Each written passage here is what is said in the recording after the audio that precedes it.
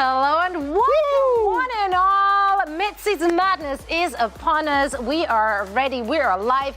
We're here to tell you all about what is going down the next 3 days. My name is Zoe Schwind. Joining me here are the big brains of Overwatch, Danny Lim, Jake Line, and of course, Jonathan Reinforce Larson.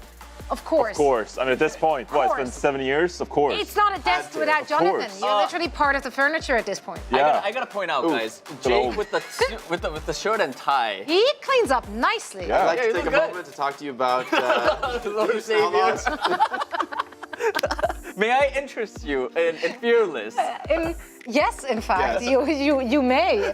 Well, we have plenty of things to talk about. 6 teams made it to Korea. Well, 5 made it to Korea, but 6 teams made it into Midseason Madness, and they are going to battle it out for more than $1 million of prize pool, which is big, huge, ginormous. In fact, and also, of course, they're playing it for the coveted title, which we made up 2 weeks ago, which is the Midseason Madness Mad Lads.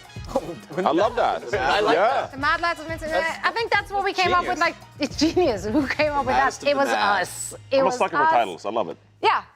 We love giving out arbitrary titles no one asked for, and this is how it's going to look like. If we're looking at the bracket, we already, of course, have our first few pairings in the upper quarterfinals, and the Atlanta Reign and the Infernal will be waiting in the upper semifinals to meet their opponents. This is a double elimination bracket, so of course there's a second life for all the teams which will be losing today. However, I need to get it out of the way. Production gave us some homework, and of course, we obeyed and made our own fantasy bracket. So let's take a look, starting with my own, which is obviously the correct bracket. Show me your bracket. Sure, all right, let's I will judge. All right, let's Please judge. Okay, Just Mayhem, let that okay. All sit. right. Atlanta winning. I understand the Mayhem Uprising one may be controversial. Boston out. Just losing 2 out. top 5s. Yep. All right. That's what I'm seeing. Look, it's going to be a close tournament, Zoe, so I don't blame you. But there are like too many bangers in here.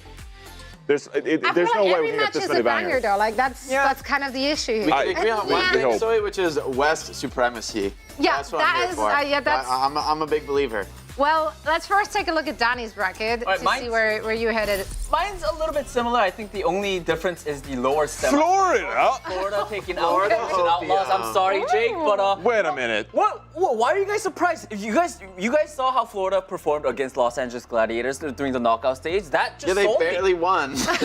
No, that just almost they drew. still won. They still won. But hey, I perseverance, think that them was being the able to takeaway. take out the Ram Rush and on being good on the Winston, I think dive is a huge asset for the Houston. Not Houston. Florida Mayhem. Florida Mayhem. Thank you. Agree. Factual. Agree. For both teams, actually. Jake, I have a feeling I know exactly what's coming.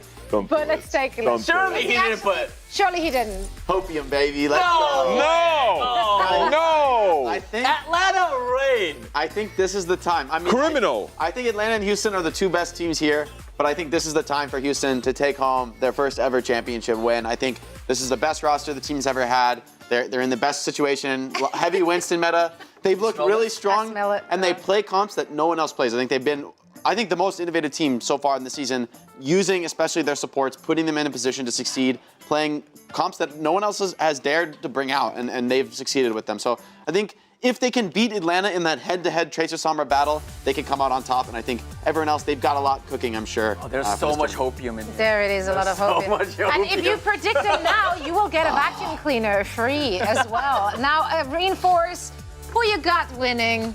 Where are we going? Look, I got Atlanta winning. But surprisingly, Oh. Jake gave APAC more maps than I did because I think that Boston will 3-0 Hangzhou Spark in the lower bracket. I actually have Hangzhou Spark over Soul I was Infernal. just about to say, like, I do. What happened to your undying love for the Hangzhou Spark? I thought you were their number 1 fan. Look, they are a dark horse. They're a dark horse. I'm not counting out my guys Hangzhou Spark yet. I did Okay, predict you them are to win at the end of the season. Literally, your bracket just showed us. Wait. There's still a chance.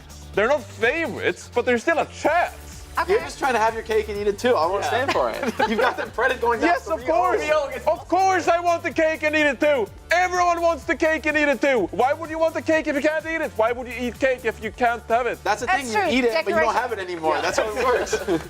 I think he doesn't understand. He doesn't understand the metaphor. Well, What? that's okay though. We all love cupcake. We can all agree on that. Of course, everyone out there watching, we want to know your predictions as well. So chat, be sure to give us your threats, your hot takes, everything you have to say. Make sure to use the hashtag OWL2023 so we can read along with everything you're thinking and feeling. You know, like sharing is caring. We want to know all about it. Live tweeting. Live tweeting. That's what we're all about. We're also all about merch. That's right. Take a look at team jerseys, which are on sale. 20% off right now. That team's 30% off. Wow. That's not true. That is not true. Funny though, we take because it. none of the teams are bad. That's right, that's right. Shop.overwatchleague.com. This is where you can get all the amazing teams which are in the Midseason Madness, but of course also all the ones who didn't make it. Now, if you're cheering on our teams and our players, no doubt you're eager to see them take on new opponents from the Eastern region. We haven't had that clash yet, but it's going to come. Hangzhou Spark and Seoul Infernal are there. And we've got Achilles and Avro joining us actually to chat a little bit about what we can expect from the East, because there may or may not be a West bias here on our desk. No. You guys firing shots at us all season long. We were so tame and so nice about it, but you guys just, you know, fighting words. And now we see each other. Like, what do you have to say? Jake has not been nice. Let's just. I don't pull my punches today, so I don't know if I can take him seriously. Yeah, I think to start things off, let's get out there. Your guys' brackets, absolute shite. Anyway, Hey! whoa, a big turnaround, and I, you know what? I'll take the fine. It's all good. It's all good. I'll brush off my shoulder. You guys are going to be very upset with your predictions at the end of this, I think. Well, let's just get it started with this first match. I mean, this is where the rubber meets the road. The teams are actually going to play each other. How do you see this matchup between Hangzhou Spark and the Florida Mayhem going down? With Florida being a team that runs a lot of Ramata Rush, they bring out Lucio Moira. You know, is the Hangzhou Spark going to be able to keep up with that kind of NA intensity that we don't often see in the East? I'll let Avril kind of do the lion's share, but I have, surprise, surprise, I'm the yelly guy. But I have two words for you: shy leave. Yeah, I'm down with that. Shy leave. How's your? Johnny knows. Predict Johnny knows them, what we're talking Johnny. about here. I did over Infernal. If Hangzhou sticks a dive, it'll be really strong. So, you know what, Jake, you're saying about the Ram stuff, the Brawl stuff, and we have a lot more Brawl gameplay with the Ram Rush now. That is probably going to be where I see Hangzhou Spark struggling a little bit. There's a lot less practice on that. But if we go into pure dive versus dive mirror, I think the Shy Leave duo could come out ahead of Checkmate and Merit. That's definitely the strong part of Hangzhou. So I don't count Hangzhou out of this. I think most people consider Florida to be the favorite team here. That's generally considered to be true, but I think too many people are sleeping on Hangzou. Yeah. You guys Even that, I love it. Yes. All right, let's go. The cake and eat it too. All right. Well, that's Hangzhou. I think honestly, they're the lower seed here from the East. So I want to ask about the Seoul Infernal as that stronger team. Looks like the best team coming out of the region right now. Who do you think they want to face up against? I mean, they're playing either Boston or Houston in that next match. So, I mean, I think both of those are very tough opponents. Which matchup do you see as being more desirable for the Infernal? They are both tough, and maybe we'll have differing opinions here because Avril and I haven't really talked about this at all. But I would probably say probably Boston, just given that they come in as the lower seed. Houston has looked really, really strong, and I mean, you're also going so far as to predict them to win this whole thing, even though that is widely hopium. I feel like probably they would still lean towards Boston, perhaps. I don't know that there's a preferred matchup here. On paper, Boston is probably weaker, but at the same time, I think Boston's on a real upswing, so there's a real chance that Boston might even beat Houston here. Houston, I want Houston to play them just for the fact that you have the skewed versus shoe matchup, which is super exciting. True. And also, you know, I want to see the live Jake reaction if Houston end up losing to Infernal. I think that would be really, really interesting. I'm here for that, for sure. I think so are we all. And now one last thing, of course, I want to hear it from the both of you. Pick a winner. Who's going to walk away with that title after the Midseason Madness? Seth and Avril, who do you pick? Real quick, I can tell you who's coming second. It's the Seoul Infernal. That's why they're coming in the semifinals. Keep going, because look, they have to come second. It must happen. But Atlanta's the favorite here. Look, I got to go for them.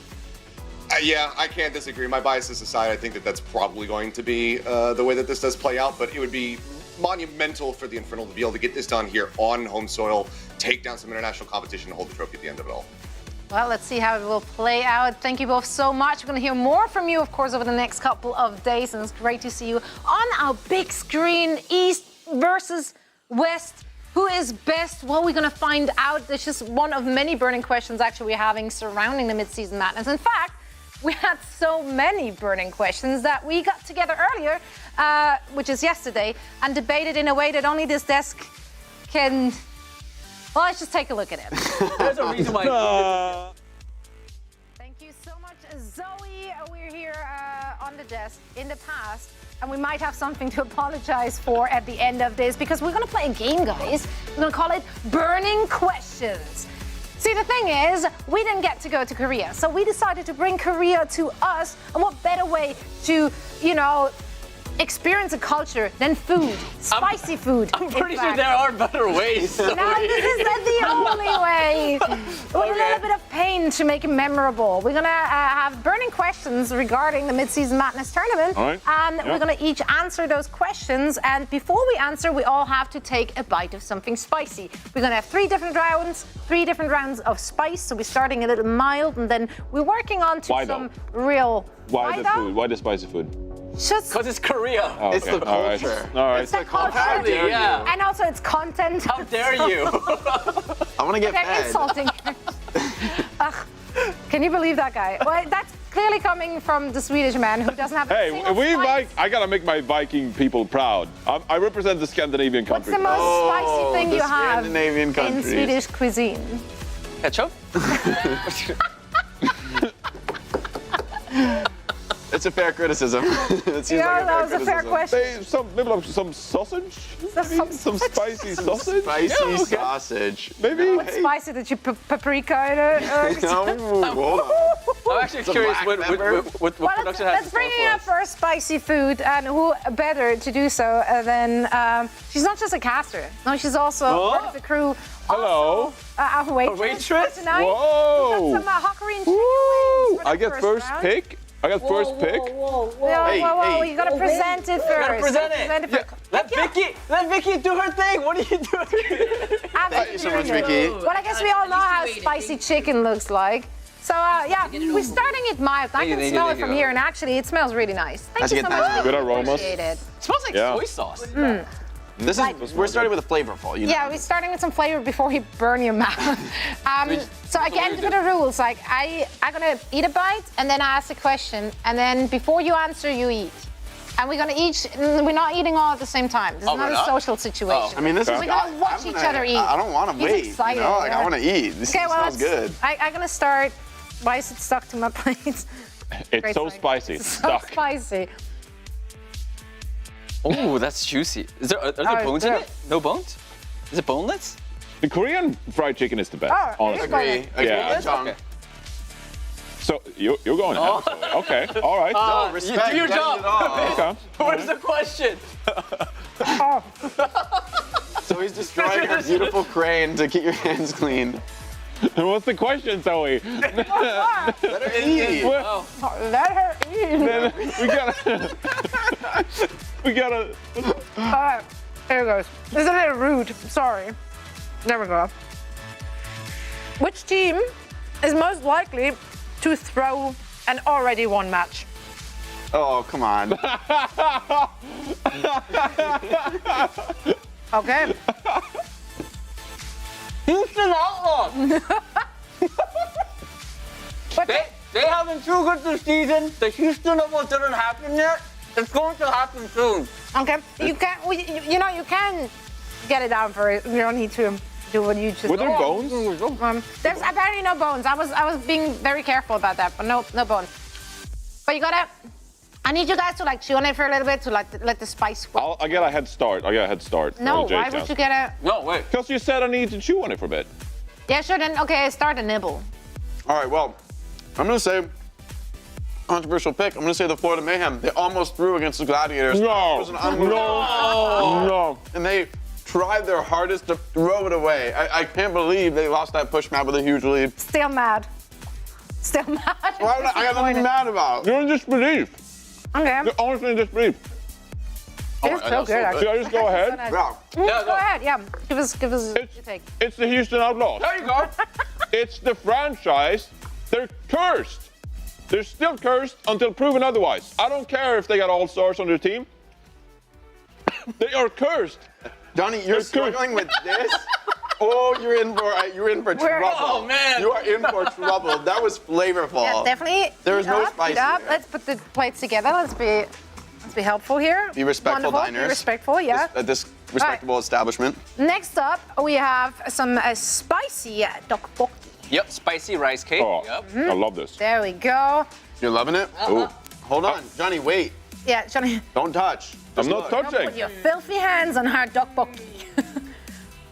That's a good Was it pronunciation. good? Oh, this I one. was practicing Just for take at one. least 5 minutes. I wanted one with the little. You just get the. least. I wanted one with the take one. with the sheet thing. I don't know what it's called. No, you can. You know Fish what I'm cake. talking about? Oh, the fish cake. Yeah. Okay, I wanted that with one more with the fish sauce. cake. Nice, nice. Okay, fair. There must be fish cake. Yeah, there is some. All right, There's a lot. I'm just gonna eat.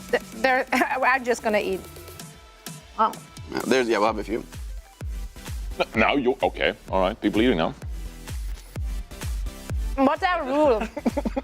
I mean, it's pretty spicy, yeah. What's our rule? Are we all eating everything or just one? I'm gonna have one. I'll have another when it comes No, around to we me. eat. I don't think I can. You gotta eat it also. You gotta gotta eat it go. all, You gotta so- ask the question. You gotta go. You gotta ask the question. This is pretty spicy. Oh my god. I'm not lying. So come on. We're waiting for you.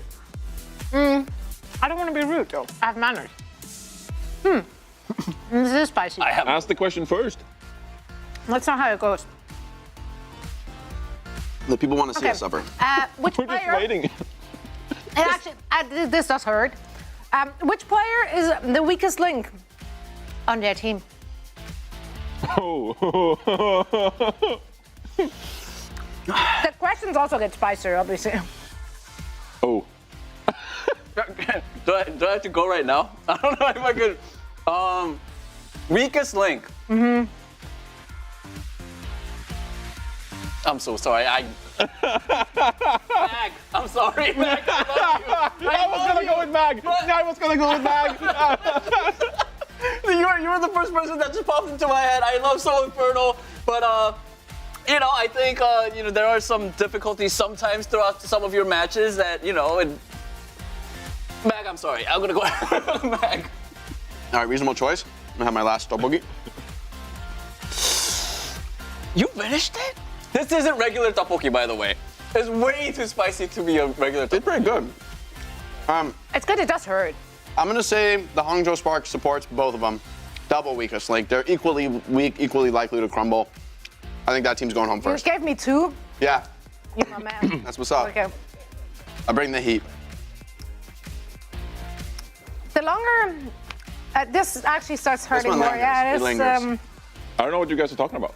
You loving this, Johnny? Yeah, give me some more spice. You have more Ooh. spice? Yeah, more spice. Have Oh, mine. he's gonna die. in Have just a mine. bit. Drink it all. Oh no, I have a lot. Here. Drink it all down. Let me just finish up this question. There's a reason that Kalios doesn't play that much. Sorry, buddy. Like, you're nothing compared to Smurf. That's Kalios, fair. you ride the bench for a reason, and you're an off-tank player, and you come in once in a while when Smurf literally can't play. That's it. Good job. He's been winning his maps, but yeah, it's fair. Oh, you know what? Then I should have just went with Gargoyle. Look, we gave the opportunity to throw one person under the bus, and you just still You went got that with 2. heat on. We're getting angry. You know, like you feed us spicy food, it gets hot. Oh, do you guys think this is spicy? I think this is spicy. Yeah. I'm in pain. This is very spicy. So it looks like she's seen some suffering. stuff. suffering. So he's fighting some demons over here. You guys were calling out me? Come on, one more. Let's bring it out. One more. We have like cheese and milk. One more. Actually doing the opposite of spice. Isn't like manchego spice or something? I don't know if you have manchego. Manchego's a cheese, very much not spicy. Are you okay? Huh? All right, let's keep it moving. Just bring it on. Right. Okay, let's move on. Final level. Some real spicy ramen, I guess. What is that? Is This is- ramen? Okay. This is very hot stuff. Oh, thank you. But it's a double hot stuff apparently. 2x. 2x. Two eggs. If of you know, whatever you hot know. it is. 2x chicken. I can't wait for this question. This question is gonna suck. I know you can handle spicy food, but can you eat with chopsticks, Johnny? I mean, this has been out for a while. It's just a clump of ramen. That's okay. It'll go down easier. God, this is kind of a good amount here. Oh, Should we just all eat? I think we so- should just all eat. Bon appetit. Yo, what if I dipped the noodles? You're a psychopath. Why do I have so many? So much. You should really blend it I already ate it. with the tteokbokki sauce. This is genius stuff. He baited us. He made us think that he's not into spicy food.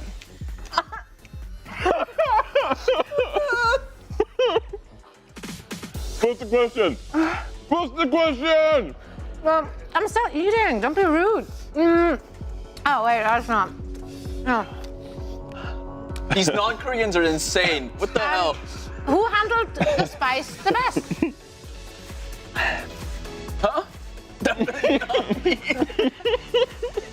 Huh? Jake. What? He's sweating though. He got the spice sweats.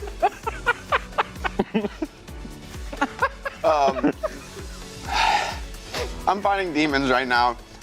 I'm gonna say Zoe. I think Zoe read the questions out admirably well.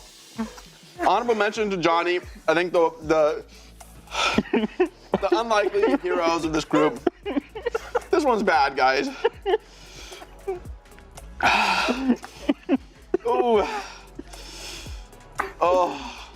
I think I'm doing fine. I might be actually crying. Like there is a solo tear running down my cheek right now. But This is so spicy. I've forgotten how to swallow.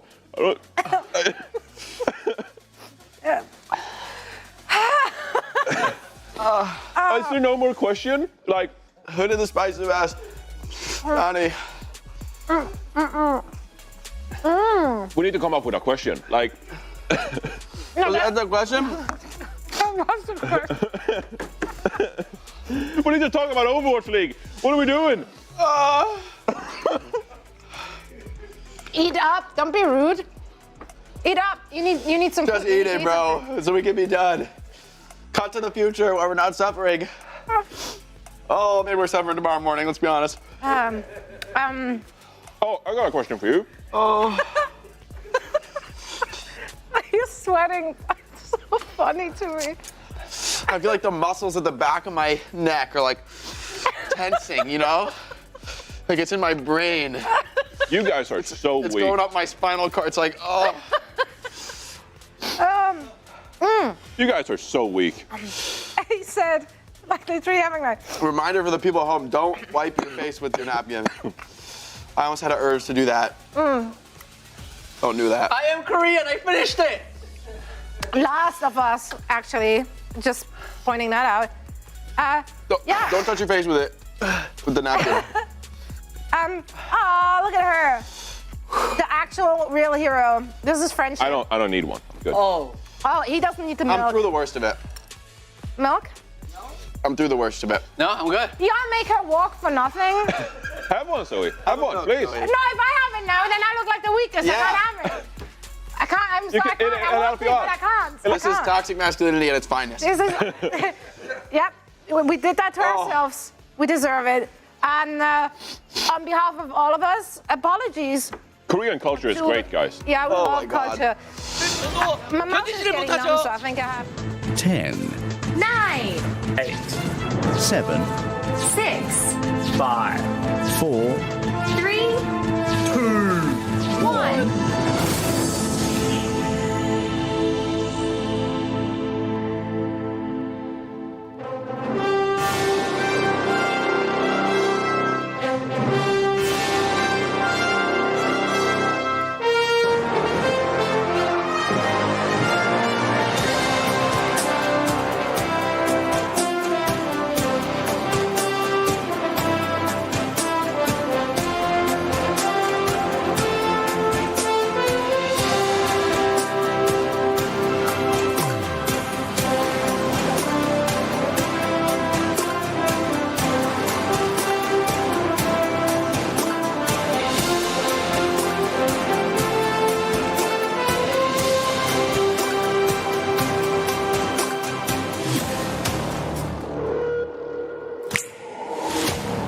One minute left, pulse bomb out from Stalker!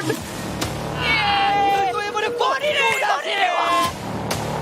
never in agreement with their backline to get all the kills. That is what's happening now. Allegedly letting them have the kills. 리브 당신한테 제 리브 와 이것이 여기까지 올라온 항저우 스파크의 힘이다. Twilight. There you go. World class honor. 결국에는 메이엠이 가는 것 같죠? 메이엠이 마지막 티켓을. 2대 시즌 매드니스가 펼쳐지는 킥택스로 갑니다. I don't want this. And of course, checkmate. 저희 피지컬 무섭네요. 살아있네요, 정말. 와, 이네. 정말 진짜 한마디로 미친 플레이. Happens having to turn around and find the kill there. Checkmate at the pole. He gets the 6-1 and he gets Pelican for free. Deep and ace. Oh my God! The Midseason Madness tournament starts right now.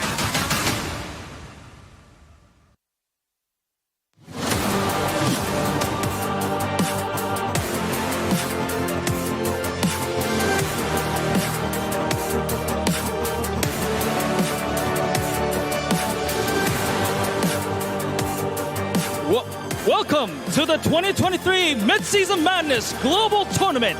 We have brought the 6 best teams from both East and West to compete for the title here at Seoul.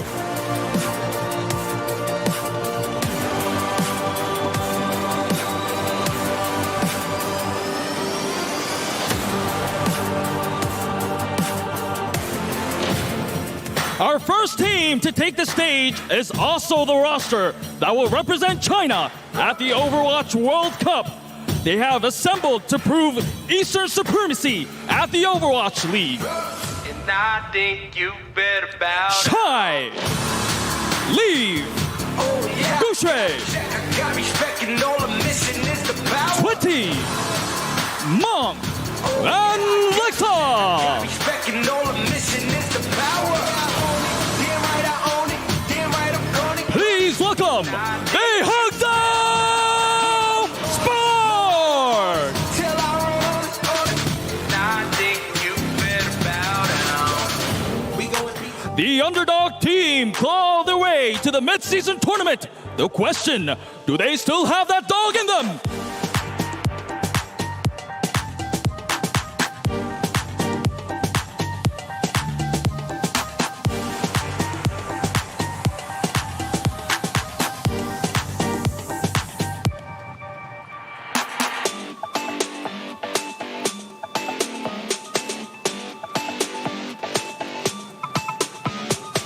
Checkmate! Merit! Sona! Someone! Churro! And RuPaul! Please welcome your 2023 Pro Am champions, the Florida Mayhem!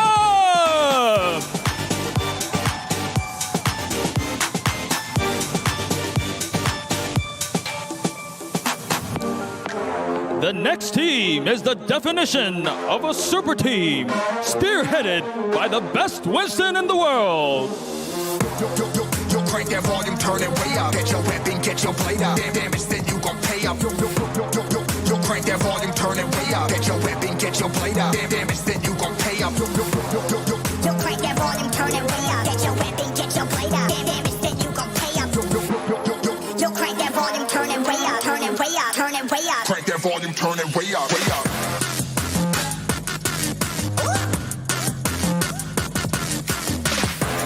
Pelican! Yo, crank that volume. Happy! Fearless! Gargoyle! Crank that volume, turn it way up. Get your weapon, get your blade up. Shoo! You gon' pay up. And Violet! Get your blade up. Damage, then you gon' pay up. Yo, crank that volume, turn it way up. Get your weapon, get your blade up. Damage, then you Calling all Roll Stars, the Houston Outlaws!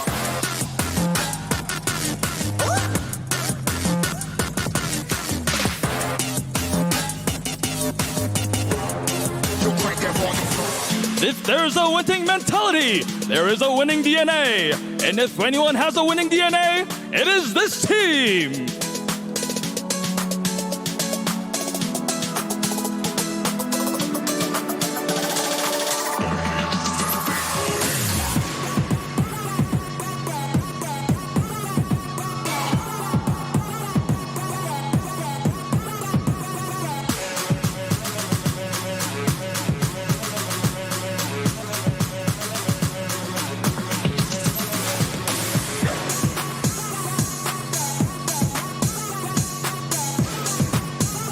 Decay! Birdwing! Striker! Smurf! Kalios! Lazygon! Twilight! And Isayake!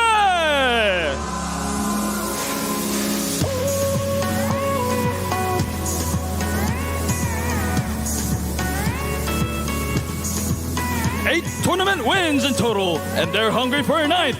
I present you the Boston Uprising!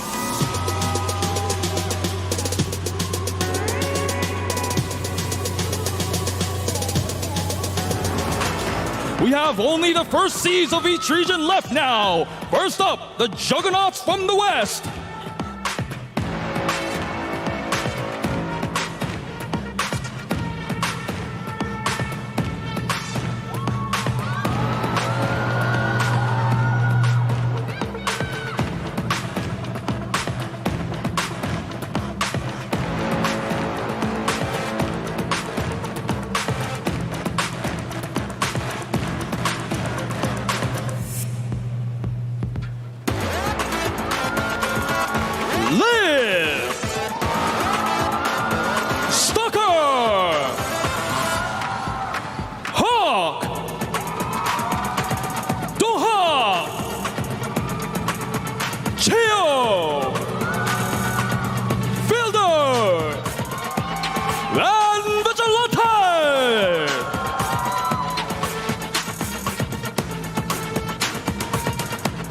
The one and only undefeated, the Atlanta Reign!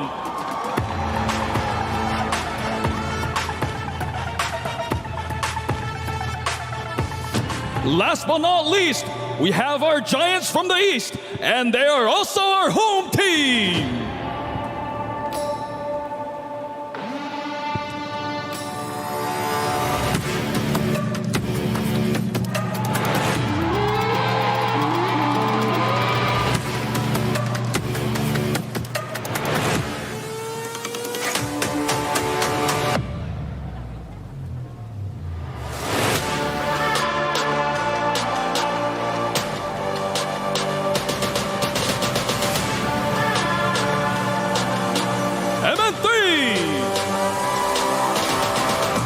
Zest, Mag, Scoot, and Victor!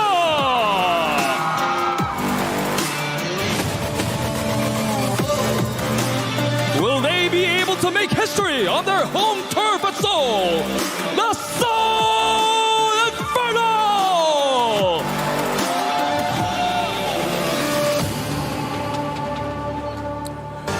Will they step it up and clinch the honor of being the best of the best on this hot sunny day? Ladies and gentlemen, the journey to the top starts now!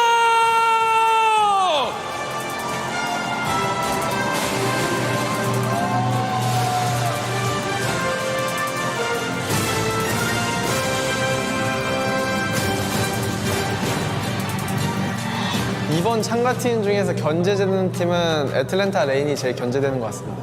근데 딱히 막 누군가 어떤 팀이 견제되기보다는 그냥 다 고만고만한 것 같아요, 지금. 일단 도발하고 싶은 팀은 휴스턴. 그나마 이기고 싶은 팀은 인페르널. 저희 팀 제외하고는 솔직히 휴스턴이 제일 견제되긴 해요. 아, 잘하면 견제 많이 받는 거긴 하죠. 당연한 거긴 해요. 진서야, 형이야. 작년에 잘하던데 이번 시즌 좀 많이 죽었더라. 주서이가 패줄 거야. 까빠 입고 와. 진서형 작년에 우리 좋았잖아. 근데 형이 잘한 게 아니라 내가 옆에 있었기 때문에 잘한 거야, 형이. 나 POTM 받는 거 봤지? 미안한데 너보다 바이올렛이 더 잘하는 것 같아. 킥오프 때 나는 너 우승시켜줬는데 썸머 쇼다운에서는 너 뭐 했어? 민서가 너 어차피 브리밖에 못 해가지고 신경도 안 쓰이긴 해. 이제 미드 시즌 매드니스 팀들을 생각해보면 애틀랜타 레인, 휴스턴 아울로즈, 보스턴 업라이징, 서울 임페르날, 잠시만요. 항저우 스파크. 근데 이 제가 말한 팀 중에 항저우 스파크가 어떻게 있는지 잘 모르겠어요. 佛里的话，我觉得他们是一支就是更注重团队配合的队伍吧。就打分的话就7分那样子，因为我们毕竟在他们上面的。 너네가? 아니 어떻게? 도대체 왜? 애틀란타 레인이 8승 0패로 미드 시즌 올라왔다고 들었는데 서울 임페르날도 그리고 서부에 가게 되면 8승 0패 그냥 하지 않을까요? 그건 좀 화나네. 잠깐만.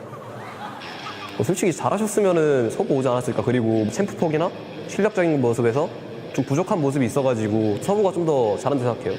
我觉得东部中西部差距的话，并没有太大，感觉大其实没有太大的差距。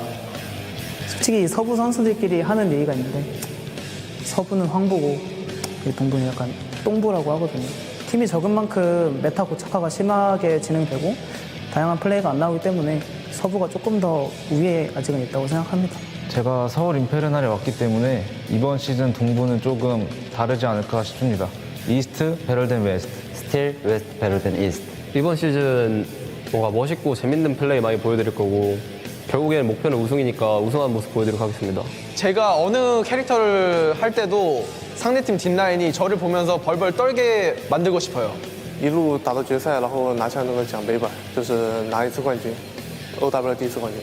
미드 시즌 저희 팀 그리고 제가 증명할 수 있는 자리라 생각하고 우승까지 열심히 노력해 보도록 하겠습니다. 많이 보여드릴 수 있었으면 좋겠고 다들 즐겁게 놀다 갑시다. 맞짱 한번 뜨자. Welcome back to Watch Part. Lots of fart. Hopefully a lot of bite here as well. But yeah, so they talk the talk. Can they walk the walk though when they are in front of an audience on the big stage on LAN facing off against each other? This is when teams really get to show off their whole bag of tricks. I think there's a lot of individual pressure on these players to perform, like you said, in that pressurized situation. So we get to really separate the championship players from those who aren't quite ready to ascend to that level. So anything can happen. These teams, I think they're going to be pulling out some very interesting strats to see for each other. And I think, honestly, that's going to favor the West teams, but we'll have to see as we get into this tournament. Yeah, everything is a little different on LAN. And I mean, they are now in South Korea, of course, in Seoul. Reinforce, you yourself had the pleasure of playing in front of a Korean crowd. What was that like? They're awesome. The Korean fans are awesome. They're cheerful. It feels like they're cheering for you. So if anything, I hope that it becomes less of a booing game and someone feeling bad that they're on stage and pressure, but instead feeling excited about being on stage and brings everything they got. I'm very excited for this first match because this looks like it's going to be a compositional mismatch. It might be a clash. We already talked to Avril and Seth about that, but let's maybe go a little bit more into the details about this clash. What do we expect to see from these teams?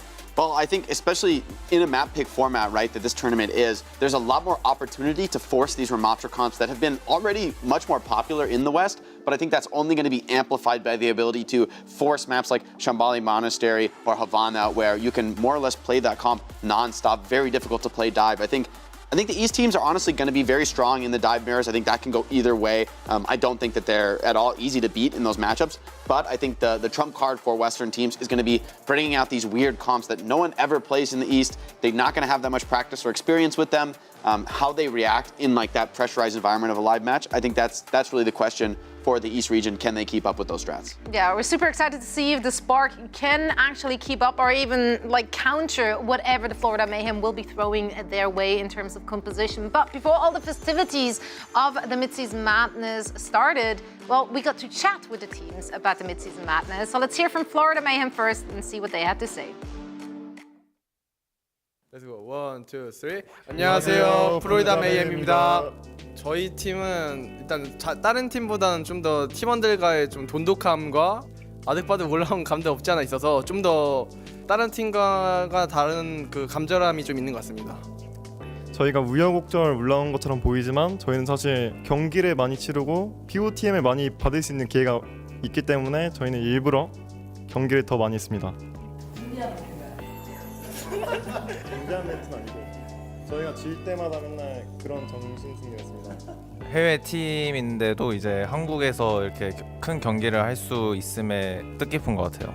I'm really excited to be playing in this tournament in Korea. Obviously, it's my first time in Korea. It's really cool to see my teammates' homeland. We always play in America, and I don't really ever get to play against teams like Seoul Infernal, Hangzhou Spark, and it's gonna be really fun. Yeah, it's really nice being at the LAN for the first time in Overwatch League, and the place seems really cool. I love Korea so far. 플로리다 메이엠의 강점이라 생각하는 것은 이제 서로 간의 이제 합도 중요하지만 이제 서로 포기하지 않은 마음과 다 같이 이제 대회 중에나 항상 이제 포기하지 않고 좀 다들 텐션이 높게 이제 항상 이제 활기찬 분위기로 하는 게 좀 강점이라고 생각합니다. 특히 서먼 선수랑 체크메이트 선수가 약간 좀 유하고 그리고 이제 저희 모든 선수가 나이대가 다 비슷하기 때문에 약간 통하는 게 많은 것 같아요. 저희끼리에. 저희가 다 개그 코드도 잘 맞고 성격도 다 잘 맞아서 그런 면이 더 있는 것 같습니다. So at the start of the season, our main goal was getting Korea, and now that we got to Korea, our goal is to win it. So we're gonna give it 100%. 다른 팀은 저희를 잘 견제 안 하는 것 같은데 원래 그렇잖아요. 스포츠라는 게 축구를 할 때도 저희가 막 뛰어다니는데 아무런 견제를 안 받는다. 그럼 저희는 기분 좋게 뛸 수 있는 거거든요. 그것처럼 저희 팀을 견제 안 하면은 저희는 그만큼 더 좋은 경기력이 나올 거고 형님들 손해지 않나 싶습니다. Yeah, I know some teams don't think the Florida Mayhem are that great. A lot of people heavily underrate us. We're a really strong team. Our synergy, and I think compared to the other teams, we're very flexible. And especially coming into this tournament, the meta's changed a lot, and we're looking to really shake it up and show how flexible we can be. 그날 기분에 따라서 그리고 그때 이제 생각나는 이제 퍼포먼스들을 좀 하는 그 성향이 있기 때문에 팬분들이 제 세리머니를 많이 원하시는 것 같으니까 이번 미드시즌 매드니스에서는 매일매일 제 세리머니를 보실 수 있을 것 같습니다. 우승은 목표로 일단 기본적으로 하고 있고 이 선수들과 이제 나중에도 이제 기회가 된다면 같이 꼭 하고 싶습니다. 미드시즌 매드시즌 5기 마지막 글래디전부터 이제 보셨던 팬분들은 아시다시피 저희가 정말 간절하고 그리고 저희가 정말 한국에서 오프라인에서 팬분들을 보기 위해 얼마나 많은 노력을 했는지 이번 미드시즌 매드니스에서 확실하게 보여드리겠습니다. 기대해 주세요. Mayhem 폼 미쳤다.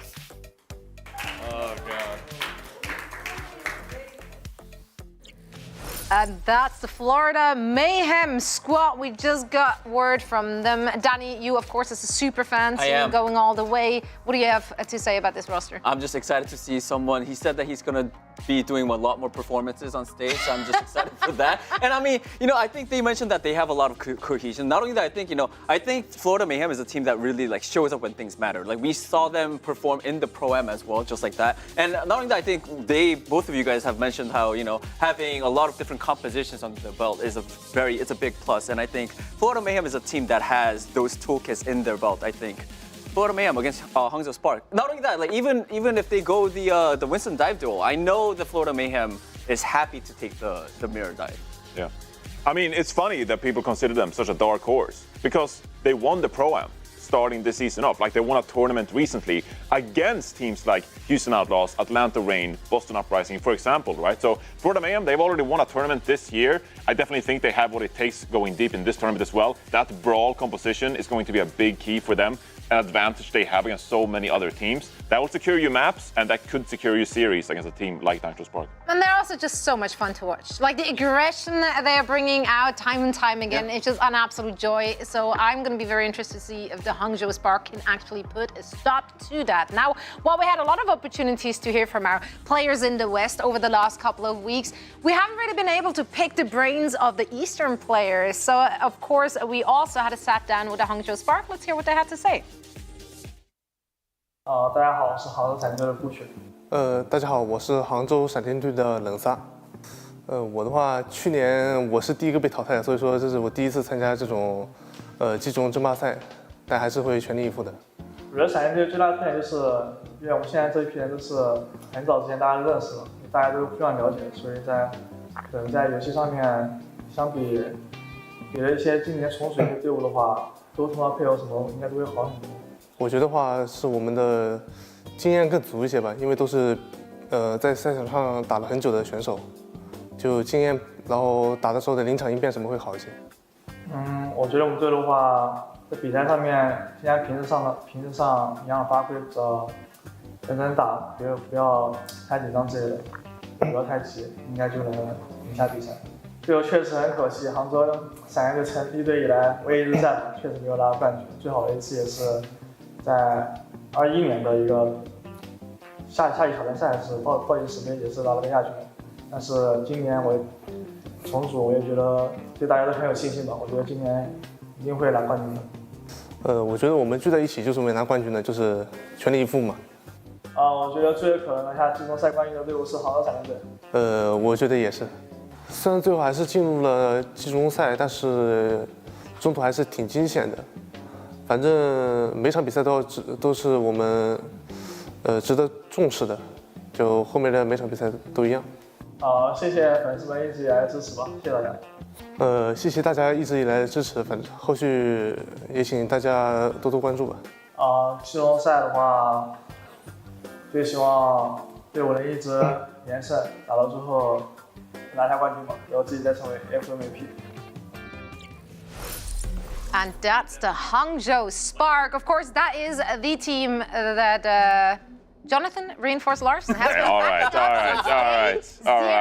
He was all in on the Spark, had to go out in their bracket, but realistically, on paper, if you matched him up, one player versus another player, like in their entire roster against the Mayhem, where are we at? I mean, I think Hangzhou Spark, realistically, I think they will have to rely a lot on the mechanical skill of Shy and Leave. That is the duo that stands out on this team. They have relied a lot on the Winston dive, and we know Gushui on his Winston dating back to the 2019 World Cup, for example, when they got second place against South Korea. This is going to be the strength of the Hangzhou Spark. Now, sometimes Gushui, he will flex over to the Ramatra or play some other weird composition. 20 will come in at times. But for the most part, the Hangzhou Spark, they are going to focus on the dive composition, and Leave on the Tracer and Shy on the Sombra and the Hanzo are going to have to go berserk because they don't have that brawl composition when it comes to matching for the Mayhem. They rely a lot on the dive composition, but they definitely have a former MVP in Leave at the helm. So that's going to help a lot in this matchup. All those titles won't do anything for you if you're in game. Tell you that much. Well, I mean, they're fearsome players. I think it is fair to say, as much as I've criticized a lot of the teams in the East, I do think Hangzhou Spark are going to be a very fearsome opponent in a dive mirror. And honestly, I don't think Florida are going to take many dive mirrors. I think they're going to actually avoid that matchup as much as they can, because even if they are themselves like fine at Winston, their advantage comes from playing these weird comps that they know how to play. They know how to play against Winston dive, but the Winston dive teams don't necessarily know how to approach those matchups as cleanly. And you know, Hanzo can always be scary. That Winston Tracer dive can always be scary, but it can also be very hard to execute when, you know, you've got like someone's Ramatra taking out your supports in the back line. You're really under so much pressure to get things done very quickly. And I think especially when Florida brings out stuff like Lucio Moira on these Koth rounds, I think this Koth is going to be a very scary bellwether, because it's just such a cheese-heavy game type where you come out on these weird comps, you like blow them out of the water from like this cheeky mid fight, and then even if your comp's not that good, you're still holding point, you're stalling with ults. It's scary. I mean, you were just talking about Lucio Moira comps, and you know, I think Florida Mayhem, they have a really strong support. And actually, I got the time to talk to one of the supports from Florida Mayhem just a couple days ago. Here's an interview with RuPaul and me. Check it out. What's up, Overwatch fans? I'm here with RuPaul from Florida Mayhem. Today we're going to be talking about that nail-biter of a match versus Los Angeles Gladiators. Here's some of his famous trash talk and how he and Florida Mayhem are feeling about Midseason Madness. RuPaul, are you ready? Yeah. Let's get it.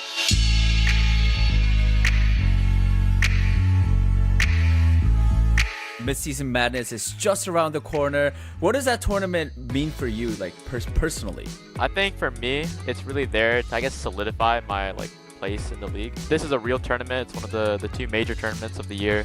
Winning it would mean so much to me. I thought it would be a fun thing to sort of hear you talk about each teams in the Midseason Madness. Starting off your first opponent, it's going to be Hangzhou Spark. Do you have anything you want to say to them? That team has some solid players, definitely. Solid players, definitely. Seoul Infernal. Those are two really strong DPS, but I feel like the rest of the team isn't very strong. Even the best of the East teams, they're only like a mid-tier NA team.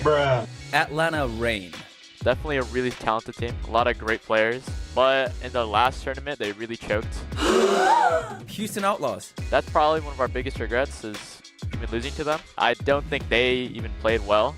I think we just threw our lead away. Boston Uprising. At least in terms of the season so far, they were pretty mid.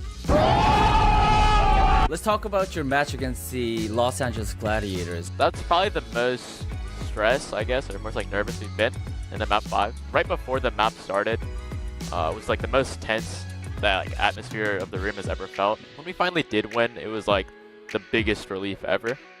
It meant a lot, especially for the Koreans. You know, they get to go home, they get to see their Korean fans play in front of a crowd. Like, it's gonna be amazing. Because Hangzhou Spark is going to be your first match. Score prediction for your first match against Hangzhou Spark. 3-0. 3-0. They can only play dive, and we're really good at dive. So we'll beat them in the dive mirror. And then on the control maps, typically that's the map where like the lesser team can get a lucky win, but they're not good off of dive. And if we get like a good rush map, we just win. Nice. One final question for you, all right? And this is a very serious question, RuPaul. So I want a good answer. Life Weaver. I knew it. That's it. That's the question. Promise me that you'll try to do it. I'll try. I will try. It was great having you. Thank you so much for those insights. And dude, good luck to you and the Florida Mayhem at Midseason Madness. 파이팅! 파이팅! 가자! 가야 돼! 가야 돼! 가야 돼! 가야 돼! 코리아 가야 돼! Welcome back, everyone. Well, that's great insight. I love what you had to say. Again, love the spicy talk. You know, it's always good to hear. Do we agree with his assessments of the other teams? Or is that a little optimistic? I feel like the Infernal, they have 2 good DPS, but the rest of the team is kind of... I feel like that's a bit of an outdated take. I think Skewed has had some really good performances. Fixa has leveled up dramatically. Hard to say call Skewed anything but a top player, right, in the main support role. I mean, I think that is... Yeah, I mean, I like the main support support combo. I think that both Fixa and Skewed have stepped up massively. So I gotta respect the Seoul Infernal's entire team. Okay. Well, you don't have to because you're not facing up against them, so we're good. Anyway, I do want to take a look at our predictions for this one. I do believe, if I remember our brackets correctly, we all had the Florida Mayhem Pretty in this one. Pretty sure. Johnny? Yeah. There's some drama. What if? What if? The drama? 3-1, 3-1, 3-1. Okay. All right. Boring. Everyone copied everyone's homework. Well, but we're not alone in the studio. Maybe we have some differing opinions from our casters. And of course, we have the dynamic duo of Mitch, and it's not Waldo. It's the other guy. Yeah, Matt. what? Found him. I mean, someone needs to tell them their horizontal stripes are just not that flattering in this current year of our Lord. They look great. They look great. I didn't get the memo that we were dressing up like Jake today. I didn't get the memo. We're not. We're not. We are not collectively. No. Suited and because now, Jake, what do you? Matt, you're acting like if I had told you about this, it would have meant anything to you. Like you're acting like don't lie. Would you put He would have worn a tie with this shirt. That is cap. That is not I real. actually did look for a tie in the back to just put on. Yeah, that'd be pretty funny. Hold on, let me just. Yeah, if you give me the tie, I'll throw the tie on after this. I had Hangzhou winning this game. Really? Yeah, I think that Leave and Shy are disgusting. They are. You don't sound very convincing. Well, I mean, who is 100% sure about this? I'm surprised so many of you like 3-1. You know, obviously there's some extenuating circumstances here, but this Hangzhou team is still at full strength and playing in a context they're comfortable with. So, pajamas? Potentially, the Johnny. pajamas, we don't ask about the bottom half. You know what I mean? As long as they turn up to work in the jersey, that's all good. You know? We don't know. I mean, the one thing which you obviously have to take into account here is that it's loser picking the map, right? So that would, even if the Hangzhou Spark would go up, that would put Mayhem in a favorable position, being able to avoid anything the Hangzhou Spark will look good at. Yeah, once again, gold star for Jake, because bringing up the ability to force these rush maps is really pivotal in this particular series. We've seen in the West especially, teams just not even bother a lot of the time trying to play dive comps on Shambali Monastery, for example. That's opened up for some craziness. There are teams in the East that play a bit of Bastion, though. We've seen that from MN3, so it's not as if the East is not aware of that, but I am very curious to see, if we get to see some forced rush maps, because the Mayhem have been a little shaky in the rush setups against very good rush teams in the West. I could see the Spark winning this one. I think it'll be like, it could go like 3-2, a little bit of a coin flip. Like, the Spark, it's just like, I mean, they're going to play dive no matter what's going on. Even if they're getting just pummeled, they're just going to play dive. But Leave and Shy are both pretty sick. I mean, they could just start to dominate the game. I think if one of us doesn't pick an East team, like, Avril is legitimately just going to quit. Like, he's just going to disappear. Someone has. Yeah, Do it for Avril. He picked them, right?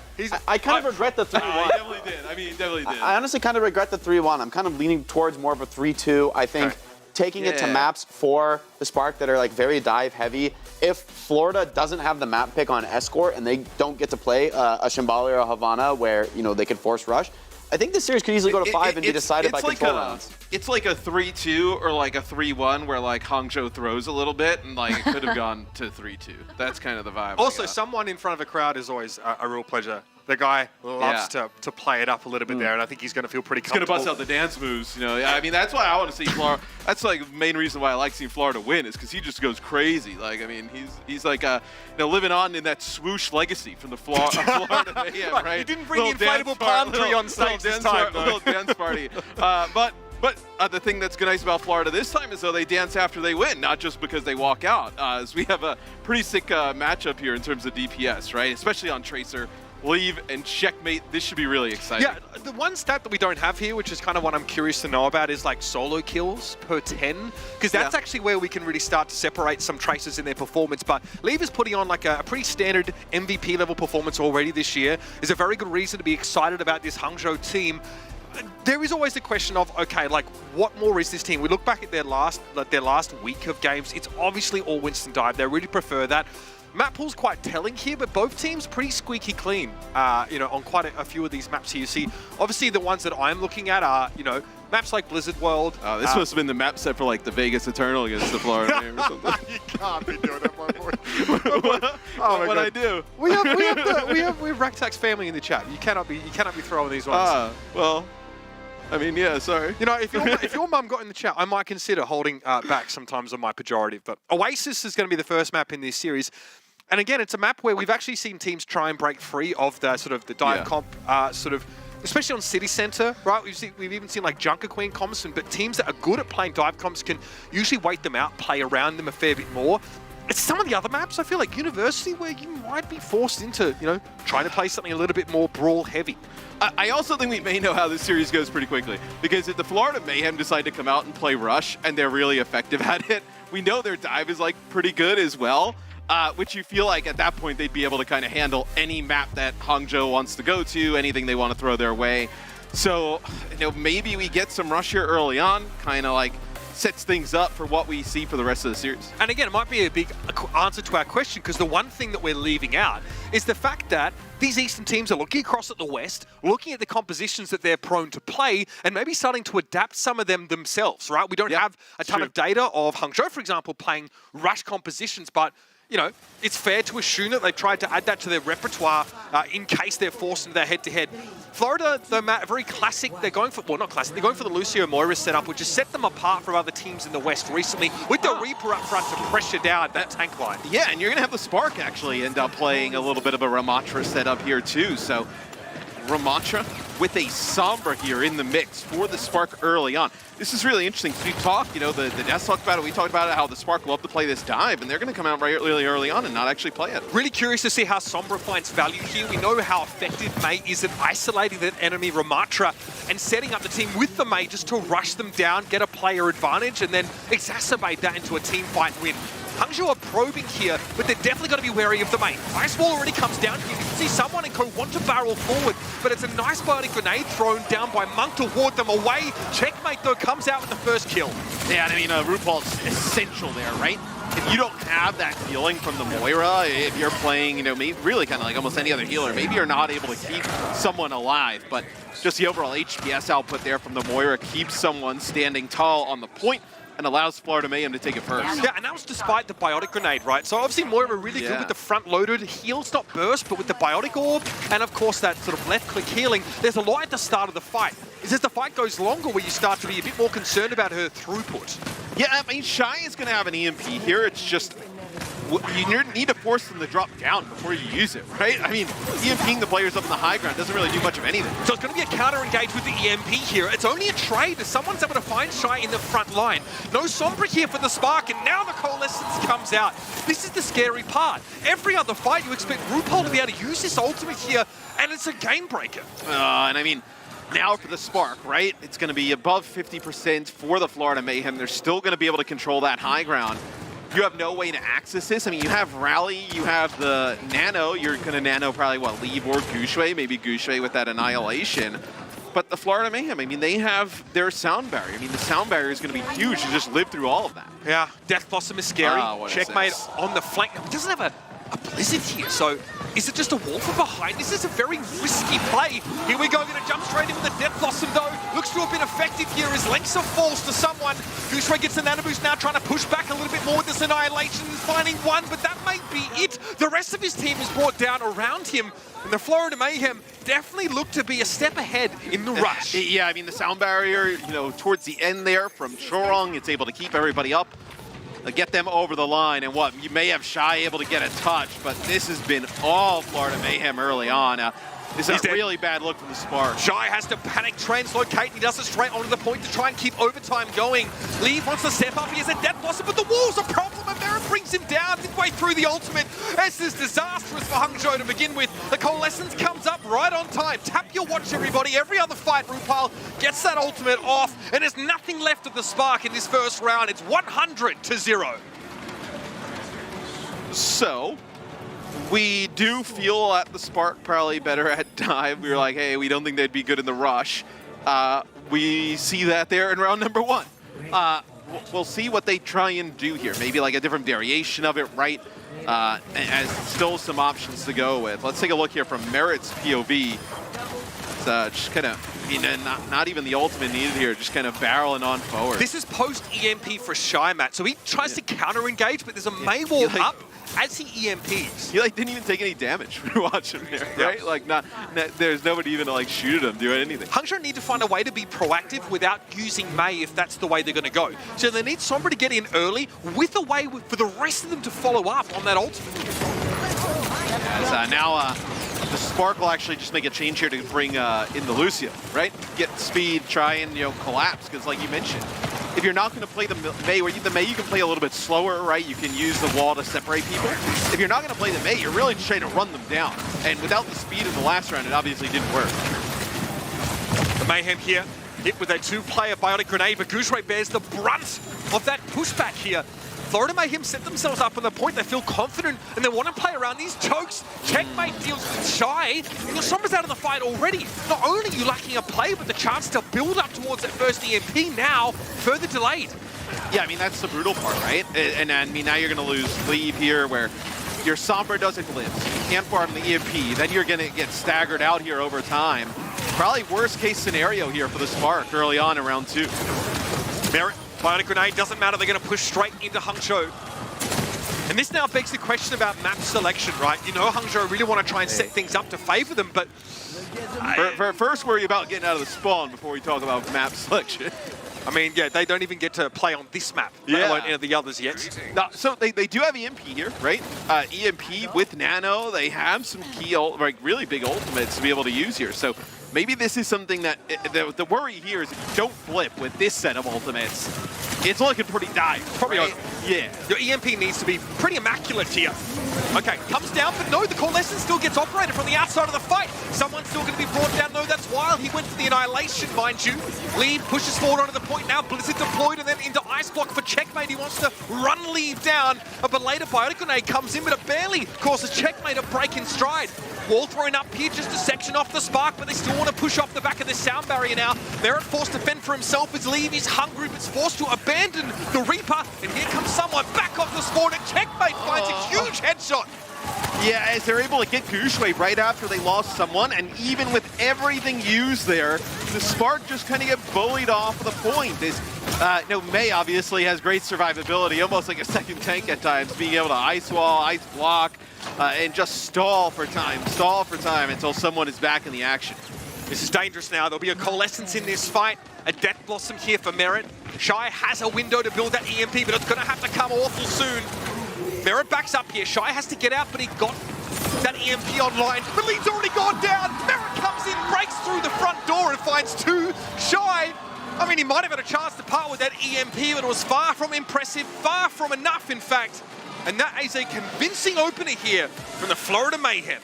And now I feel bad for kind of talking the desk, and maybe we see a 3-2, 3-1. I mean, still in the cards. Yeah, it's still in the cards. So, man, that is a dominant performance from Florida there in map number 1. They barely let the Spark get anything going. I mean, they weren't really to do anything offensively. The Spark, even when they had like tons of ultimates, 4 or 5 at a time, just trying to dump everything in, not even able to flip the point. Really strong game from Florida. The West has been refining this Ramatra comp for quite some time. They've really worked the kinks out of it. They found a lot of variations, especially on these control maps, where you see that Moira inclusion. It makes a big difference. That survivability, of course, that Moira now has is a difference maker, especially through coalescence here. The fundamentals, Matt, for Florida in the brawl, in the rush composition, look really nailed down. And I think Hangzhou learned really early on that like the Brig wasn't going to be like really impactful, right? They go to the Lucio in round 2, or having the sound barrier and the ability to just speed close the gap was going to be essential. But it really didn't make that much of an impact, right? I know Merit was able to get in a really good spots on the Reaper.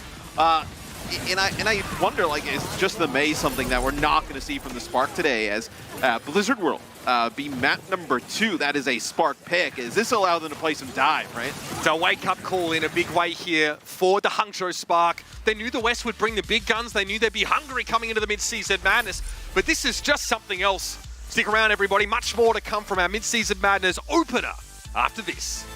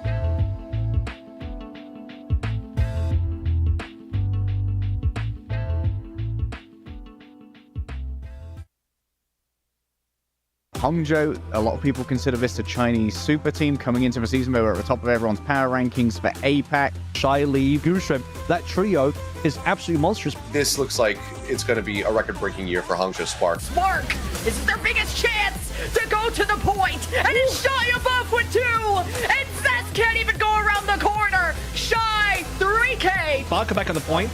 They're defending, making sure that it can't be capped out. Void tries to contest, is instantly taken down. Last final pulse. Playing around Dynasty, puts them right to that choke point, finds Krillin over to the side, isolates Profit. Are you kidding me? Now that Spark have proven that they have equal mechanics, if not maybe better, and maybe a better clutch factor at the end of the day, you got to put Spark in that conversation of, are they a top 2 team?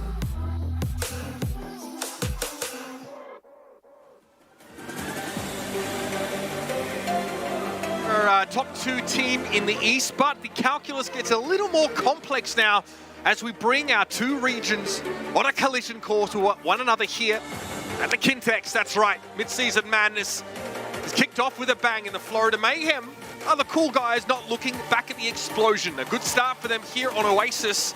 They look very, very good in the Rush Mirror, as we expected. But things are about to get a little more interesting. I mean, really, I think this map will define how this series goes. Like, we thought it could be like 3-1, 3-2. I think, like, we're on the cusp of maybe even a 3-0 in Florida's favor if the Spark are not able to execute their dive to the way we think they can here on Blizzard World coming up. It's going to be their biggest test. You're absolutely right, Matt. They're going to be selecting a map that allows them to play to their style a bit more. Of course, after having lost the first, they choose the second. The Florida Mayhem have elected to defend on Blizzard World. And I really, I love actually the selection by Florida of like, let's get a full hold here. You know, really kind of crush the morale and spirit of the Hangzhou Spark, because you know, you beat them up pretty bad there in map number 1. You come in, you play defense without kind of like slow. I mean, they're gonna play faster, right? You would assume if they're gonna play like Winston-based setups here, but it took a while for them to get anything going where you're like, hey, if we hold maybe 3 or 4 times, we could actually just full hold here on point A.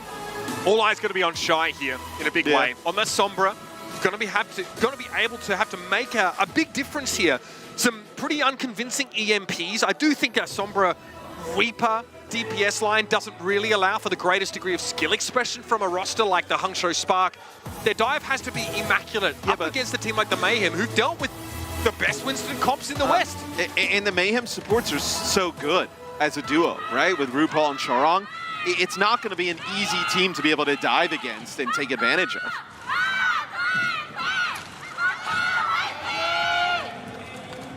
Have a look at this setup now. It won't be a Winston defense look, which is interesting, yeah. Not the craziest, but we've seen Florida play a very good proactive dive-based defense in the past. See a little Lifeweaver hijinks here, maybe just a little platform. Shy will be on the Hangzhou here, already looking to pressure that high ground and leave. Yep, it's on the Tracer. And we'll see what Shy ends up going to here. Will be the Sombra. So this scares me because I think Florida, they saw, right, how well they were able to kind of like deal with them in the rush, that maybe they say, hey, let's just kind of play around someone, let him be just kind of this big, you know, massive target on the point that's going to be tough to get out of the way, and pocket him, and maybe Merit from the high ground here on the Ash is able to do work. Leave, looking to work in tandem here with Shy.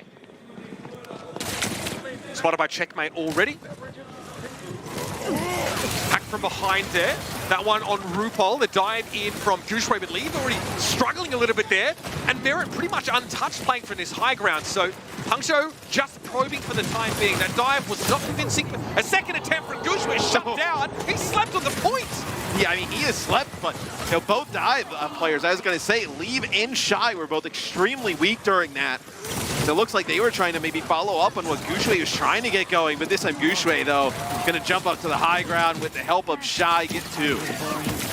Much better looks here from Hangzhou now. Merit falling, so they're putting pressure on the critical targets.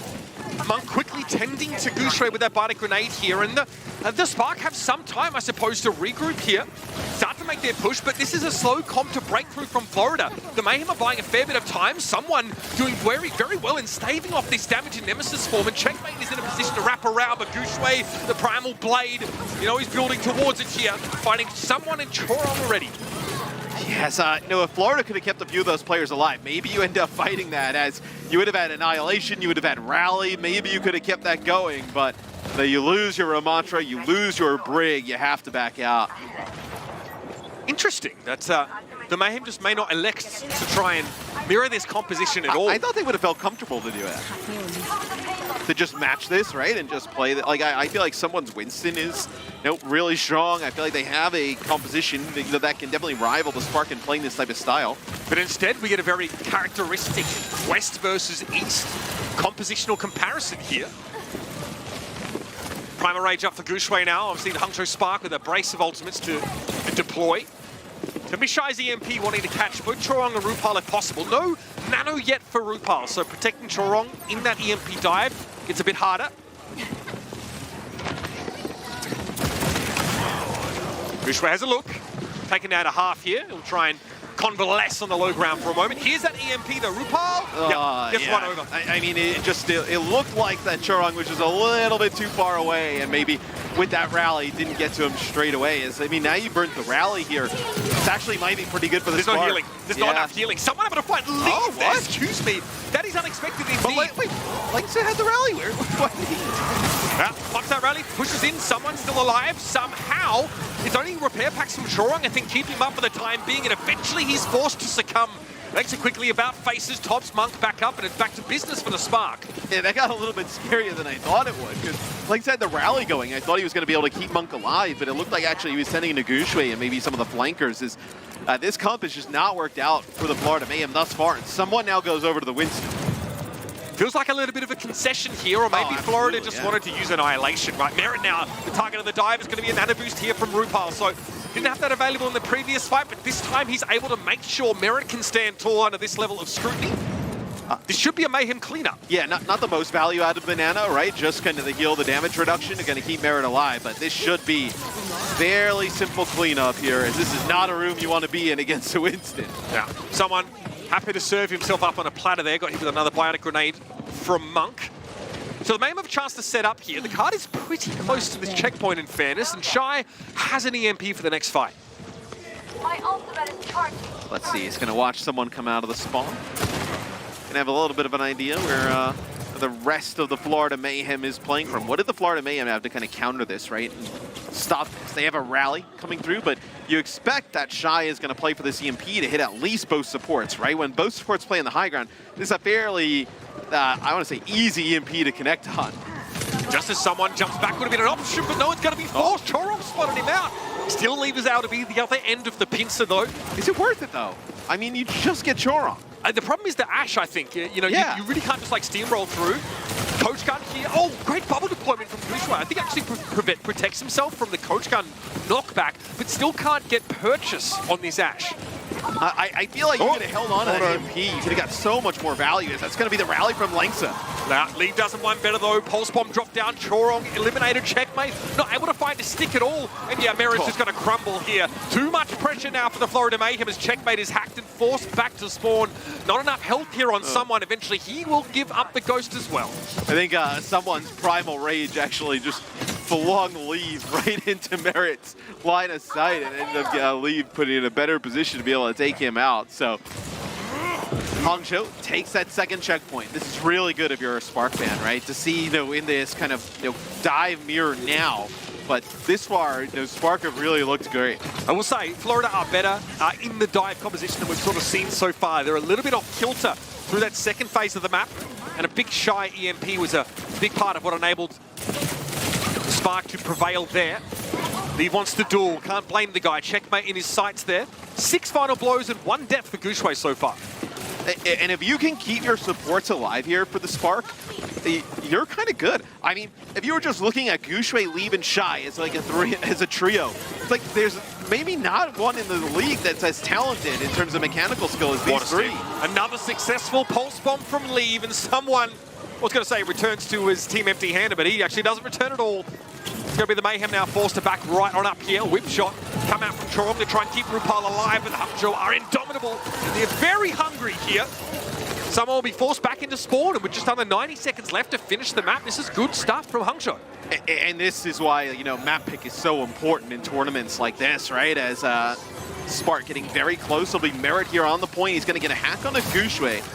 Just try and slow him down. Guxue's got that primal. So much pressure here. Onto RuPaul especially. He's able to deploy the nano boost though. Someone can't do anything about the backline of the Spark. He's hacked. A good pulse from Checkmate though. Getting rid of Guxue is a big deal. Tipping the spear now broken clean off for the Spark. And Merit sits back on this EMP. I mean, they could nano Lengsa here. I mean, it would be super risky. You may as well just kind of wait till Guxue's back, but keep fighting. Is possible. RuPaul positioning so aggressive, considering where Leave was. Monk trying to punish there, but they're able to get him out of trouble. It's 4 players here with the EMP, and here comes the Mayhem. Finding a little bit of energy now. Great setup by Merit. And just the perfect time to be able to go, right? They probably had an idea that Guxue is coming back, clear them out as he's coming back in. They don't want to end up kind of burning through any of their ultimates. So Spark not gonna like panic nano, or you didn't have that rally. So now you get it down to a 1-fight game here. The Florida Mayhem to hold. Jai makes his presence known. No close to an translocator. EMP. Yep, that's true. Someone wants to push in, force the rally from Lengsa here, but Merit's already been felled. Chorong forced to back off the card here, maybe give a little bit of ground. Checkmate, and enemy territory is brought down by Shy, who got given the nano boost. Definitely has an EMP to spare now, and this is well set up for the Spark to finish the map here.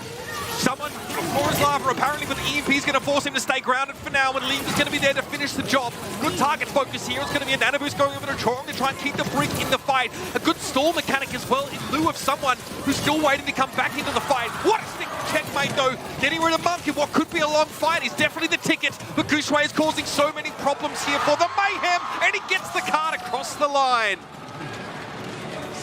You're almost able to get a hold there, Florida, right? It looked, for a second when the rally comes through and they have the nano on the brig, it was, you know, when Chorong is there, he's so difficult to get out of the way, and someone switches over to the Ramatra there to just try and stall at the end, but Hangzhou get it over the line. I think that's so important for them.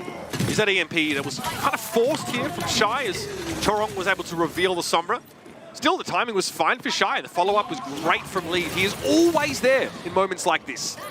Yeah, I mean, the EMP there connects with just Chorong, and I believe Checkmate, who's like on the backside of the sign, dropping down, just ends up getting hit with it in the line of sight. But like you mentioned, I mean, Shy puts in a few shots. You have Leave. We get that beautiful POV coming from the opposite direction. That's an easy kill. We said all eyes would be on Shy here to be a difference maker. He's 5-0. Merit is 0-5. It's not great. No, I would have that same level of Sombra impact for Florida Mayhem. So again, a map completion for Florida, absolutely a prerequisite to continue on Blizzard World. So we'll see what the Florida Mayhem decide to play. Do they not play? I feel like not playing the dive is just a concession, a real big concession. Yeah. And I think if you're the Spark, you look at that and say, okay, they're a little bit scared to kind of match us in that game. We can take advantage of that. 3, 2. We'll beg the age-old question of it. Which comp is better, at least here on Blizzard World? Well, we've talked throughout, obviously, the Western broadcast. Get back in spawn, son. Now we see teams like the Houston Outlaws, like the Atlanta Reign, even the Florida Mayhem, right, against the Western teams, do play a lot of dive. And it seemed like dive over time was going to be the comp that at least looked like it could be pretty prevalent. You know, on most maps, or something you can play pretty consistently, and that you're going to have to play it at a high level to be able to win. How is someone supposed to interact here? I don't know. His whole team is across the map from him. On a long flank here. Someone, please explain this to me. All right, well, the rest of the team joins him eventually. Someone, I guess, lighting the braziers of Gondor, come to my aid. Eventually, the Mayhem do a light here. Start to force Leave back a little bit here. He's going to dash out of the slow field. Guxue though, prescient timing, nice dive, hack on RuPaul here, Shy. A problem. It's going to be Gushui brought down first here as the Mayhem now will transition to the point. I do feel like Florida just baited them there a little bit. Like, that's not the ideal place that you want to just be like charging your Winston into. That's not. Maybe there's something here though. That's a big biotic grenade. Leaving Lynx in the kill feed. They're going to be able to get a hold out of God, that. it's awkward trying to watch this rush comp actually finish a fight against the dive defense, right? Someone goes well around the outside, just flanks on Ramatra solo. Yeah. And eventually there's a fight as a result of it, but there's no point capture progress. They eventually get torn apart. Like, I don't feel like this is the strategy you really want to use to try and unseat the Spark. They definitely don't seem to be remotely bothered by it. And now you can start to cycle ultimates here if you're the Spark, right? You're going to have this EMP that you can maybe just get both supports as they're on the way in. Here they come. Chorong disintegrates. Rupal now. He's stuck at the choke. I mean, you saw through the X-ray. Look at where you know, someone's wrapping all the way around. I mean, they're so split. Merritt completely caught here. Now the Florida Mayhem starting to look pretty shambolic. Just cut in half there. Good die. Obviously, the pressure from Shine and EMP catching Chorong instantly a big part of that. The Mayhem have had plenty of time to think about what's going on here and build some ultimates, but now the Spark, you can nano Gushui can primal, you can end up using your rally. Just stick a pulse bomb. And guess what? By the time you use some of those ultimates, you cycle through, you're gonna have another EMP, probably even faster than that. Leave might have 100% pulse bomb stick rate on this map so far. He just double blinked in, just was able to just, like murder Merritt while he's on the ground and not get punished. I mean, this is pretty average stuff from the Florida Mayhem here. And some big talk coming into the Midseason Madness tournament. A lot of confidence here. Yeah, East is yeast. East is yeast, someone I said. think Florida might have an East infection at the moment, Matt. They are struggling to find a way forward. Someone said he wanted to strike fear into the backline of the Spark. He can't even reach the backline. He may as well be in a different bloody postcode. You haven't even been able to use any of these ultimates either if you're the Florida Mayhem. It's going to be Gushui getting the benefits of the nano, going in, just kind of pushing the support so far back, right? The support's not even in a position to make a play. Chorong, a little unsure about how best to make use of the whip shot there. Gushui always coming in for very unexpected angles. Primal Rage available for him and another EMP for Shai. I don't want to call it early, but this is looking scary. Okay, so they got Monk and they got Lee. It's a huge opening. They're going to end up having Lynx to use the rally here. Are they going to use the EMP as well? Surely you're not going to commit that to this fight. There's just no way. Nicely done by Florida. They eventually are able to pick apart the Spark. They're going to start the cap here with 10 seconds left in the round. Yeah, I mean, the Spark, there's no shot they're going to go back and contest, right? You just give this one up. You've completed the map. There's no reason to just kind of throw bodies at this. So in the final moments, the Florida Mayhem will take checkpoint A. They have to be perfect here through this second part of the map, but they're not even playing the Winston. How do they access the high ground? Well, how do they follow up on like an EMP? It's really just on checkmate. All right, so someone makes the swap now. Checkmate versus Leave.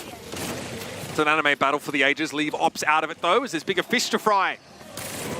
Someone switching over towards the Winston here, and the Mayhem are opting into a dive mirror. I mean, they're opting into it, and they don't really have any ultimates, right? You'd think that Shai could just come over the top here, EMP, clean this one up quick, and then you're, you know what, at a minute 15, I mean, you're in a fantastic spot. Rupal, yeah, he's my kind of honor player. You just throw out a sleep dart. You never know. Might hit something big. Chorong gets nanoed there, so Rupal absolutely delivering on his promise as a support, and great biotic grenade protection there for Chorong. Going to push forward again. Another speculative sleep dart. Shai gets caught by someone, though, and Hangzhou are going to be repelled and maybe bundled back onto their half of the map here. 90 seconds to play for Florida. Now, well and truly motoring through this second phase of the map here. A stagger on Hangzhou means that they're going to have 3 people coming back off spawn while their teammates are off the map. I mean, they need to be so clean here, but the Spark, by just staggering out, are kind of giving them an opportunity as Gushui has to pop Primal. He's getting pressured so far. I mean, look at this. You're just using it to get the helm. Yeah, that's a reaction, I guess, just to someone not good pressuring him down. Those ultimates they build up on that long defense, Matt, have been thrown after the bad money, even. Rupal sleep, no connection lead, pulse bomb. Say the same for that one. He's a little bit short on that one. He's able to find Mirror at the very least, though, but Checkmate doing a one better on the other side of the map. That's 2 for him, one of them a big pulse, and this card is getting home, Matt. Why nano leave there? You had Gushui getting pressure down on the point. He had no primal, he was getting so low. And you nano the Tracer to just go try and get a kill on the backline? That is That is risky. But that is also the type of plays that the Florida Mayhem need to have happen if they're going to battle back into this. I mean, Florida's in a spot where they can actually finish with a little bit of time left. Merit here. Still only the one final blow to his name, but that's not really what's most important here. It's about the follow-up on this EMP. Lexa caught out by it here. No hope as someone descends upon him in a frenzy. So the Brig now is out of the equation. Gushue has seen better days. He's forced to jump back to his side of the map, and now Monk's going to be under pressure and no sleep connection. He's brought down by someone, and this is getting out of hand now for the Hangzhou Spark. Florida finding another gear. This defense from Hangzhou, as soon as the Florida Mayhem got the first checkpoint, has just been silly. I mean, they've just been throwing some ultimates in that just have not, you know, they just need to like settle down a little bit, right? They had such a great advantage early on. They still actually are in a pretty good spot. EMP checkmate, no chance for him to blink away. Translocate for Merit, though, as he pulls the plug on that operation, and so must someone heading back to the high ground. Gushue looking to pursue here. And Florida ends up investing the nano boost there, right? And they don't get anything out of it. So this is really good for the Spark. They just needed to settle down. They were just kind of like maybe throwing a little bit of ultimates in there to try and make a big play, stop them right in their tracks, because they almost got that point A hold. But I know now, I mean, that was a big turn of events. Now they can settle down a little bit. You have a rally here, you have a primal rage, and you're going to have a nano. You're in a fantastic spot to prevent the Florida Mayhem from finishing the map. Checkmate got the drop on his opponent there, but Gushue flattens Merit. Yes, an EMP on the horizon, but with 20 seconds left, there's a question of how effectively you're going to be able to deploy it, let alone build it up properly here. One more fight for the Florida Mayhem. They need to finish the map, and they are a long shot away, as we've seen a stabilization of sorts from Hangzhou. Here's the rally from Lexa. Chorong has one of his own. Someone slept for a time. It's going to be a rally popped instantly. A pulse bomb for Checkmate could be a difference maker here as Gushue goes for the primal rage. He's looking to jump right into the middle of the pack here, separate everybody from the rally healing, but he gets caught, hacked, he's down. Checkmate finds the pulse connection on Lexa, but what about the cards? The objective. The Florida Mayhem let that one slip out of their hands. Hangzhou Spark put it together. A solid defense here on Blizzard World. Both teams look like they are being ruled by the pace of the game as opposed to dictating it themselves. That is an unfortunate way to lose there if you're the Florida Mayhem, but because I feel like they really started to gain momentum towards the second part of their offense, where the Spark, I mean, that is fortunate that went the way it did. I can hear the echoes of the Chengdu zone. the remnants. Yeah, there are enough ex-Chengdu players on this roster, Matt. Yeah, that is true. So we take a look at some of the highlights here. Now, early on, it looked like the Spark, they were just, you know, forcing their will, forcing the pace of the game onto the Florida Mayhem. Their dive was so clean. And Florida trying to play those Ramatra comps, it was just not working whatsoever. And then it was actually quite interesting, because once Florida started to match up with the dive, that's when they started to put up a better fight. I still think Shy is having an immense individual impact on that Sombra. Something I'm sure that the Florida Mayhem would love to have available to them as well here. It's a convincing finish. Well, a convincing start. Less convincing finish perhaps for the Hangzhou Spark here on this second map. We are even in the series, and it'll be Florida Mayhem to select the next battleground after the break for map 3.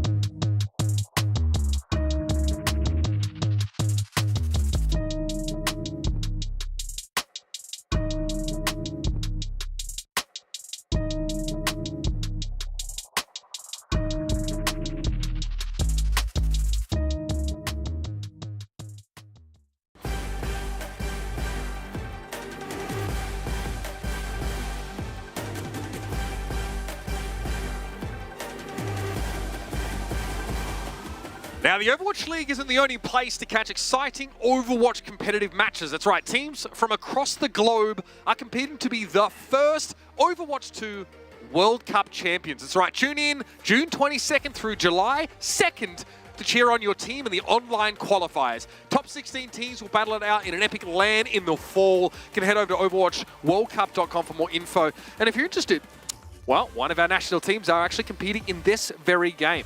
Hangzhou Spark basically will be representing Team China in our World Cup this year, Matt. Yeah, and I mean, World Cup's always a fun time. That's how we met, right? We met through World Cup? Yeah. Yeah, I met Johnny through World Cup. That's right. We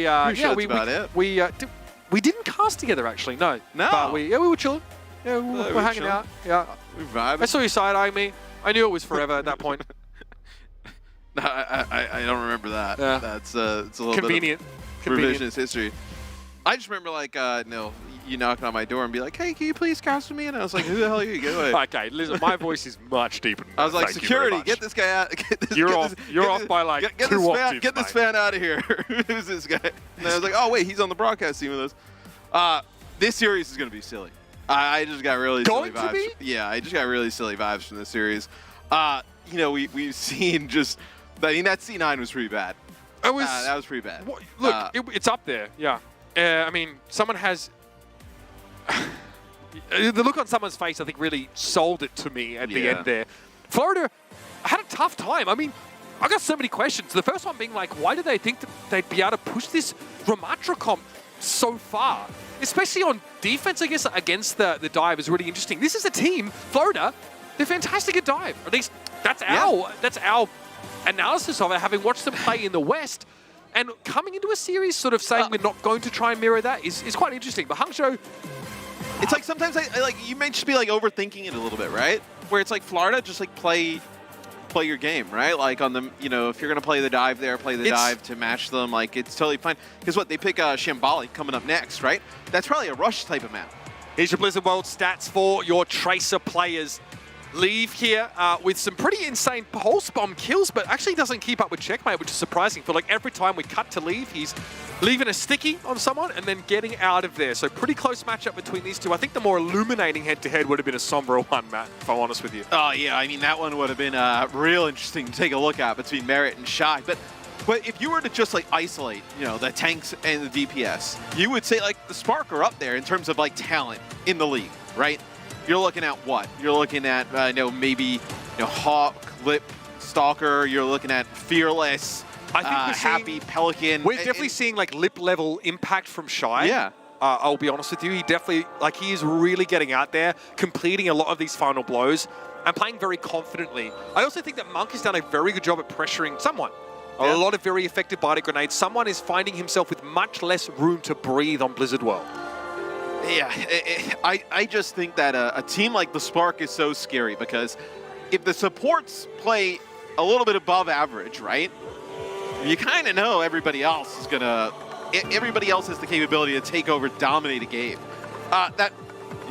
Last year, right, when we had like 6 days, you have to be awesome over like 6 days, maybe 5 of the days, right?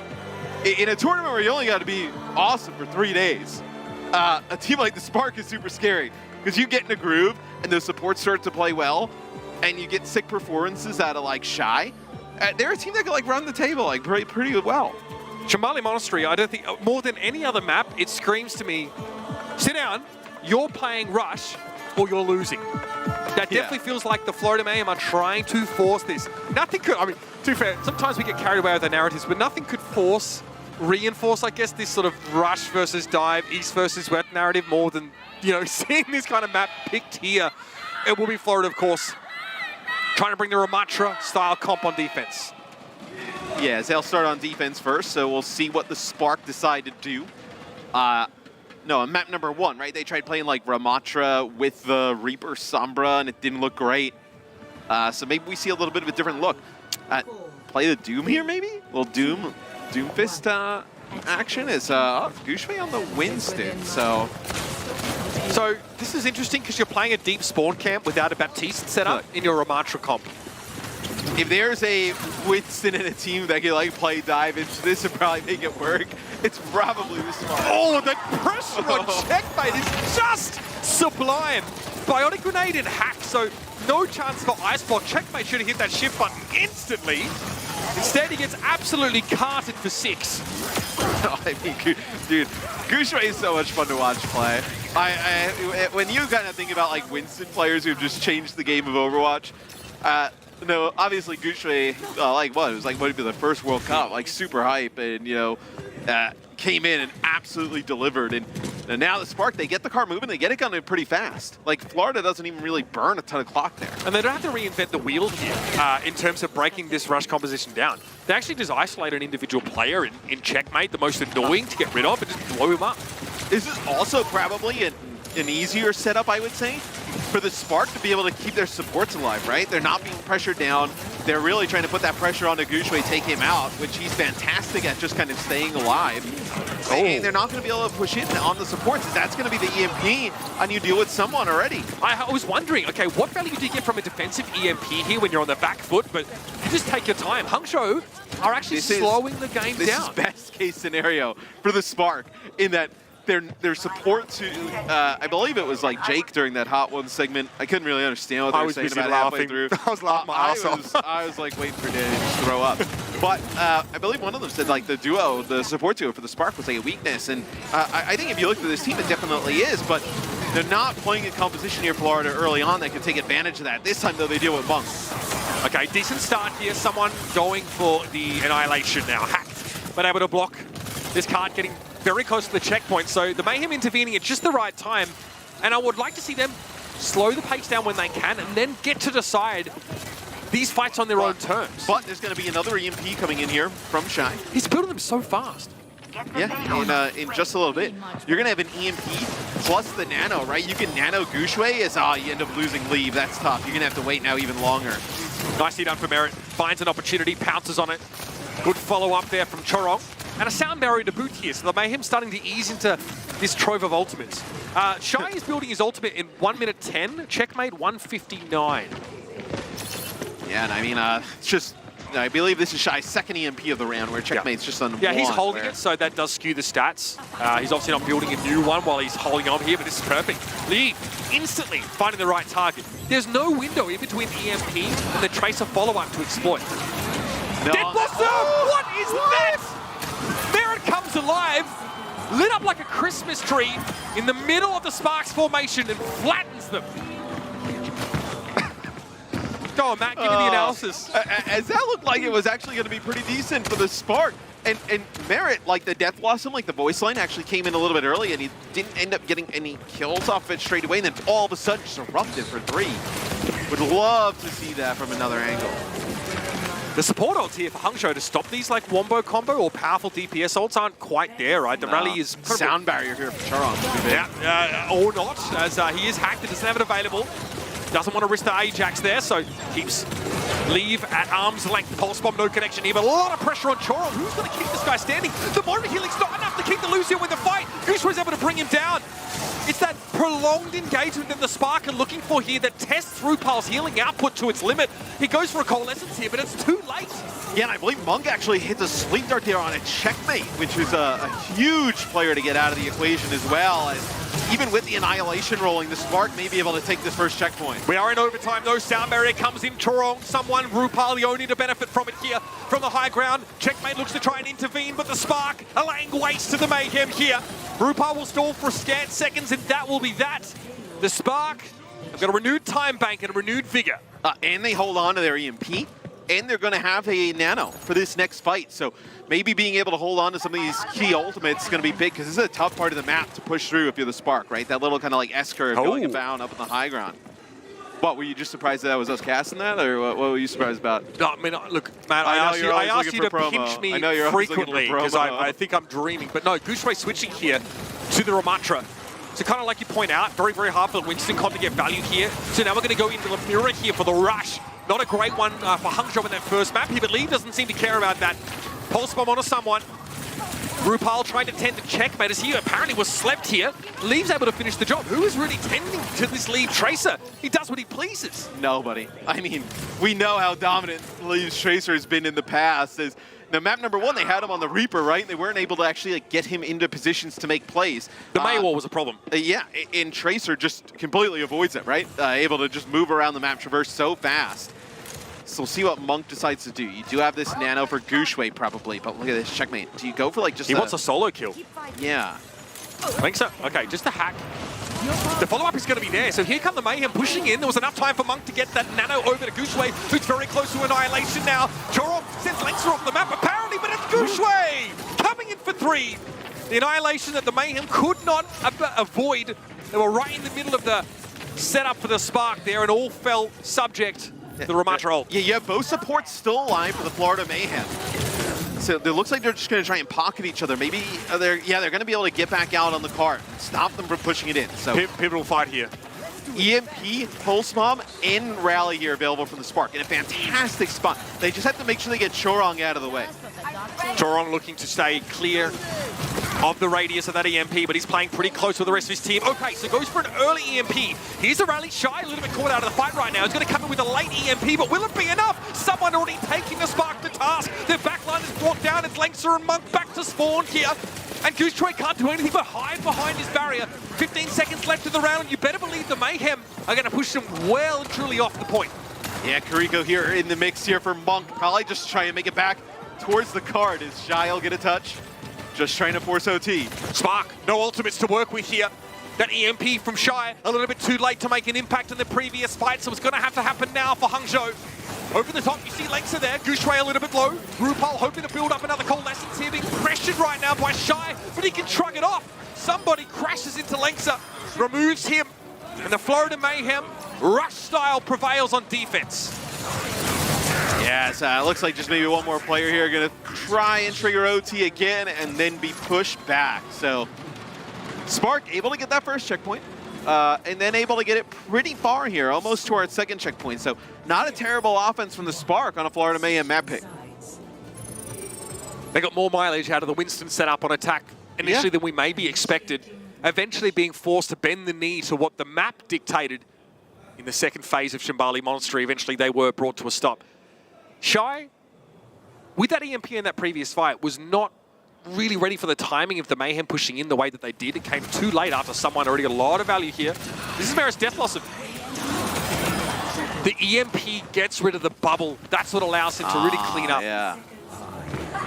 Because you heard the Death Blossom going off, but then obviously not the kill straight away. But once that bubble goes, it's so good to be back at land. The face shots. Oh yeah, I'm about it. We'll see the Spark here on defense. They're going to play the Sombra with the May. So typically we would see teams play like the Reaper. Put it away, RuPaul. Yeah. Put it away, fam. What do you think about the Sombra with the May? Well, not as much kill pressure as like having a Reaper in the mix, right? I think it makes sense to play back here and not go for the spawn camp. You really want to shut down opposing main tanks. You know, obviously putting someone in a position where he can't access the backline or maybe catching someone out with that Maywall is really important. Seeing Leave on that, though, is definitely a curious decision. Chorong hit there briefly coming out of spawn, not clear by what. Okay, checkmate to the May here as well, and very quickly Florida making the switch here. Yeah, and I feel like just Florida's composition's a bit better, right? You have the Moira, which is a little bit easier to play. You have that upfront damage with the Reaper. Mera gets caught in the front line there a little bit. Checkmate eventually cleaned up. It's not a perfect, picturesque spawn hold here for the Spark, but it's going to be good enough. Yeah, it was a nice biotic grenade there from Monk. Monk connects with a biotic grenade that hits a few players there, so pretty nice early hold here from the Spark. So the Mayhem now. Again, no, they're going to be pushing into a choke here, and Hangzhou have been able to build up. If they're tracking ults, they should know that this is going to be a bit of a tough fight. Leave building up a Blizzard already. Very, very quick. That's 49 seconds to get that. Maywall, Blizzard. Fight's basically yours from there on out. Coalescence might have something to say about it, but it's going to be a tough sell for me. Here we go. Blizzard deployed here. Gushue looking a little bit low. It looks like all of the Mayhem able to get out of the radius of that Blizzard. The Maywall from Leave, not enough to hold them inside that, but now comes the Annihilation. Good timing from RuPaul to find a Coalescence here. Maywall thrown up, presumably to block line of sight for the Moira healing. But Hangzhou aren't finding value from these ultimates, and here come the Mayhem now. Pushing up, but into an EMP. They get caught mid-step there by Shy, and Shy finishes the job with Chorong. Now nasty stuff for Hangzhou. Using all their ultimates, yes, but then EMP was a big one. But still, being able to get that hold where the cart is, it hasn't really even like made it around that first corner, like right on the edge. Being able to get a hold here and hold it for even longer would be huge for the Spark, right? Because you think that like towards the end, right? The next corner is really difficult to get around. You still have a fight there and then a fight before the point. So they're in a good spot in terms of like burning clock, holding from this spot. Annihilation from someone. He really wants to force the issue, but it's probably pretty scared about Bionic Grenade, I'd say. Able to avoid that for the time being, and now we dive back into the front line. Someone. And Annihilation catches everyone it needs to. No Lucio here for the Hangzhou Spark, so no chance of escape when someone is in their midst. Yeah, so you lose leave. Now, obviously, everything kind of falls apart after that. Looks like they're going to get around that first corner, which is pretty difficult. Like just kind of pre-firing out of the window. You're actually going to get Shy out of Cloak. This is the best map for the Mayhem. I mean, this is a must-win. You don't have a better setup for your rush compositions at all in this whole series. It's going to be here. Now, Choro, the one to find that. Merit skirting around Gooshway for the time being. It's going to be a blizzard here from Leaves. A Merit exit stage left. He's just able to get away. Langston pops a rally, but Merit's dueling with him right now. And Chorong runs over the top of Gooshway. It's a trade of Ramatras with the Mayhem. Have an ace up their sleeve. It's Rupar with the Coalescence. Key kill on Langston to push him forward. And they have so much time to work with to get to that checkpoint. Shy is Chase so him down. low. You got the fade. The discipline. I mean, this guy belongs at a monastery after that. He thought about it. He thought about it. I don't know if I really... Now, okay, we're going to see Tracer. I actually like this better than the Mei Sombra setup. Like, I feel like even on this part of the map? I feel like if you're going to play the Mei, just play the Reaper with it, right? Just ditch the Sombra. EMP leaves there. Follow up. That's why you want to switch to the Tracer. Eventually, they get Chorong. Okay, now Spark a little bit belated on the follow-up here. Now, I guess they're a long way away from the Mayhem, so they try and push in, but with 4 players, Florida happy to stand their ground here. Because you're also, for the Spark, you're not playing a Lucio, so you're not even able to get like the Mei in the mix like safely, right? This is awkward. Checkmate. Ice blocking here quite happily. Gooshba has to Annihilation here. Pops that one, mirrored, forced away here. Sound barrier now for the Florida Mayhem. They are here for the fight. Chorong is bloodthirsty. Gooshway taken down inside that Annihilation here. Merit slept for a time, but now the Death Blossom comes in.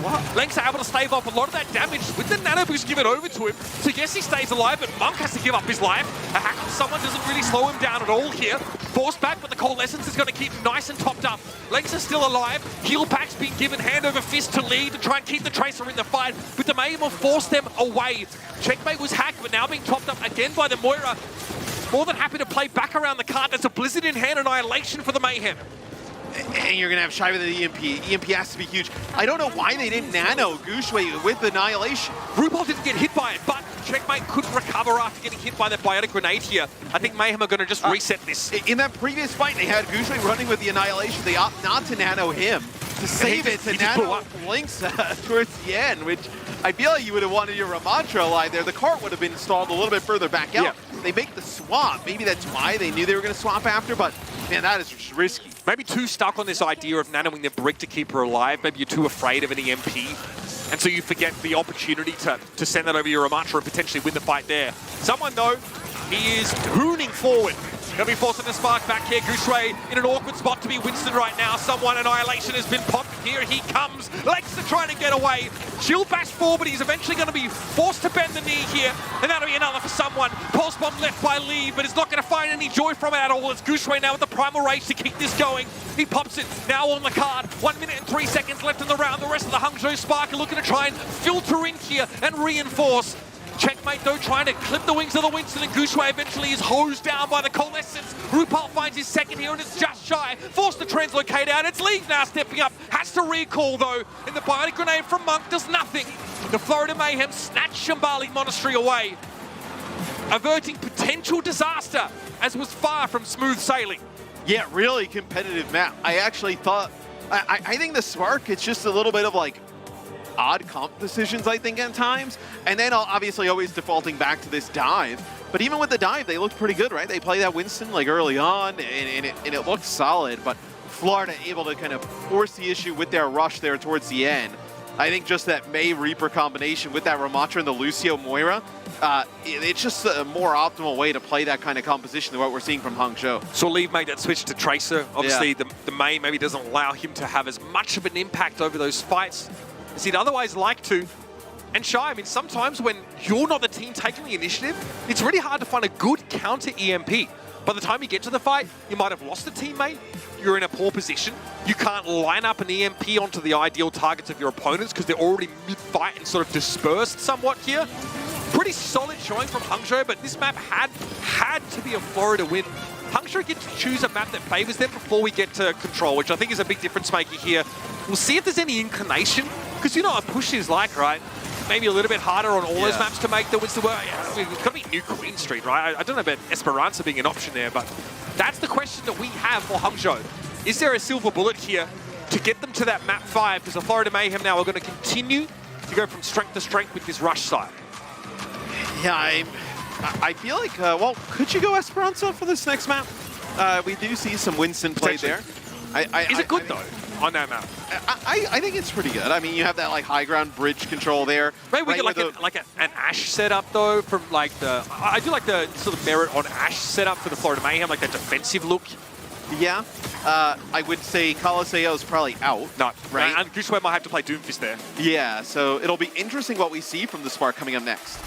Hangzhou Spark. Yeah, there you go. Let's hope they've got it all to show. Esperanza is going to be the next map in this series, looking to choose the best battlefield to suit their dive-based composition. Florida, I mean, it's anything but subtle. They force a map that favors Ramatra and they come out on top. Will it work for them now that Hangzhou have the cards? Stick around and find out.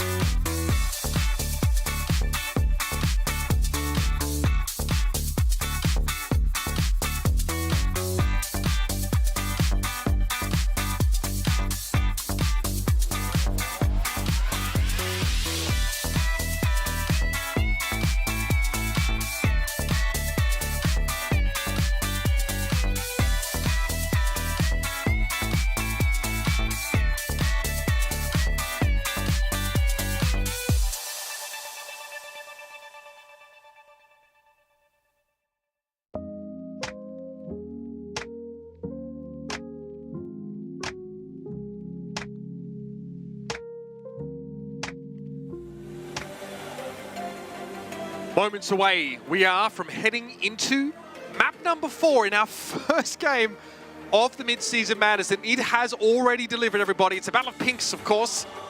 Mayhem versus the Spark here. Someone hoping to soak up the atmosphere a little bit more in the arena, make the most of it here. Because I have no doubt he hopes to try and end the series as soon as possible. But it's Hangzhou's map pick. So far, these teams have picked maps that are openly hostile to their opponent's style. And the Spark are fantastic on push.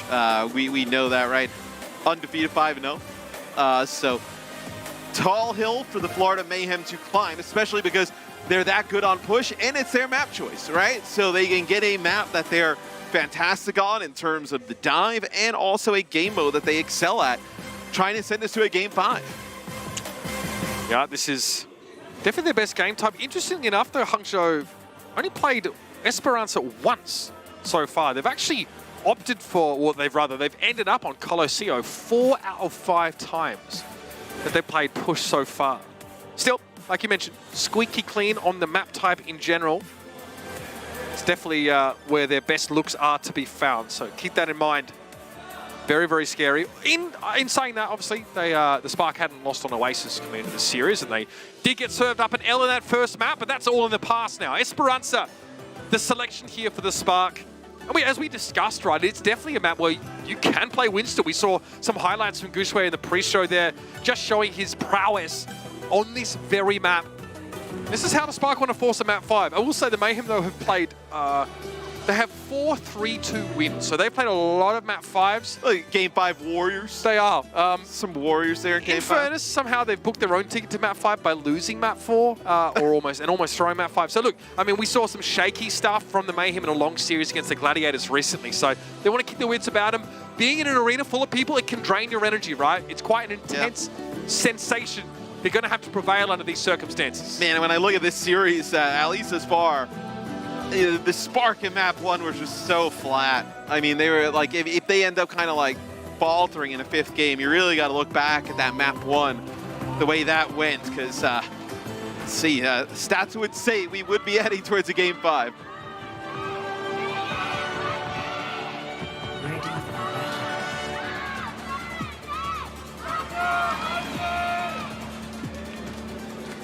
Oh, we got some player cams now for the Spark. Everybody's waking up. They're ready. Locked and loaded. And again, I don't know if we see the Doomfist here from Gushue. That would be a little bit of fun. Esperanza, it's a 2-win, 1-loss for the Florida Mayhem. So happy enough to be taken to that map, you'd have to assume. And it will be a dive mirror. Yeah, it's, this time, I mean, this is what we've seen the Spark look the best at in this series, right? You know, Shy on the Sombra has been pretty strong all throughout. And we talked about, it was on Blizzard World, right? Where it was like Merit versus Shy.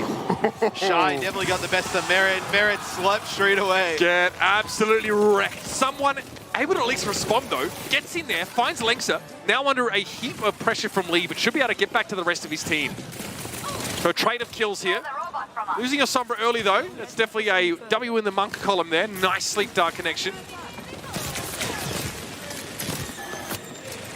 But can they actually force through this underpass, right? 4 meters, really.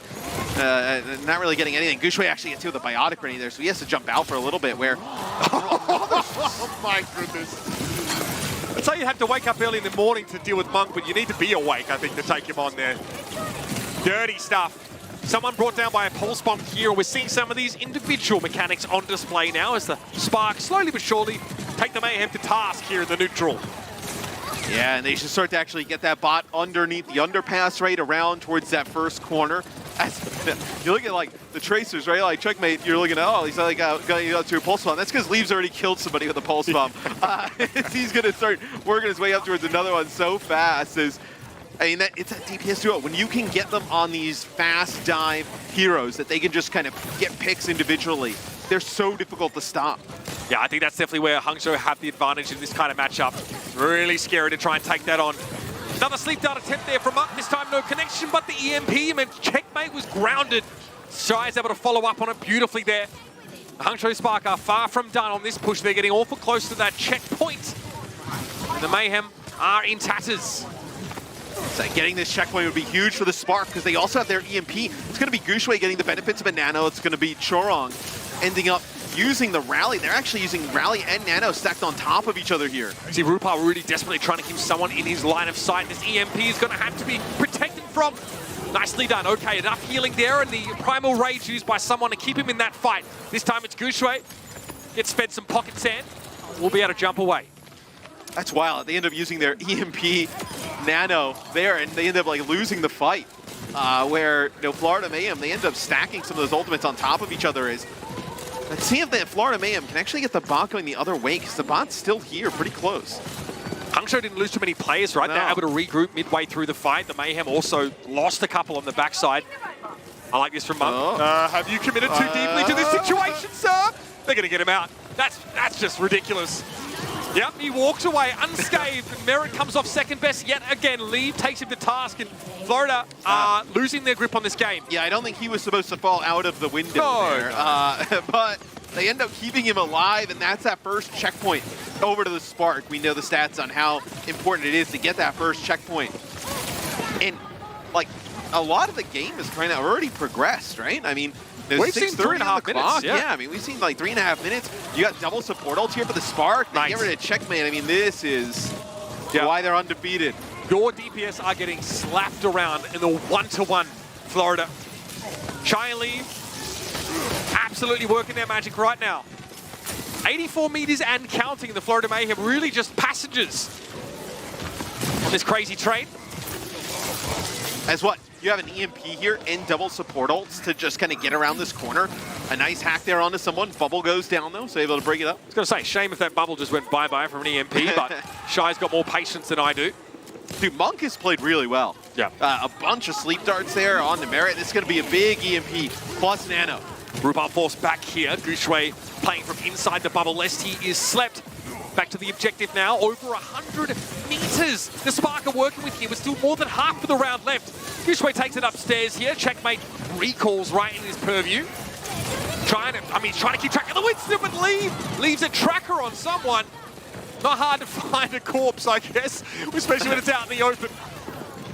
And then Guxue jumps down from the high ground. He actually tries to like knock Chorong back into the rest of the Spark, but not successful there. I mean, Chorong tried to make a play to go help RuPaul, but they both fall. See, Hangzhou just whipping this game into a churn, right? Even like 3-4 players, they're staying around, they're continuing to fight. They're really pressuring RuPaul and his healing Is that resources. a solo EMP on the Guxue? It might have been, yeah, and the effectiveness questionable. Lengsa was caught there. I think it was an EMP for Okay. Lengsa, and there was a dive from someone, so they are able to find the Brig and find some breathing room. But before you know it, the Spark are going to be back and fighting here. That's why Merritt wants to surge ahead.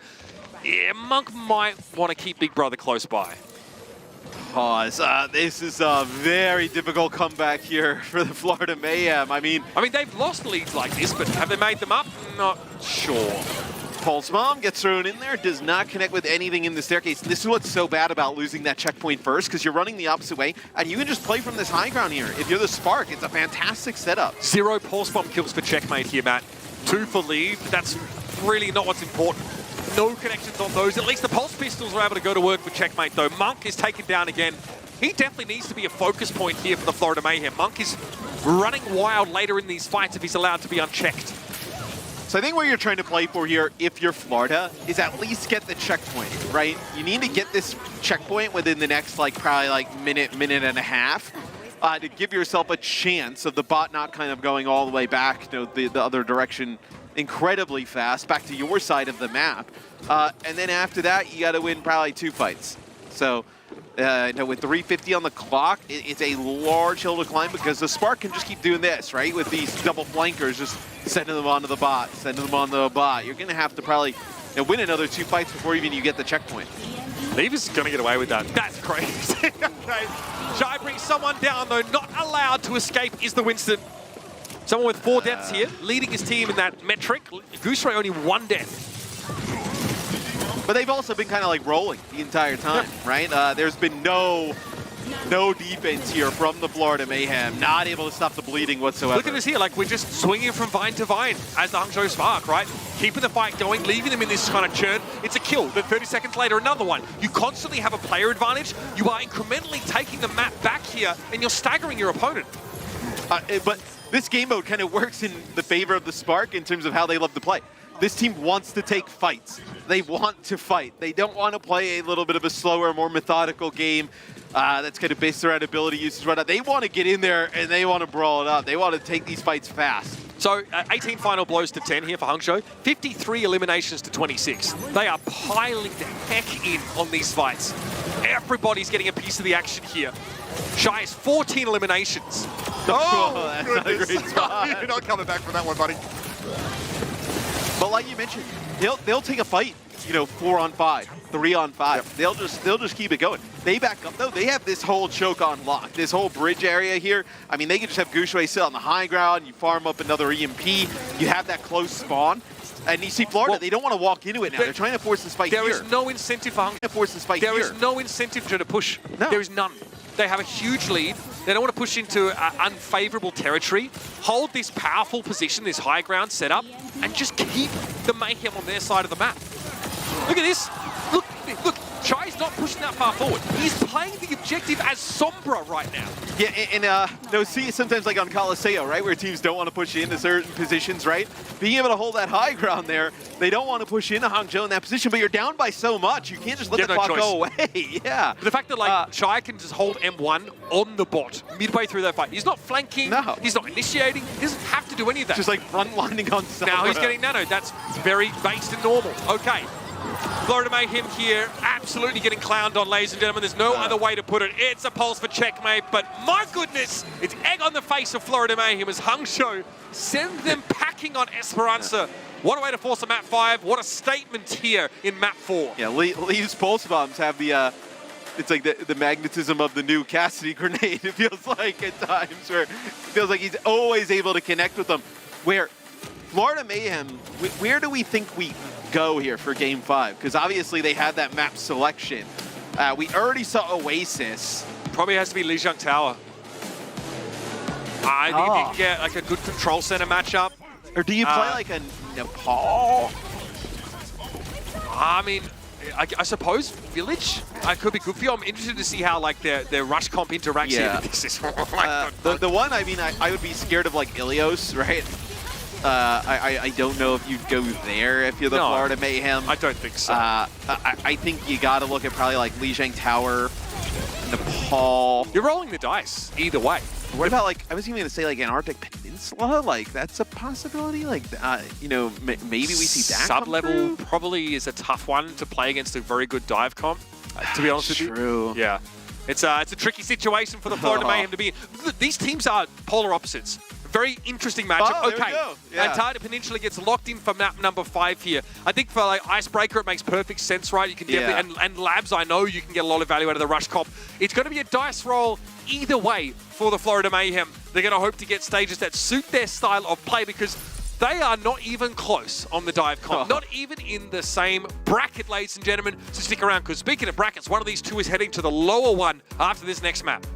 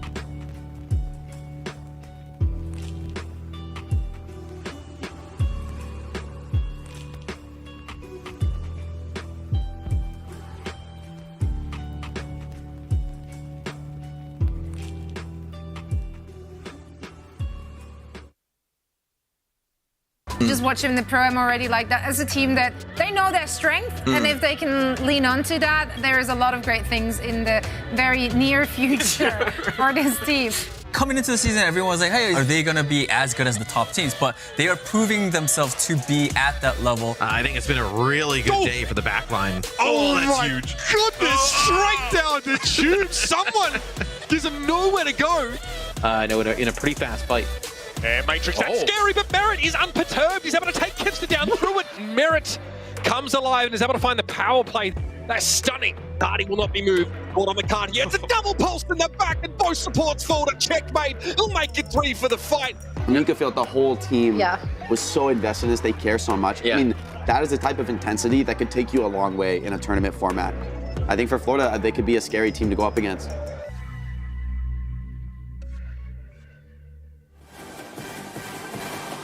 What a way to find a winner in this series. Our first of our Midseason Madness, ladies and gentlemen. Yes, Hangzhou Spark, the Florida Mayhem are taking it all the way to map 5. It's going to be Antarctic Peninsula. When does the Seoul Dynasty play? Well, nobody tell him. Oh, okay. Nobody tell him. This series has been a team selecting a map that they can play their preferred style on, and that team dominating, and the other team doing the opposite the next round. It'll be very interesting how this last map goes. If I'm the Spark, do you even consider matching like the Ramatra-based stuff? Like, just go out swinging, just playing just play the Winston-based stuff. You can do that on Antarctic Peninsula, I think. I think Icebreaker is a really weird map to try and make that style work because your dive routes are really weak. This is what I wanted to talk about. A lot of pink highlighted on one side. I mean, it's just not even close. We don't expect Sombra's also to come out with like, huge final blow totals, but like, come on, dude. But come on, man. 1 death, 23 final blows. Like, I mean, well, okay, so this is Esperanza, right? So it wasn't much better on Blizz as well, mate. But nah? Nope. I told you, Shy was 5-0, Merit was 0-5 at one point, and it didn't get much better. Uber stats there. Yeah, that's right. I could have just made that up. Really, you're going to have to take my word for it.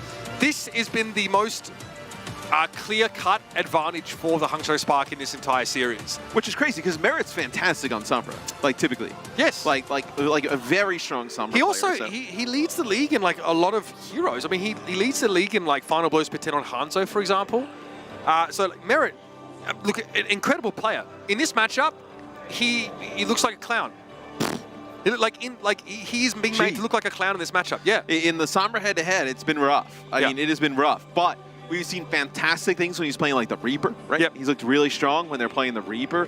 And then checkmate on that May. I think that's really like when you look at this series, when they haven't played the Sombra and just kind of gotten like Reaper May with the Ramatra and they go up against the Spark, that's when they start to dominate. Well, here's the problem for me. This isn't like a constant issue for Merit, right? Merit leads the league in final blows per 10 on Sombra. The whole league, right? So very, very adept Sombra player. It's just today, the comparison makes him look bad, I think, because Shy has been excellent. It's also because the Spark are finding much more success in comps where Sombra needs to be run, whereas Merit has his best moments, I think, playing Reaper in this matchup. So there's a lot of things that skew, and we literally took the statistics from a map in which the Florida Mayhem are getting blown out. But I will say, in maps that Hangzhou win, the Sombra gap is immense. Yeah, I mean, can they do it just on one control map here towards the end? Map number 1, the control, was not really that close. We saw the Spark come out, try and play that Ramatra head-to-head. It did not look great. We kind of thought they would end up winning the maps, that they could end up playing some of those dive compositions, and they have. They've done so. So it looks like we got a little bit of a pause before we jump right into this next game. But if you're the Spark, I think... So I get why you want Shy on the Sombra when you're playing like Ramatra comps and whatnot, because he's so good at the Sombra, but it just has not worked. You need a little bit more, especially when you're trying to play like like Mei, Sombra, like you just don't have enough like upfront damage. You need to have like a Reaper, even just play Sombra Reaper. Yeah, I was almost. gonna say you don't need the Sombra Mei Reaper. necessarily, right? Yeah. But she seems like and there are some maps I think on Antarctic Peninsula where even in a rush comp you may just not want to have the Mei, but we see it on sub-level quite a lot, even though there aren't that many chokes, especially on that main point that you can sort of work. This is an issue for Hangzhou. This is the kind of map where they might just they either have to win a rush mirror round, or they need to play a dive comp on a map that doesn't really favor. I'm checking out all these crowd shots, trying to see like all the art we got going on here. I mean, it is looking fun down. You know, we gotta call up Sean Miller. We gotta get on the plane tomorrow. I mean, yeah, like first match starts at like 10 a.m. down there, so everyone. We can be there by Saturday. Yeah, by Saturday. We'll be there Saturday. Make it happen. You know what I mean? Look. I mean, when was the last time we had a sort of global Overwatch tournament in Seoul, Korea? It's been a long time coming for a lot of these sort of really ardent fans of the league, and many players who they maybe come up watching in sort of Korean contenders now in the West. So having them on that time zone, and for many of these players, a chance to return to their home country and show what they can do in front of their home crowd here. Yes, they might bear the namesake Florida, but of course many of these players call South Korea home still, and a win on home turf would be huge here, technically, if you want to put it that way, for the Florida Mayhem. The Spark, of course, look to put those dreams to bed here. It's going to be icebreaker to start us off. Yeah, it's this is maybe one you can get away with the Winston, right? Kind of play around that central pillar. Maybe you kind of like dive in over the top. We'll see. I think it's the worst map to play dive on. I mean, look, I'm trying to will this into existence for the Spark, right? Look, and this is really just a feeling, because we don't see teams play dive on this map in the West. So I don't have empirical data to back this up.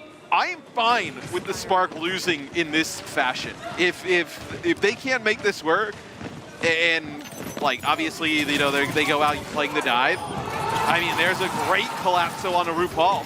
And it didn't even take a big commitment there from Shy, right? It's just a hack on RuPaul, so no fade available. They follow up, and look at this.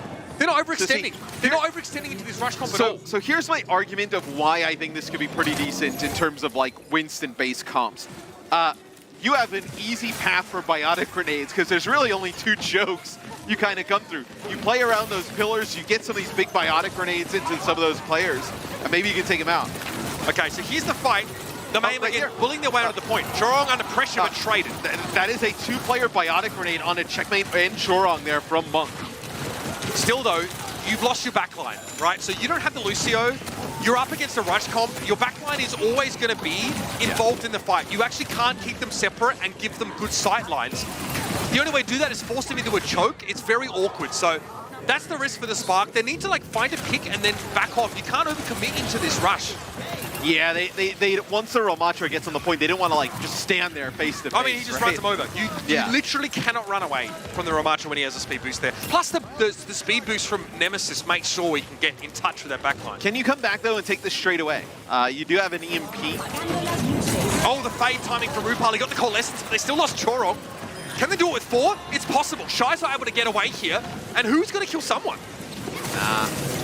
All right, it's EMP down the Gurgler. Matt, forget about it. Let's wait for the next one. Not great.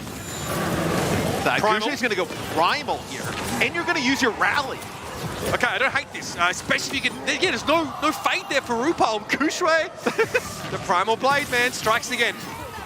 And we see like an engagement on the other side of the fight, right? You mentioned the rally comes out from Lengsa. Hangzhou just pushed themselves in there. They played like a rush comp themselves with the rally. Yeah, really bizarre. I think they actually caught Florida Mayhem off guard so bad there that they didn't think that they were actually going to go in and try and fight that.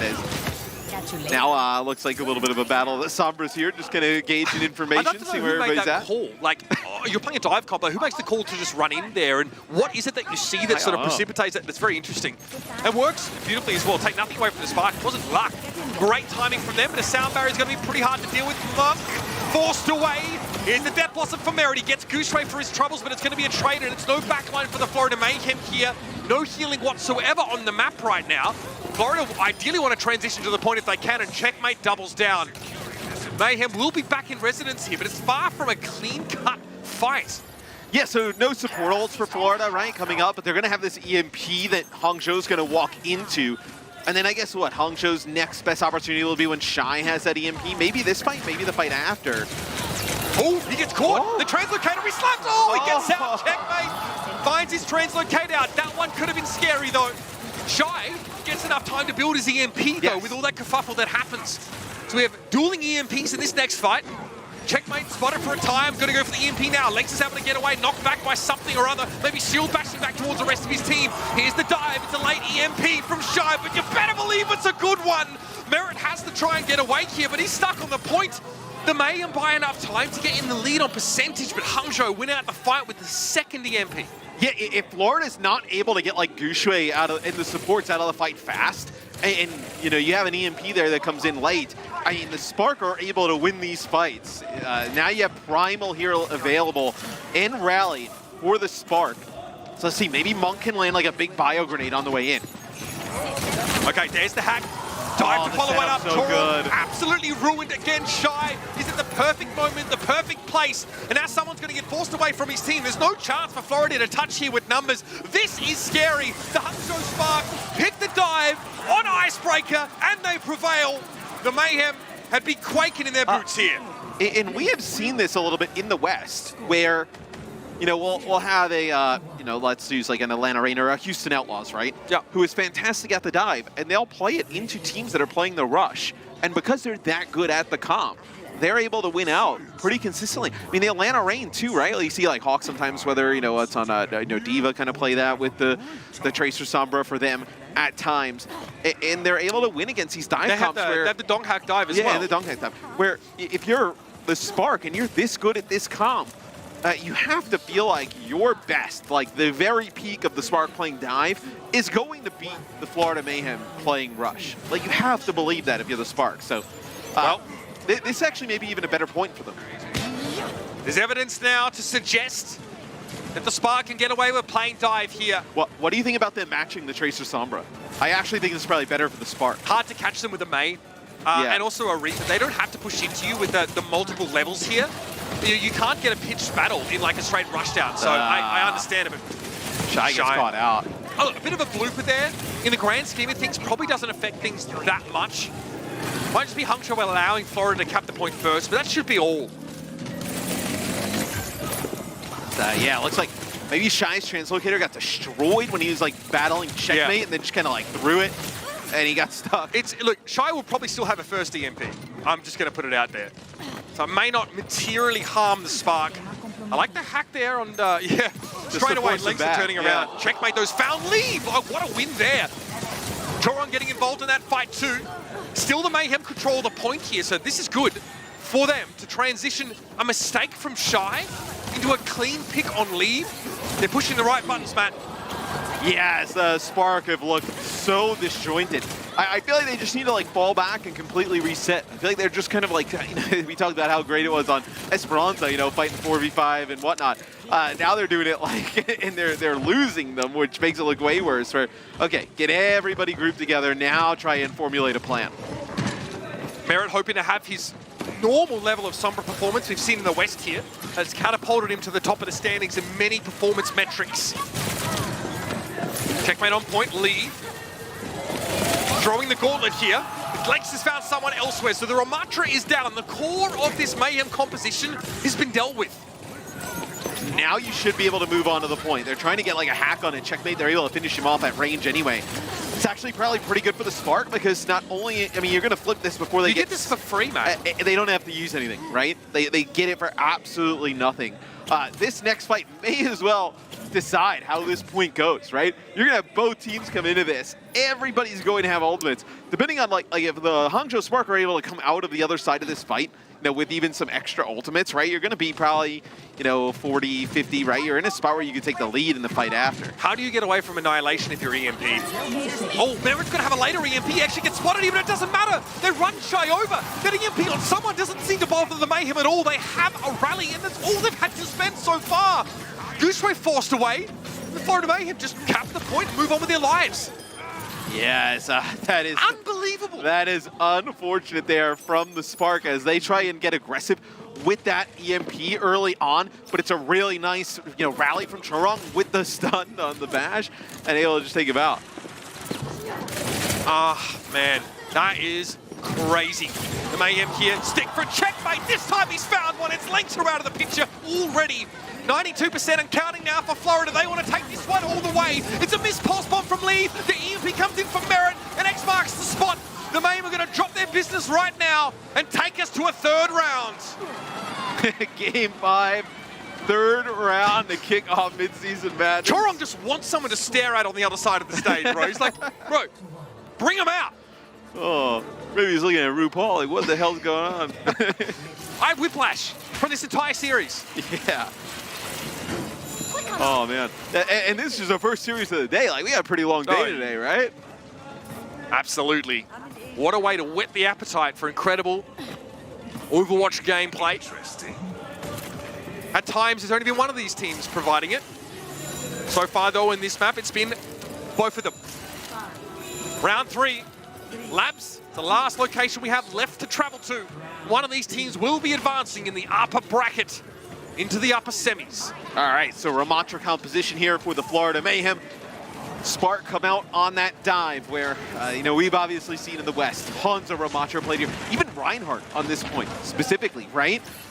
See how the Spark go about attacking this as Shy is kind of made it into the back line, trying to set up a nice dive of Gushue and leave.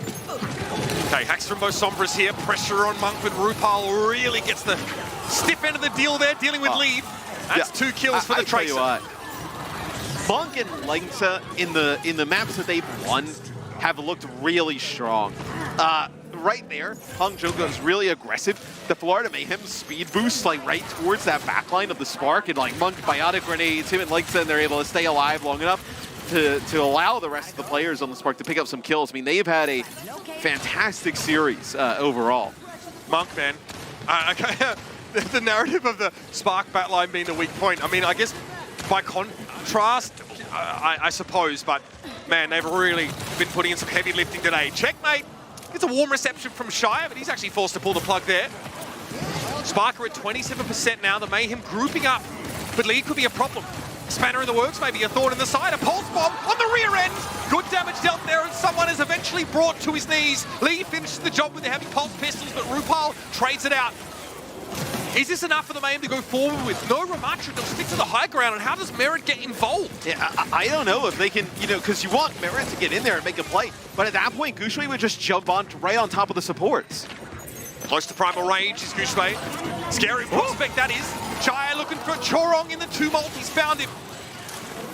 Merit on the outside looking in for much of this round. If someone can't get the team into the fight, he can't put those shotguns to work. This EMP has to be so good from Checkmate, or else they are in dire straits. I mean, and what do you do? Like, he hasn't been able to really kind of get close to supports, and they haven't been able to really put that pressure on the supports that necessary at the moment. Oh, Gushue can't join his team. EMP'd as well. No escape for Gushue. And he's not in line of sight to get a nano. I mean, look at where Monk is playing from. Yeah, but now how do you transition into a fight win here? Are they going to nano Lengsa here with the rally to try and win this? Stall for a time, thinking about it. Rally employed. They're going to go for it here. Lead gets a nano instead, but it's going to be the Coalescence now, making it very hard for Lead to find his target. Sound barrier coming out from Chorong. The Mayhem spending everything they've got to win this fight. All this just to mimic a fraction of the Spark's power on this map. They spend big, but they get what they came for. All right, so the EMP was quite good, right? Because you did have Gushue kind of like hiding out. Maybe they were going to like have him come from behind with follow up a big biotic grenade, and they actually caught him out, finished him off rather quickly. But now it's, you know, Shine, they're probably just going to let him farm EMP, right? I mean, he'll have it in a couple of seconds here. And he's looking for Chorong, I think. There's no big support ult, right? So just farm this EMP here if you're Shy. Connect with a support or two and you feel like you can put it away. Shy hung around for long enough. He has an EMP available. The Spark have all the tools to put the Mayhem to bed here. They've got the Lullaby, they've got the Mobile, they've got the EMP. It catches more, and there goes the backline of the Mayhem. No healing for you. That wasn't for Merit, but Gushue definitely avoids it. Now back into the fray. That's 2 with the Primal Rage, and Merit will fare no better. Forced to Wraith, walk away from the point, and he'll be caught eventually, as all the Mayhem do. Hangzhou Spark cap the point. Overtime won't last long here. Maybe a touch for Checkmate, but he'll barely get there. RuPaul trying to fade over towards the point now. He'll be shepherded off it as well. The Hangzhou Spark beat the allegations of being one-dimensional here. And they're going to take away the first match of your Midseason Madness. There's nothing wrong with being one-dimensional when you're just fantastic at that one dimension, right? As they come through at the very end, I mean, that is just a slugfest. Look, if the Hangzhou can perform at that level on the dive, they are a threat to just about everybody, because there's a lot of teams in this tournament who would love to play dive. They don't want to play rush all of the time, right? There's a lot of maps you can play the dive on, tons of versatility. It's just no rush. When you need to play it at certain times, I think they need to go back and look at some of those comps, right? I think like the Sombra Tracer with the Ramatra didn't look great. Having maybe like a Reaper look in the mix, but look, plenty of teams in the West don't go for that comp either, right? That's true. I mean, but man, Spark put down a Florida Mayhem team that is very strong. Florida had a very clear-cut idea of how they intended to win the series, but when you get to these control maps, sometimes you can't just pick a map that suits your comp, and frankly, we saw Florida have a real good chance to take Icebreaker away, right? That was kind of it. You find success there, and this series looks very different. It's a different shade of pink thrown up there on the Jumbotron. It also makes me think of what the rest of the series would have looked like if the Spark would have just committed to play dot, right? Like, instead of trying to, like, match them at certain times here or there, right? Like, right, so your argument is, regardless of map, right? Just try and play that comp, try and make it work. I mean, look, Shy and Lee were that good on Sombra Tracer, and then Gushui is fantastic on the Winston. And it's not like the Rush is such a dominant comp, right? Like, we've seen Rush in the past where it's like, you can't even think about playing dive comps, right? Where we see teams do play dive, even against, like, Rush-style comps. And I think, like, there's still even, like, a little bit of a debate of, like, what is, like, the optimal comp at most times. And if you're that good on it for the Spark, like, just commit. Hangzhou carry the torch for Chinese Overwatch after so many of these years with such a distinctive style. They never let you breathe. Esperanza was a map where they kept fights going for sometimes a minute or more, constantly staggering, constantly pushing ahead, constantly forcing you to fight in an undermanned situation, right? Like always a player disadvantage here. And then, you know, we get over to Antarctic Peninsula. That last round, they play so well around the win conditions of the Florida Mayhem, right? When there's Annihilation or Death Blossom, they're really definitely able to avoid that. Shy and Monk, for me, are huge standouts in this match. Dude, yeah. They have an outsized impact on the game relative to the rest of their class. I thought Monk played really well today. You know, time and time again, we were talking about like merit stats, and you're looking at the game, like Monk is consistently hitting these sleep darts, you know, against him. I don't know about that one, but Chorong. Okay. A player of the match. You know, the last time we gave player of the match to the losing team was Dia. No. It was Dia on the Shanghai Dragons, I thought it was like Jake's retirement game we gave him player of the match. No. So something tells me that's probably not what we're going for here, although Chorong had a pretty darn solid series. We've only ever done it once before. That was a very special occasion. Chorong was all right. I think Shy has an argument. You know, if I was it's your boy. There we go, it's your boy. Chorong, he was good. You know, if we were looking at a player from Florida that was good, Chorong was pretty good, but Shy probably a little bit better today. Probably one of the first times I've like openly disagreed with the player of the match decision on broadcast, but obviously, yeah, it was Shy. Listen, I mean, you put it. It wasn't always fair, the comparisons we made. I think in the head-to-head with Merit, it was always on maps where like Hangzhou just really dominate. There are some situations where maybe like Shy can't get into the fights. I think Chambali Monastery is a good example of him getting caught outside of the play a lot of the time. That has a lot to do with the fact they're going up against a rush comp, and if it's late to the fight, it's hard to keep up with the team that's running Lucio. That being said, man, this guy is just all over it. Yeah, he's filthy. 5 final blows per tail on Sombra, which is really excellent. So many Sombras just get away with just going for utility, just going, you know, just a hack, just try and lock people out. 2 deaths per man, come on. That is just, oh, man. I'm sure Chorong's stats are good, but probably not this. Probably not this. I mean, the EMPs were on point. The ability for the EMP to come through and then leave and Gushui to be right there a split second later, always able to follow up on that.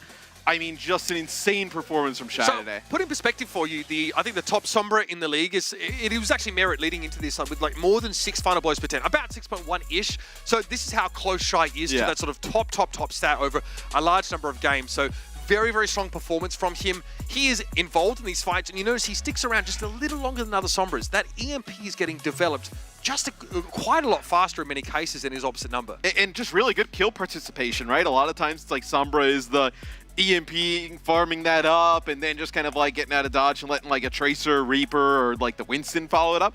But I mean, he had really good kill participation. I mean, time and time again on Esperanza, right? You even saw him not even in stealth, just like frontline, just putting down damage. Or getting nanoed, standing on the bot. Or getting nanoed. Yeah, maybe there's some extenuating circumstances there, but all in all, it's the DPS in this team that are frightening, but also players like Monk really excited us this series. Hangzhou are looking like the complete package in the dive comp. Curious to see how they match up against the rest of the West teams in this tournament. We're going to find that out one way or another, but for now, let's head to a break. Let's head to the desk. Let's talk about the match that was.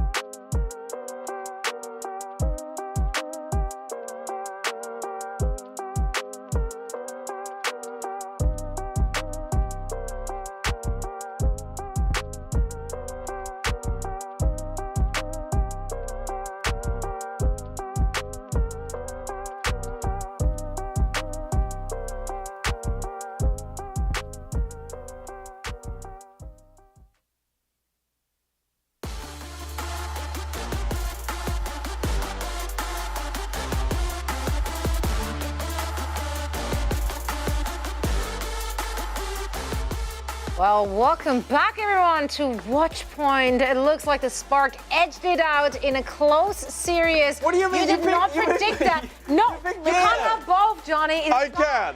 I can. There's like, I won. Look at that, 3-1. I can. No. They're both. Hangzhou Spark. He got him confused. Hangzhou Spark. The pick was an error. You were in the back with so much cope. The entire series. All right.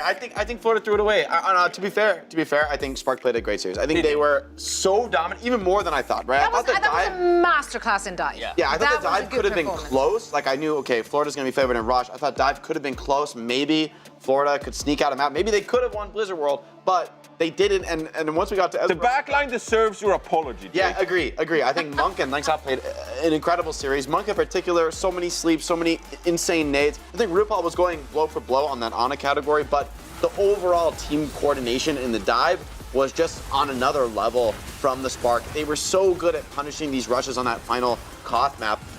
I mean, I still think this is an incredibly close series. I think it absolutely could have gone either way. It just came down to a couple crucial moments, but agree, Spark, when they came on the dive, looks terrible. How do you guys feel about the map picks and the decision-making from the teams? I think, honestly, it was pretty stock standard. Yeah, I think I'd say so. I think, honestly, Oasis was the weirdest pick of the series for me, that Spark plays Rush in the first map. I mean, they got destroyed, but like, I don't know, they had like a weird, it feels like why not pick an Ilios and just play Dive Mirror? You know, I feel maybe they could have won the series more easily, honestly, with a map that they don't, I mean, they played Rush 2 out of 3 maps, or like some weird Ramatra on a brig. It was pretty terrible when they brought that. Oasis has a really strong map for Hangzhou Spark throughout this year. They were undefeated on Oasis going into this series, so I get where they're coming from. Compositionally, it doesn't make sense, because yes, you're playing into the Florida Mayhem brawl like that, and for Oasis has also been Florida Mayhem's map of choice. Every time in the losers bracket, you know, they have picked Oasis several times because it is a go-to map for them. So yes, I think you can question Oasis, but Hangzhou Spark, they felt comfortable on that map. Other than that, maps were pretty much in order. Hangzhou Spark, they're undefeated on push maps this year, so that's a nice little trivia for you. Say what you want, you know, about low sample size, playing other teams that are not, you know, Houston and Atlanta, what have you. If you're undefeated on push through like 5-6 maps, that speaks to like really good consistency. So Hangzhou Spark, what an amazing win from them. Like now, this is a tournament. The tournament is live. This is what we're talking about. What's wrong about you? This is what we're talking about. Who impressed you? Who impressed you? I mean, Hangzhou Spark, I think the team in general was very impressive. I think we gotta give props to the whole team. Like we were talking about, they're a dive one-trick team. And you know, I think they still kind of are. They still are, but they're so good that it doesn't really matter. Like Viva Tracer is just impeccable. And I think, honestly, for me, I think Florida, they were nervous. It seemed like they were a little bit nervous. Are we actually running with the land shitter narrative here? I feel like that's where like a lot of the mistakes from Florida came. I back you, Danny. It's not based in fact. We're just speculating, but I love running with the narrative. I'll back you on this one. There were a couple unforced errors. I think on that last map, it felt Florida was very one-dimensional. Like we're just going to send it over and over again with our Lucio and Moira. And I mean, the one map they won on that last control was when they're playing on a brig and slowing it down and playing a more tactical style. But whenever I think it was part of their game plan, honestly, to play Lucio Moira and just like run it down on the on a brig and put a skill test to them. But unfortunately for Florida, Spark just passed the test. You know, I think they reacted really well. Lynx and Monk had great kiting moments so many times in this series, staying alive, looking like some of the better support duo that we've seen in the league, right? Look at teams like Atlanta Reign, where their supports are just so hard to catch and kill. It makes a huge difference trying to kill these teams, right? Like you have to, you can't mark the Tracer Sombra because they're so elusive. And if the on a brig can read your aggression and back out at the right moment, it just feels really bad trying to run after them on Reaper. Yeah, and I'm very interested to see what color the Mayhem is going to rebrand to after this match against the Spark. Just let us know on Twitter. They lost their pink slip? Playing for pink. He did. I can't believe it got Johnny. Johnny. Pink slip is something you own a car with in America. Johnny. It's only been one match, and we already have to have the talk. We do. Yep. Unforced errors. It's happening? Yeah, we're gonna have to talk. We had the time in a young person's life. This is where we have to have the talk. Yeah. Stay on the payload. There it is. We're done. No, I'm kidding. We actually have something to show here. We got to talk about this massive C9 when Florida Mayhem stepped off the cart in map 2 here. I mean, it was pretty questionable. As you can see, time is running out. 10 seconds left. Florida Mayhem last push here, and they want this cart to go all the way over here. Now, the problem is, the Hangzhou Spark are actually taking a pretty contested fight early. So you can see, like, they're already taking it early. Merit is under pressure here from Shy and Leave. So they already have that going against them. And as we start playing this out, we're going to see that Florida Mayhem, they actually have a pretty good chance of winning this fight. Someone is going to activate his Primal Rage here in the backline. Monk gets a nice sleep, but he's woken up. Someone going to activate the Primal Rage. You actually get a pick here onto Gushu as well, who's going to overextend. So this fight is just a brawl in the corridors. There's just player icons everywhere. Goats meta memories right here. But they step off the cart. They find a pick, but they step off the cart. Now, if we start slowing things down here, I want to give some credit to Hangzhou Spark here, because as you can see, the Nono comes out onto Lengsa, and this is a Nono Brig in a very small corridor, and he is having the time of his life, just brawling, flailing this maze, and actually pushes the Florida Mayhem back here. Nice stun right here, and then going to rotate around, and as well deny them one more time here on the outskirts as well. So as much as you can hate on the Florida Mayhem, Checkmate should have touched, someone should have touched. Lengsa did a really good job there for Hangzhou Spark. So is this a C9? I'm afraid it's a C9. Thank you, Nekra, for your confirmation right there. There you go. Credit to the Hangzhou Spark, though, and Lengsa for doing a good job protecting the card. It was a land jitters. That's I mean that is a pretty huge error, right? Like, I think someone's doing the right thing there. He's got the chance to juggle Ana into the corner. She got no CDs left. You can get that kill. And honestly, overtime spawns, maybe just win Blizzard World right there. To be fair, that would have given Spark the chance to have map pick on Escort, keep it away from a rush map. So I think the series, who knows how it would have gone, I guess, from that point. But I mean, that is a pretty bad error to make, especially in a match of this kind of high stakes. I think a lot of people could have touched the card. I think Tracer could have made it. I think Sombra could have made it. Someone could have come back for it, but you know, you don't want to give up the Ana juggle. That's communication, right? It's not any one player. It's a team thing. It's like someone has to say, all right, I'm doing this. You guys need to pick up the slack. Yeah, let this be a warning for all the teams in the tournament. Let's not see that one again. I'm pretty sure it's going to happen just next match, which is going to be Hughes Outlaws and the Boston Uprising. That's coming up next. And if you want to cheer them on in-game as well as out of game and like everywhere you can, well, I've got good news for you because you can grab yourself a DPS bundle, which is on sale right now for just 350 league tokens. It could be yours. I mean, look at them. Vegas May? Look at them. Is that Vegas? Is that Vegas May? Can't even tell. Nani? No it could be. Chat, tell us. Can't see. Chat, let us know what you're seeing. Our eyesight apparently is all not too great because it's too far away. But yeah, you could get yourself that DPS bundle. We're going to break down all the action of the upcoming match right after this break.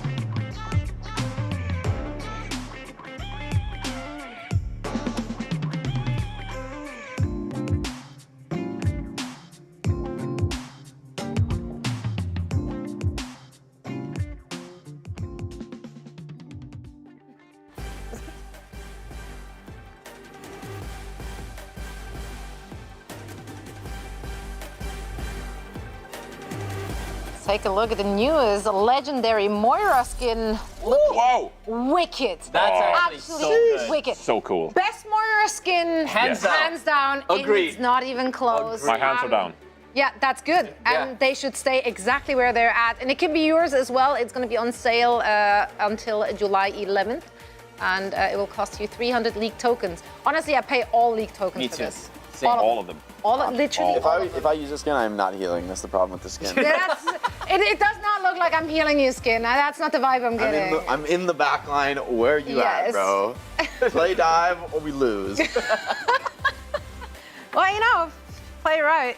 Play right. At least It's a viable strat. It is a viable strat. I'll report for the people in ranked. For the people in ranked. But you got a full Very send. hard. If anybody is scared, it doesn't work.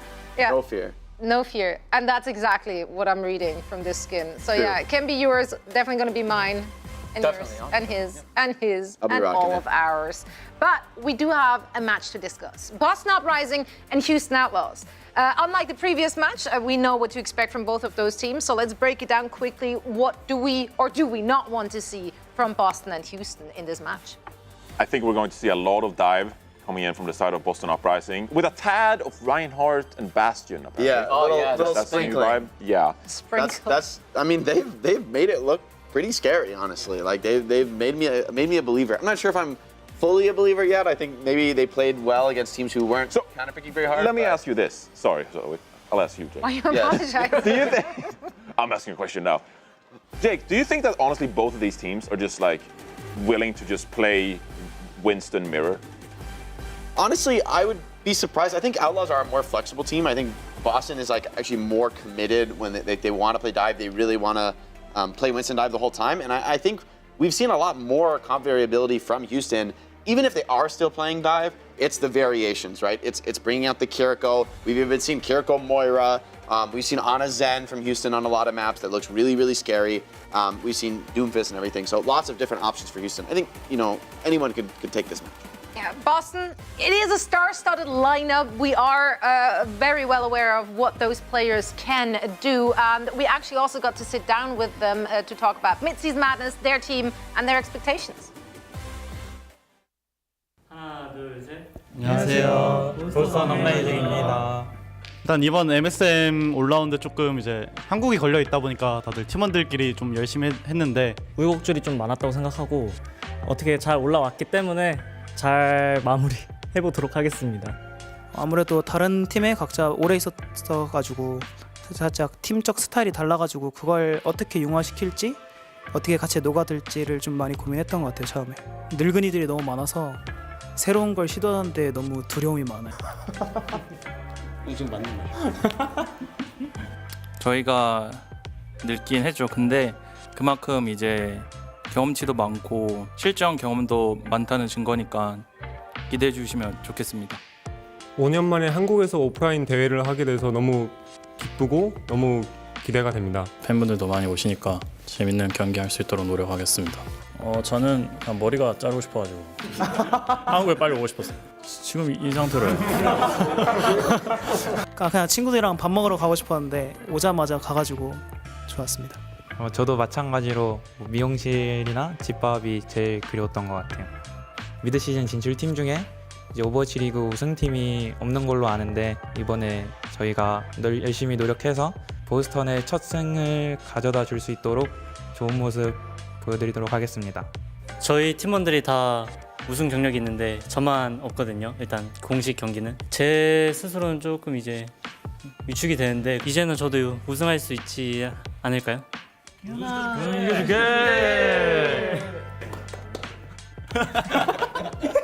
이거 뭐야 이거? 너무 귀여워. Very wholesome. I love everything about what we just saw. That was so Give Decay your cute. energy. Yeah, send Decay your That was energy. some weak Aaron. energy though. It was like, Danny, we'll make you a pick'em champion. I felt so sorry for him though. I mean, DK, an explosive player. It's an explosive team with so many big names. Let's see what they can do in their first match of the Midseason Madness. But first, let's take a look at what their opponents have to say. 안녕하세요. 휴스턴 아웃로즈입니다. 진짜? 하나, 둘, 셋. 안녕하세요. 휴스턴 아웃로즈입니다. 저희 팀은 실력도 실력인데 이제 얼굴도 뭐 뛰어난 선수들이 모인 팀입니다. 아니. 6명 개개인이 다 좀 잘하는 선수들이어가지고 하나로 맞추는데 처음에는 힘들었는데 지금은 잘 맞추고 있는 것 같아요. 못해가지고 좀 글렀어. 별거 없어요. 솔직히 저는 전승으로 1등으로 올라갈 줄 알았는데 처음에 이제 에텔전에서 한번 졌었는데 이제 그 경기가 좀 매우 아쉽고 이제 에텔전을 계기로 이제 좀 각성을 해서 이제 모든 경기를 다 잡아서 2등으로 올라온 것 같습니다. 다른 팀들이 저희를 제일 견제한다고 들었는데 제 생각에는 제가 있어서 그런 것 같습니다. 왜 웃지? 팀원들 믿어야죠, 님들. 저희 팀만의 일단 강점은 슈의 아나와 피어리스의 윈스턴이 제일 강점이지 않을까, 핵심 인물이지 않을까 싶네요. 다른 팀이 저희 팀을 왜 견제하는지 알 것 같은 게 제가 있어서. 네, 그런 것 같아요. 저희 팀이 좀 아무래도 나이대가 많아서 뇌가 갑자기 멈추거나 좀 이게 뇌 기름칠이 좀 안 되는 경우가 좀 있어서 뇌 회전이 좀 잘 되면은 우승할 수 있지 않을까 싶어요. 형들이 저랑 안 놀아줘서 많이 힘들고 외롭고 힘들고 씁쓸하고 하지만 저는 그렇지 않습니다. 예. 펠리칸 선수가 좀 형아들 상큼한 그런 비트는 역할을 해주는 것도 있을까요? 제가 항상 말이 좀 많긴 해. 시끄러워. 그렇다면 무조건 우승은 할 수 있을 거라고 생각이 들긴 해요. 딱 작년 제가 미드 시즌이나 킥오프 우승했을 때 딱 그 삘이 와요. 충분히 우승할 수 있을 것 같아요. 이번에 휴스턴 첫 우승 미드 시즌 매드니스에서 가져가겠습니다. 화이팅! 화이팅! 이번 경기에서 세체인의 맛을 한번 보여드리도록 하겠습니다.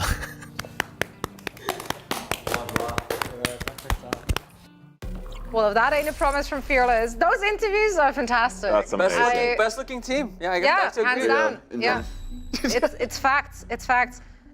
Pelican got me a little sad there for a second, but other than that, I'm depressed, lonely, and sad. That no one plays with them. And I gotta say, you guys, these kids thinking they're so old. I'm offended. What's going on there? Hey guys, that's how it is. Stop That's how it working. is. All right, Excuse me? I aged out. You know, I'm too old to play. I'm too slow. You know, I don't have those quick reflexes. Aren't you? I'm 26. All right, let's I'm ready for retire. I'm two If I retirements. could reach Two at retirements Slappy under my right belt. now. Anyway, well, that's all the more reason why we really need to support and cheer on those old guys from the Houston Outlaws. Are there any particular ones you're cheering on this weekend, Jonathan? I wasn't planning on transitioning to old guys. I wanted to highlight the legends of our sport and their You can only place be a in legend if Overwatch you're- League if history. you're So around for let's take a look at Violet, who leads the all-time healing done leaderboard with 7,913,423 healing done in Overwatch League history. Just take a look at this.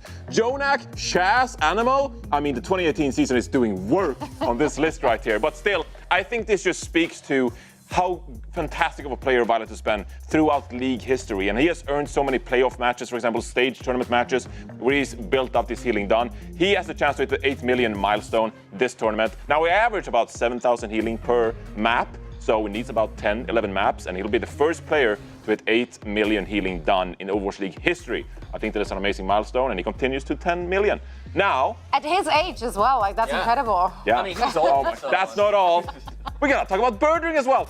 Your 2018 Overwatch League champion, all-time final blows. Profit takes the lead with 7,181, but Birdring can hit 5,000 final blows. Joins the list of Flera, Carpe, and Profit. Only 4 people by that point will have had 5,000 final blows in the league all time. I think that's an incredible achievement that puts you next to some legends of the sport. And we got one more. I promise this is the last one. I promise. keep on The historian in me, promising. it's the last one. We got Decay as well. You saw it for just a fragment of a second right there. Decay as well. He's going to hit 10,000 eliminations. He'll be about the 13th player in Overwatch League history to hit 10,000 eliminations. So yes, but I just wanted to highlight, like, these are actual legends of our sport right here. We have the league running now for about 6 years or so, 6 seasons, and these are some of the most revered names in our sport, and they have opportunities to reach some incredible milestones. Yeah, it all comes with age. It all that's comes so with true. age. No, But but that's- I've been working all these years too, you know, like. And it shows. Yeah. Anyway, let's take a look at our predictions. You know, as he said in the interview, sometimes our brains stop working, as evident in our first prediction of the day. Maybe somehow we can recover from that in the second match. I went with the Houston Outlaws. At least one person is really excited about that. No, I think Outlaws have to be the fair. Same. Everyone. Wow. Yeah. We're aligned. We're in sync. Look at what happens here. We're going down together. We're going down together. I'm a little worried we were all wrong last time, but this is a different match. Two maybe a little bit more known quantities. We know how they match up. But I actually think any given day with these top two teams. All right, well, let's hear it from our casters again. Mitch and Matt, are you doubting our prediction for this one? No, not in terms of team. I actually thought that this would probably be a little bit more lopsided, not all 3 twos for the Outlaws. Yeah, I actually thought if you were gonna, me and Jake, Wait, are you still on we bleed green, Jake, me and you. I'm an honorary Outlaw. No, I actually thought that you guys would probably say Outlaws like 3-0 or 3-1. Realistically, I thought if somebody was going to pick like a upset or a close game, it would have been like our first series of the day, not this one. Yeah, look, I don't blame you for saying that. I think that like coming into a tournament like this, right, we're feeling like the Houston So he's grilling me. I don't know what happened. What'd you say? What'd you say? What'd you say? I just hear this echo in the room. You know what I mean? Well, we'll check back in with them afterwards. No, she didn't say anything. She's just trying to make me make weird faces at me. Her and Danny have been doing it all day. Yeah, we're out here to make our life hard for one another, ladies and gentlemen. But welcome back, of course. We have the Boston Uprising and the Houston Outlaws going head-to-head on stage here. So we're renewing a rivalry that's played out pretty extensively already in the Western region. Pretty hard to say that the Outlaws would be unfavored in this kind of head-to-head, but Boston have looked against some really tough opposition, very solid. Smurf is showing us honestly a bit of depth to that hero pool, right? This isn't just a Winston dive team. The Outlaws is what we've definitely seen Fearless show us that they can also rock in the rush if they have to. And I believe like Houston obviously comes in here. I know the number 3 overall seed, but I thought there was a chance. Obviously they played the Atlanta Reign really early on. That they could have been the number 1 seed. Like I think they're that good. Where I think you look at them against a team like the Boston Uprising. I think Boston, they can like rise to the occasion, but I don't know if I put them in the same tier. I was a bit surprised that they all had 3-2. How do you feel about the Doomfist here against the rush setup? It's something I thought that Hangzhou might have tried. Yeah, we thought about it. Maybe Hangzhou was going to try it. It's like a different kind of like variation of playing, obviously, like a Winston-based composition. Maybe you feel the Doom has a little bit better survivability. All right, triple Bionade connection there from Izayaki. Pressure on the back line for the Outlaws, but the front line, really not too bothered at all. Pelican, sends Birdring packing. Yeah, if I had a score prediction, so what? I actually thought that Hangzhou would win that last one 3-2. We were talking about it. I think this is like 3-0, 3-1 Outlaws. Like I think Boston actually like could get an upset, but I think a lot would have to go their way, at least in my opinion. That's kind of where I thought things are coming. He's looking very well drilled here. Both teams, like I said, calling themselves old. I don't know what that is They about. kind of are though. Like how Johnny was like showing all the stats. These are 2 teams full of like players with so much history. Distinguished and veteran competitors, but that's because you're getting scared about being labeled as old. You're older than me. What do you want to be? Slow that gabber for just a moment. A distinguished caster. You're just old. I'll be distinguished. You be extinguished. You keep that up, man. Smurf here trying to back up. Hacks briefly. The Outlaws doing a very good job of taking space and making it a pretty hard map for Smurf to really set up. I kind of dive. We're at 50% already. And Happy's got this EMP. He's just going to blow Lee Jae-gun up. Nothing he could do about that. But that's emblematic, I think, of what we expected the Outlaws to sort of look like coming out of the gates here. They have the base set up, but Decay's always going to be a problem. They give him the Nano. They're trying and give him a championship. First the Nano, we'll talk about the second part later on. So far, those so good. He is cleaning up. Yeah, so you get the Nano on to Decay. He actually starts to pop off a little bit on the point. You actually saw some of Smurf's survivability. Able to use that Meteor Strike, stay alive for a little bit there on the point. Hello there. But when Smurf goes in, right, you're going to have, like, obviously the Brig to bash, the sleeps. You're also going to have that field from Ramatra, right, that can just, like, slow and just, like, prevent the Doom from just being as mobile. The timing there not great yet. Smurf's on the back foot just as Birdering's being chased down and hacked by Happy. He's able to complete the kill here. No Sombra to work with for Boston for quite some time, in fact. So it's going to be an easy recap, and They can chase Smurf down, or at least the rest of his team here. There's some stagger potential these next few moments. Oh, Blizzard comes out. They're trying to go deep for these kills. Yeah, that Blizzard from downtown there from Pelican doesn't get anything. I mean, getting a big stagger there could end the round, but it's a massive investment of the Blizzard to try and secure that against a team that's keeping you at arm's length as they are on the back foot there. So, yeah, that one is wasted, to be fair. EMP comes out here, shoot instantly blown to smithereens. The follow-up for the Boston Uprising is good. They're spending EMPs here just to play the game. They really want to start to build some steam. You're okay with this, though, if you're the Outlaws, right? 97% one-fight territory. Yeah, Pelican now go over to Tracer because you think you have a nano, obviously, that you can use on Fearless with the Annihilation. Maybe you farm up an EMP here, you follow that up with that damage from the Tracer, just collapse on a support, and you win the round. Boston actually have more final blows than the Outlaws do at the moment, oddly enough. Boston are getting a player picked and Happy then knows. Yeah, look at this. He destroyed Birdwing's Translocator and just kind of like shot in the direction he knew where he's going. Decay living dangerously there. Able to get back to the health pack just in time, but this is slowing things down for Boston. It splits them up. Decay returns with a vengeance into the Annihilation though, and very quickly Smurf says, beam me up. I do not want to be here. Lee Jae-gon doesn't have a choice though. Fearless, he's out of Annihilation now. Out of Nemesis form as well. The pressure's starting to mount for the Boston Uprising gang, and they do have this rally in play. Fearless trying to protect him and Violet as they back sheepishly off the point. Yeah, they forced the nano here out of Boston, and then Shu obviously still has his nano, ended up dropping early. So you get them to use rally and nano, you come back with EMP nano of your own. Oh, okay. Smurf able to get the kill on Happy there. That's big. Yeah, that's huge. The Outlaws thought they might have built a window here to get back onto the point, but now they're being staggered out. This is coming down to one fight. Yeah, I mean, still, I think you do have a huge advantage here if you're the Outlaws, right?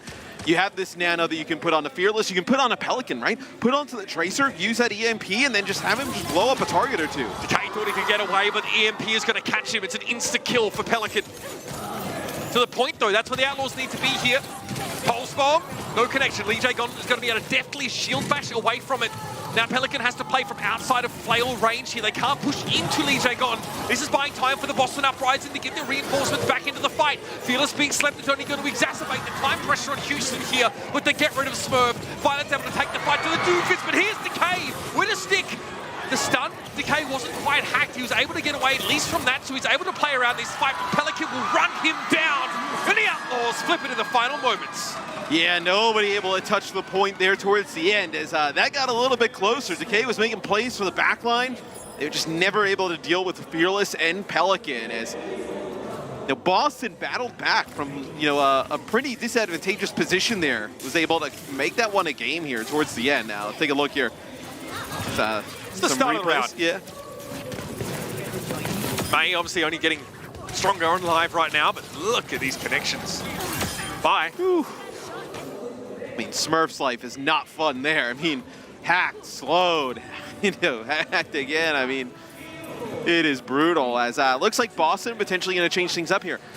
Looks like Ramatra-based composition, Decay on the Reaper. Yeah, so we actually saw the Florida Mayhem play a lot of this in our previous series. I like the variation. It's pretty scary stuff for a Winston to deal with here, but this is the Outlaws in their element, on their preferred composition. Can they work around the rush here from Boston? Smurf takes the high ground as you'd expect here. Fearless obviously not opting to vie for control up there at this time. Happy be circling. Oh, spots the Sombra there. Lee Jae-gon's already gone down. Birdring also, I think, got lit much earlier than he would have liked.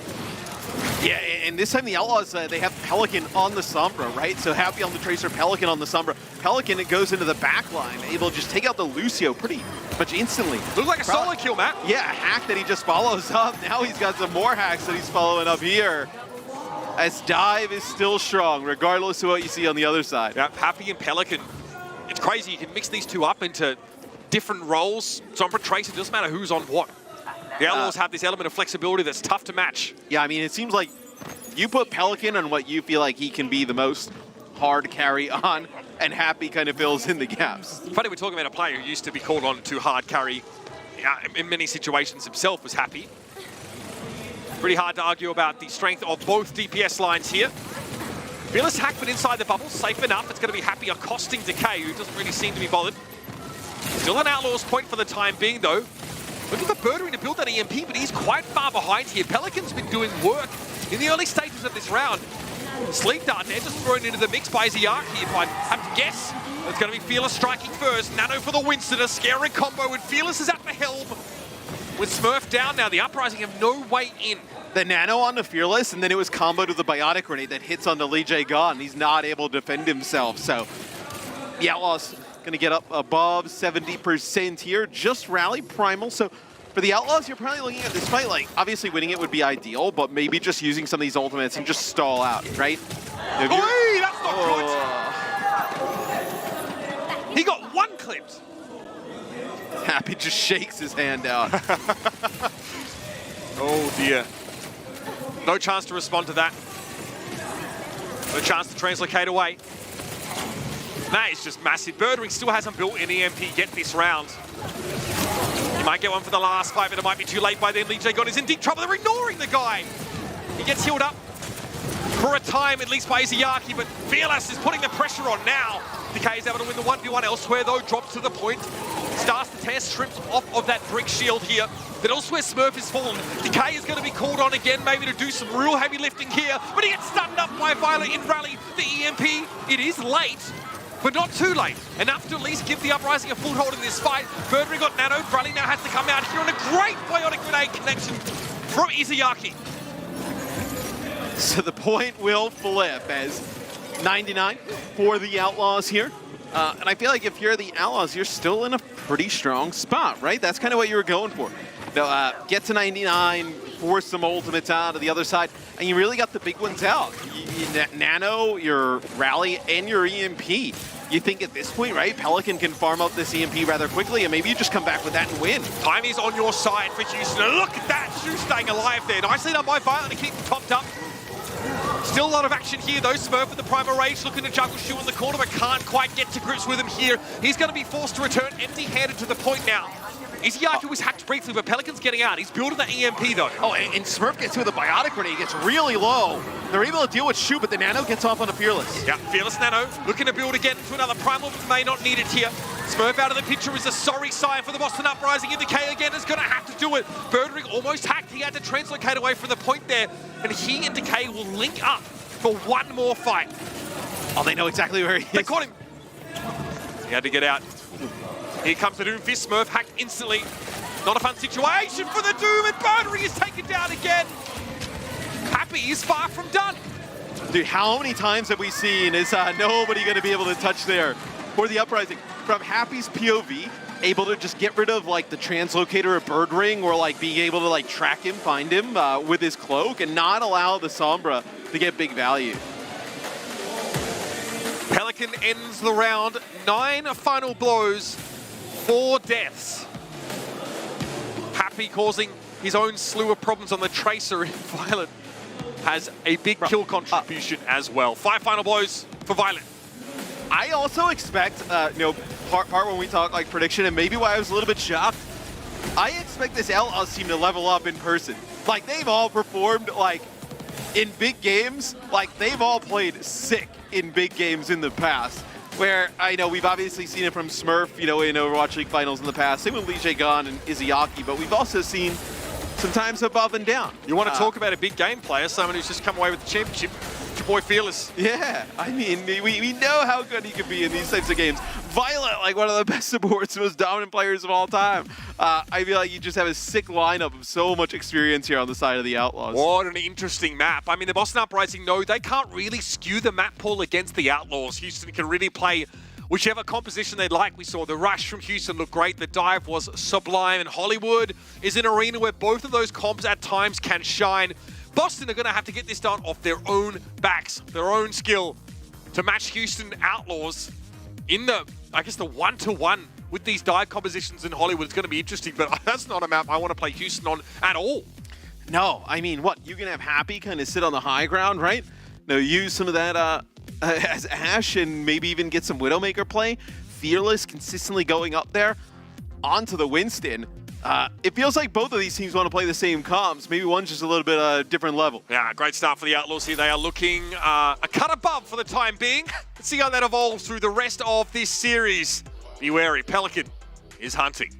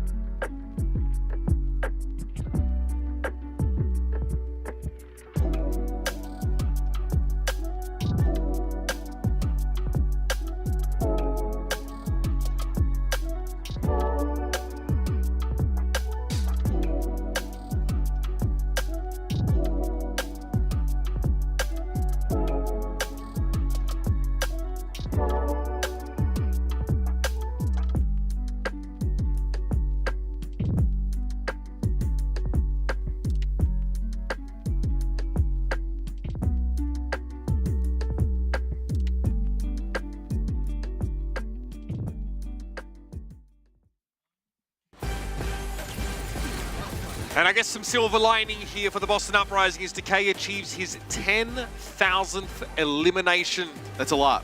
Joining a short list of players there at the top. Been a fixture in the Overwatch League for quite some time. Been a real impact maker. He was on that map as well. It just wasn't enough to give the Boston Uprising a win to start the series. Yeah, like pretty good map from Decay, but not a win. I mean, we were talking, like, I feel like these teams are, they kind of want to play the same things. They kind of want to play the same styles, but I just kind of like favor Houston to do it maybe a tad bit better. Yeah, like, I mean, you said like you're a little surprised, I guess, at maybe how close the desk thought this matchup would be. And I kind of feel that, right? Like these two teams with some differences, I think, like Smurf will sometimes go off script a little bit in terms of his tank selection. Boston are a team that, you know, will try and pick Shambali Monastery and play Bastion. But generally, in the rush or the dive, I don't feel like they're favored against the Outlaws. Yeah, so you got Twilight coming in here. This guy, though. Yeah. You want a secret weapon? You want someone to tip the scales? Twilight's your man. I'm always just, like, he was, like, kind of, like, on the bench for the shock. like, just, like, wait, what? Like, Twilight? Yeah. I mean, just an insane player on the support. So probably going to see, like, what, a lot of Vana here, potentially? Yep. I think that Hollywood is a great map for him to showcase his ability. It's very positional when you're defending in the second part of the map. And also you're often called upon to deal with, like, sometimes 1v3 scenarios where you're dived by Winston, Tracer, and Sombra. You know, we have seen Twilight absolutely manhandle opposing Winstons on many occasions, right? It's constant sleep darts, constant disruptions, these ridiculously long-range biotic grenades. I think of a clip that we saw on Hollywood Defense where he's playing point A, he like throws it into the choke, catches a player. The guy does it all. I think he's the best Ana player in the world, right? Like, he's going up against Shu here, so it's a tough argument to make. Piggy, what's good, fam? But again, I really do think that Twilight, a very special, sort of once-in-a-generation kind of player. Smurf one on the back's cool as well. See, it's like Smurf on top of Winston with a Smurf. I see that. I was just pointing out, I know your eyes are pretty bad, so I was just making sure you see it. Yeah, old age getting to me. The Outlaws, though, might be Gargamel here, man. I'm not going to lie. They are looking pretty hot coming out on Antarctic Peninsula, and Hollywood is, is a map where they are ecstatic to get to play on. It's gonna have a lot to do with like what impact these backlines can have over the course of these series. Really, I think this is going to be more of like when we get to that second phase of the map, who can dislodge the other from the high ground, right?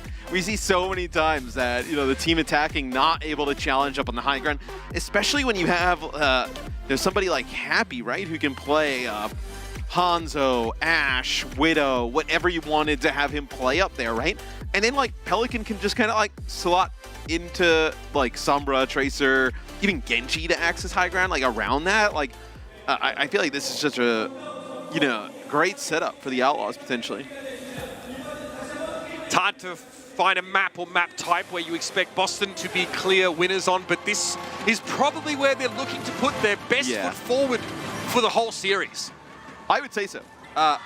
Look, I think getting Twilight in, if you're going to play this, play him on Hana, right? I think he's tremendous, like you mentioned. And then Smurf is awesome on Winston.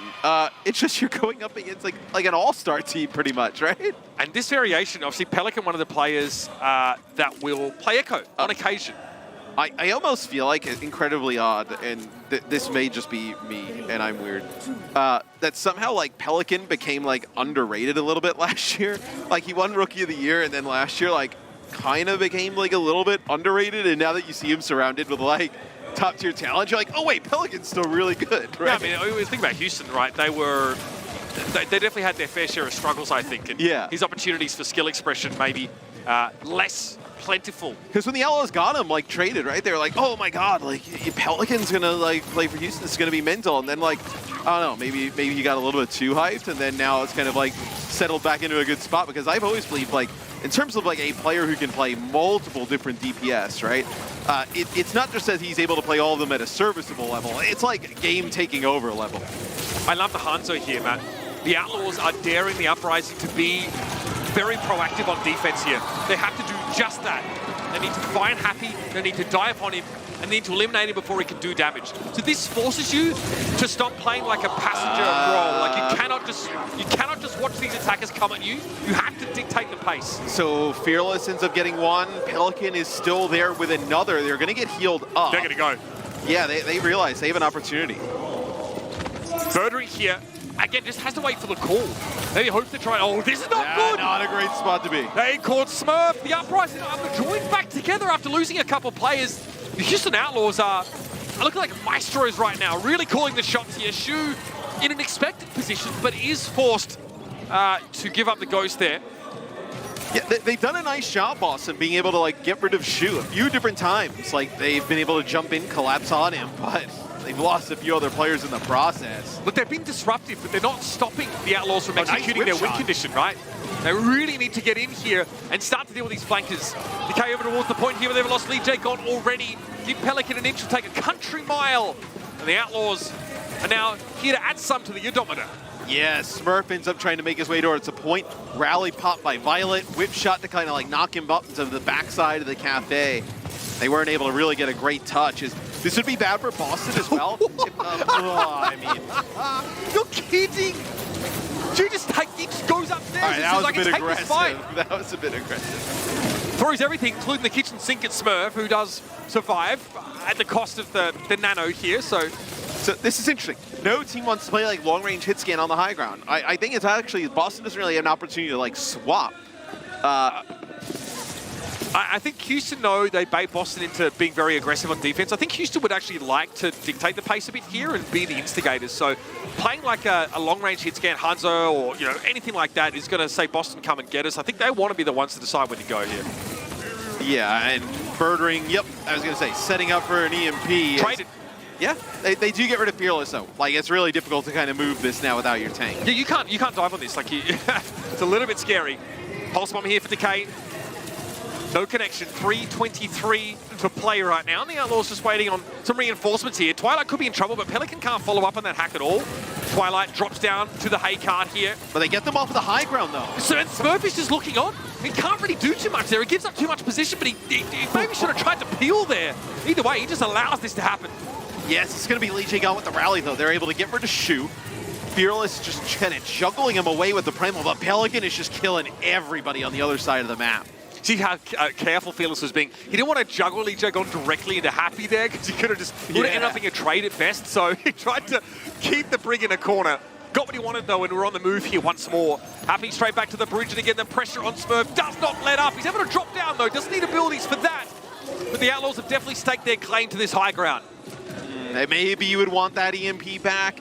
I think if you can get that kill on this Smurf, obviously it looks awesome, but a little bit risky. Maybe if Fearless was there like a split second earlier, they would have been able to secure that. That's where maybe you can exploit some of the Outlaws. Going for a ride. He's done. Primal here for Smurf, looking to take the high ground now, circle back and pressure Violet down as this rally expires. Decay, though, again, falling to Pelican, who in the background has been doing so much work here. You've got to commit the nano boost here to Lee Jae Gon.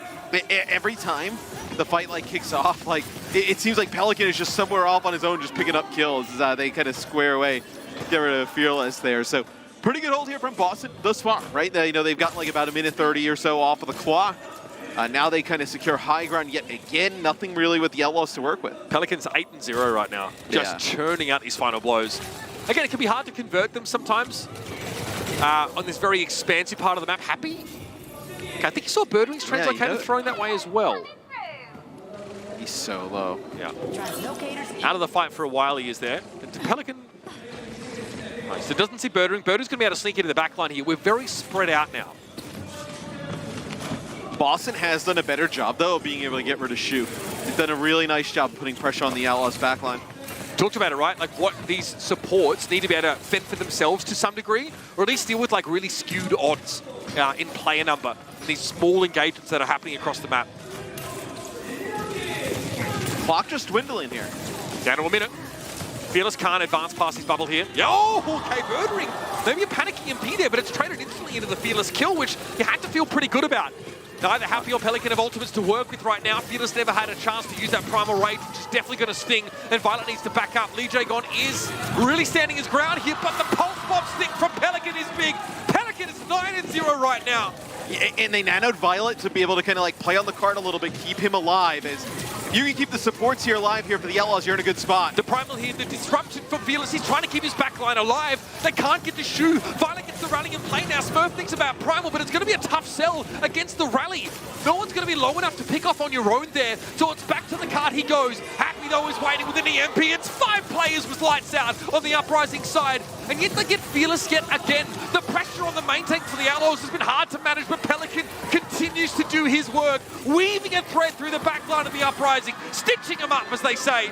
And Houston will be headed into the studios. You would think Pelican is the one who could be invisible out of the 2 DPS. 11-0. He is just in the backline with a nobody checking him, running around.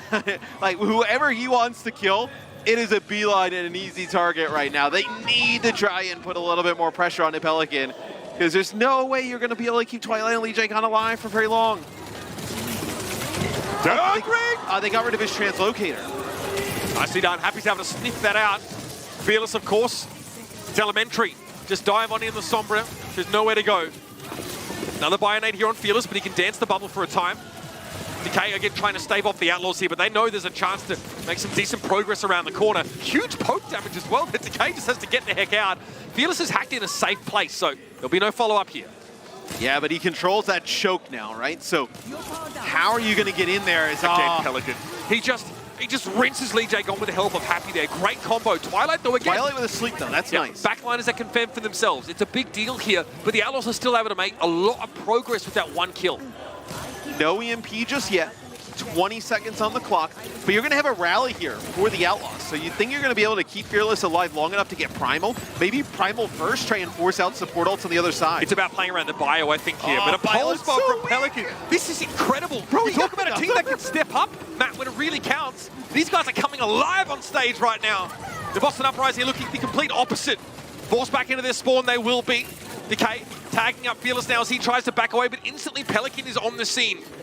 Decay pressured to play around the corner right now, but a pulse bomb on Violet could be a way to stop the cart from advancing. EMP though, Smurf gets caught by it. Pelican's able to find a connection on Shu though. There's no backliners left for the Houston Outlaws, but it may not matter. Pulse bomb connection, Happy start to run wild a little bit here. Decay can stand his ground for a time at least. Pelican, he can't be followed. The 1v1, Decay getting pressured down and Burdery's gonna have to return. Happy gets rid of the Tracer, but Pelican eventually falls. It's just the Sombra to try and get it done, and the Outlaws run out of steam. So Boston clutch up there on D at the end. I mean, just to win on that clock. They prevented a extremely fast Outlaws time there in the second stage of the map. Able to hold that high ground, make it costly every single fight for the Outlaws to gain any type of progress of the payload. But what a first half from Pelican, man. I mean, just absolutely dominate. Boston, though, playing to their win condition here, right? Doing a great job of pressuring Shu and Violet. You know, Smurf has to step up in a really tough matchup, but he's definitely someone you can rely on in moments like this. It's what we kind of thought they had it, right? EMP came out from both players. You lose Violet and Shu to Decay, who just quietly does Decay things. Getting rid of both those healers mean the Outlaws don't have the staying power to finish the round. So now we'll see the Outlaws on defense, where they'll actually play that Hanzo, it looks like. So maybe you kind of play the Hanzo up in the cafe, put down some damage, try and burst targets as they come in, and instead of really kind of playing for that aggressive dive, maybe play a little bit of a counter dive. Decay found Omi managed to double his final blows for the round in that last fight. He's been kept very quiet. He's been losing out in impact, at least, Tracer to Tracer. The Uprising here. Okay, what are we going to see here? I don't think Kiriko. Back to Ana for Twilight. So I like the defensive Hanzo here for a bunch of reasons. You can play a loose end a lot of the time. Good pressure on that Winston bubble especially. So you're going to see Birdring play the Hanzo as well. So a little bit of a battle in terms of the long range here. But Happy, I mean, look at this high ground you can have, right? Just kind of putting in shots, whether it's onto the tanks, whether it's onto the break, kind of coming through the choke, just a great angle. So it becomes much more positional now, where both teams are going to be less willing to just give up ground and rotate. You've got to play around your Hanzo position as much as you can here. Okay. Another key kill on Ana. Shu is struggling to stay alive here. 7 deaths for Shu so far. They've had a really tough time keeping them up. Smurfy, great bubble placement. This is going to force the Outlaws off the point for the time being. They'll be able to come back in at probably 2.5 ticks. By that point, they're going to have to be picture perfect.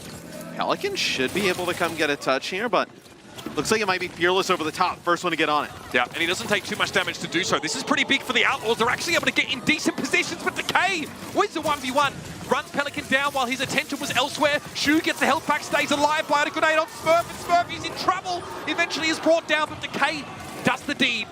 He's able to finish the job here and force a 3 versus 2. The Outlaws here are going to struggle to stay alive in this one, and it's all about Decay. Dude, Boston has looked really good on this map thus far. And now they unlock the payload. They have a ton of time left to get it through this phase. They don't need like a full map completion, right? They need to get it close. But they have what feels like an eternity here to push through, like almost 5 minutes, and they can control the high ground. Very quickly trying to establish that position, right?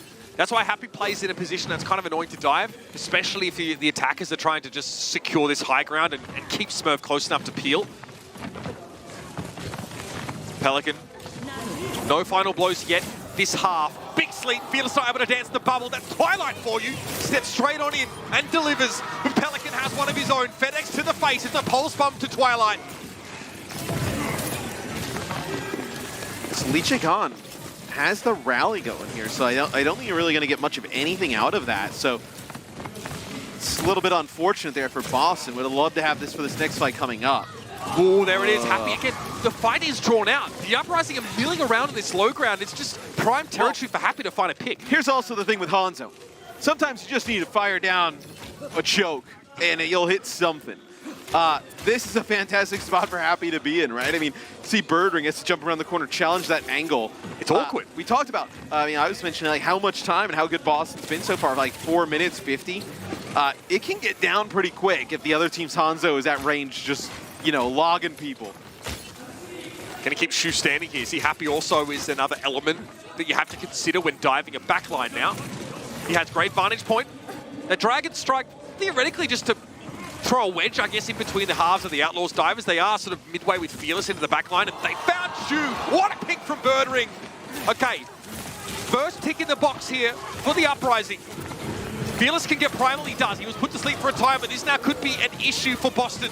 It's the cat amongst the pigeons here. Lee Jae-gon seems to be first on the menu. Happy chimes in on the Hangzhou for 2, and that's that for the Uprising in this fight.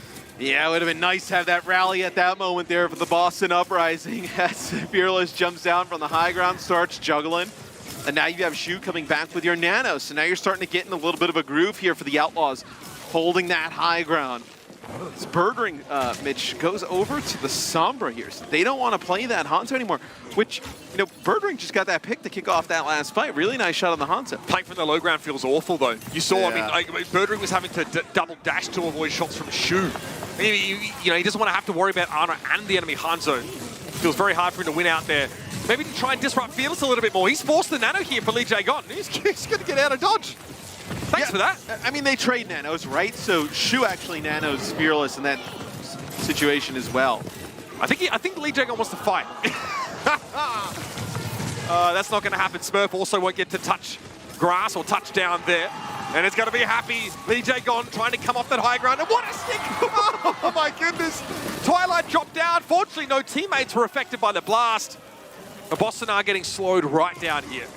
Yeah, look at this. Fearless actually chasing. Knows that Birdring kind of went in that direction. Maybe just trying to find a translocator, pick him off.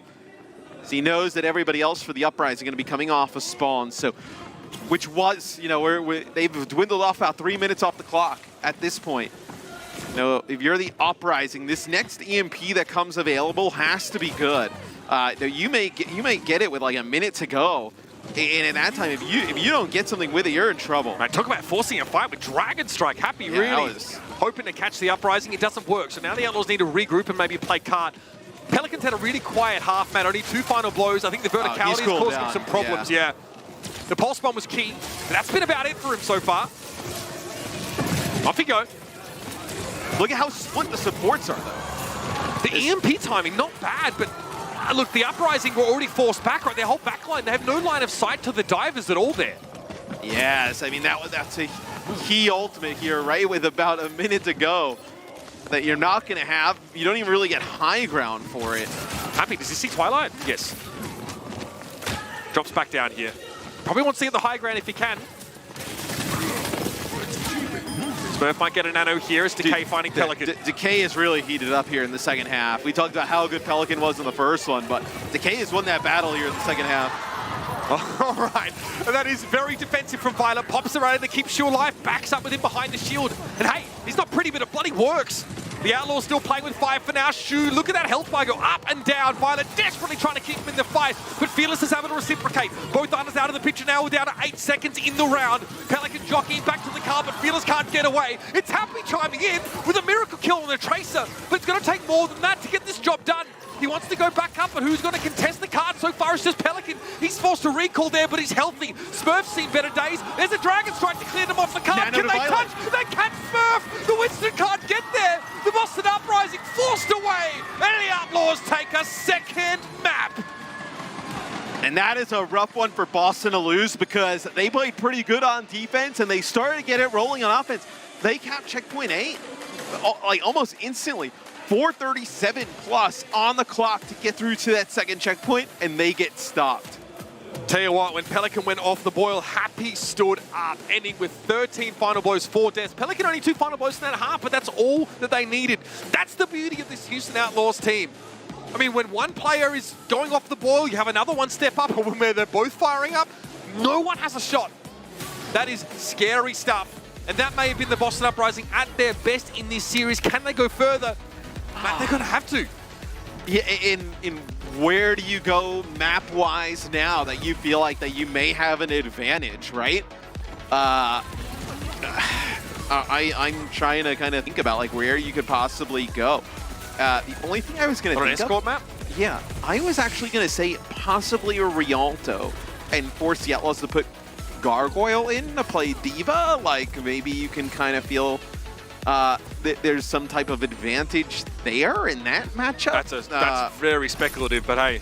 But, so we're going to go Junkertown. So obviously you can play like double sniper here at times. Still, you can play like, Hanzo. I think you'll probably see just some more dive. But this allows like Happy to go on the Widowmaker. You can even see maybe some Genji play potentially. Like maybe a Caligo substitution here? We've seen teams try and play like slow Sigma comps, but you can't do that against Houston. They will just pick Zenyatta. Yeah. They will just, you can't, like, I don't want to see Rush from Boston on this map. I don't want to see the Sigma. If they're going to win, they need to keep the pace up. I think that's their best weapon. Their opponent tends to be a little bit more adept with it, though. That's the problem. Junkertown is the third map in this series. The Boston Uprising had better hope it ain't the last.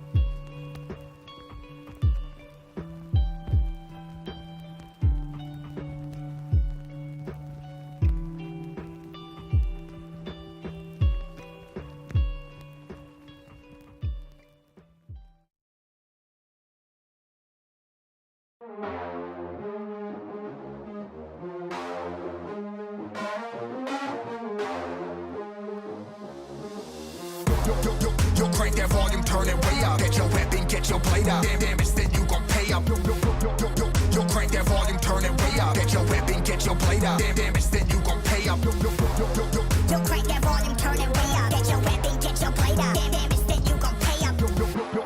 Yo, crank that volume, turn it way up. Turn it way up. Turn it way up. Crank that volume, turn it way up. Way up. Another day at the office for Fearless as he renews his claim to the title of best tank in the world. If you want to see this guy do it on a national level, you can cheer Fearless on as a tank representing South Korea in the Overwatch World Cup. Teams across the globe are competing to be the first Overwatch 2 World Cup champions. So tune in June 22nd through July 2nd to cheer on your team in the online qualifiers. Your top 16 teams will battle it out in an epic LAN this fall. OverwatchWorldCup.com is where the info is at, so go and check it out. And maybe you'll see me and Matt around there somewhere. No promises. That's possible. That's a good possible. chance. I mean, I love World Cup. It's like one of the best times of year for Overwatch in general. As Boston, man, they got to get things going here real quick. It is not looked good thus far. Izayaki coming back in there for Twilight. I will say, the second half of that game, they really, I mean, it's really weird to say like they almost played like better than Houston, but then still lost the map. But they kind of were for an extended period of time. I think they did a great job, like we sort of discussed, right, of executing the win condition and pressuring that backline. We're watching a lot of the time Boston execute these sort of dives. Decay suffers a lot. Pelican goes absolutely hog wild in the first half. And then Happy just switches to Hangzhou, and all of a sudden, it really changes the dynamic of the game. You have to find a way to pressure Happy. It's another reason for Boston to try and dive, but it takes their attention away from, a lot of the rest of the threats on his Outlaws outfit. And so all of a sudden, Happy just turns out, it's like, I don't know, 7-8 kills for the half. Some of them ridiculous picks, just dominating with that use of the high ground. I saw Birdwing switching off, right? He doesn't want to play Hangzhou from the low ground. It's just not happening for him. Yeah, Izayaki coming back in here. It's interesting. We talked about maybe some Zen play from the Outlaws. Boston obviously could like match that look as well. With Izayaki potentially playing the Zenyatta. We've seen that, in the past. Boston Uprising eyeing off that lower bracket. Potentially here being at 0-2, and that's a scary place to be. Very scary. I will say, in the break, looking at that schedule, a Spark Rain and then an Infernal Outlaws are two bangers of matches, though. I mean, those would be some crazy games, man. I mean, those teams are gonna, those matches are gonna be close. What time is it here, West Coast, man? It's like 9:30. We're going light today. Oh yeah, here. yeah. We're pulling a late one, everybody. So get your snacks ready. If you're on the West Coast, East Coast as well. Now I think of it, get your comfy pillows and strap yourselves in, because this one is far from done here. The Boston Uprising select Junkertown. That's a map they feel good on, and there's a decent reason for that. Yeah, it's Boston 2-0 on the map, and the Outlaws have not won. Not a huge sample size, right? 2 games for either team. No context of like opponents here potentially as well. We'll see as we start to get ready here for Junkertown. If Boston can extend this series. So Houston 0-2 in Junkertown, which is interesting. I mean, that's not really taking into account their choice of opponent. We've seen them play Zen, seen them play Widowmaker on this map. Obviously, it's not a map that they're not really selecting, not really preferring to go there. I'm curious if they tone some of that down. Maybe just stick to their guns, play like a more solid kind of dive. Why do I have a memory of them playing against the Mayhem and just finding no success? Yeah, you might be right. I feel like we cast it. Like Merit, yeah, like Merit was causing them a lot of problems on a Widow of his own. But hey, different stage, different opponent here. I don't think you feel terrible about, taking a Widow duel against Birdwing, for example, if that's where he's going to be. Obviously, a story to celebrate a hit-scan player in his own right, but you have all the tools on the Outlaw side here. You want to figure it out here. You make a huge statement to everybody else at the Midseason Madness by stepping into a map like Junkertown you haven't won on yet and putting in a dominant showing. That's what they're looking to do here. Yeah. You start to really put your stake in the ground of, hey, we can challenge Atlanta for that #1 spot, right? But what do you think from the Uprising? Like, what kind of composition should we expect? Because I don't see them playing anything slow and sort of playing into a potential like Zen counter pick. I imagine they'll really want to try and keep playing dive if they can. Yeah, you would think so, right? I can't imagine them playing something like Sigma, right? Or, you know, a little bit slower like Rush. We have no Kaleo sub, so... No, if you were there going to play Sigma, right? Or even like... You could have Kalios in to play Sigma, then like Diva if you want like a dive. Did we get a Gargoyle sub? No. No. So that probably limits our expected tank heroes drastically. Wind in Overwatch, I feel like. I myself am here for it. Yeah, just what do you play around it, right? You know, what about Tracer and a little known hero called Sombra? Okay. Yeah. What do you think about that?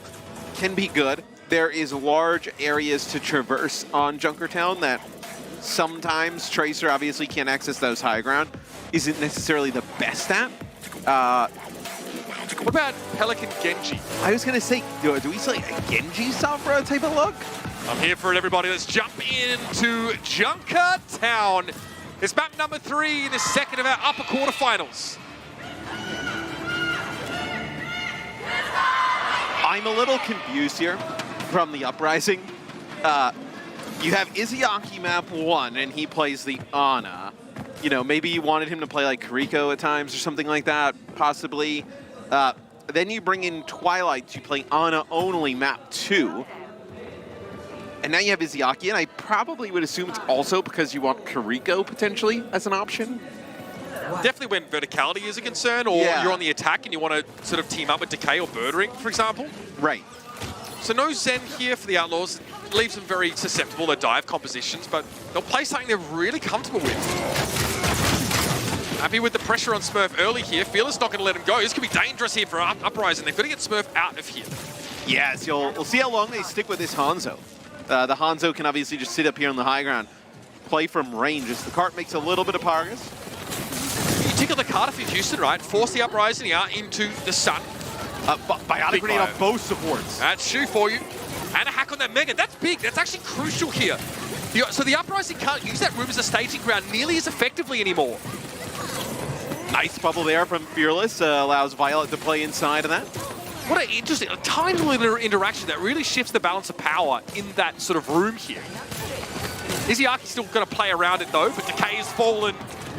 Happy hacked on card, but breaks line of sight, jumps inside the bubble, and now you're trapped in a room with a hacked Mega. It's terrible for Boston. And I know that the Outlaws are 0-2 on this, but if you're going to play the same comps you've kind of played the last few maps, like, you know, they've been good on them, right? Just regardless keep it of the map. Yeah, I mean, well, I thought Boston was going to come here because maybe they had something different they were going to play, right? And not play the mirror. Wait, what are you going to do? A different map. Yeah, this is your best style. Like, you're up against the Outlaws, right? Just got to... that's a checkpoint, too. Yep, they got that. No chance for the Uprising to contest that. Would be brutal. Smurf doesn't look like he's at risk of that right now. It was a nano committed to Fearless, probably just to get the points. So, Shu makes good on his investment in that sense. Now we talk about the Tracers and verticality here, right? A little bit hard for the attacking Tracer to find like a decent route to get a good stick. But you win one fight here, you like flank and get one good pulse bomb on a support.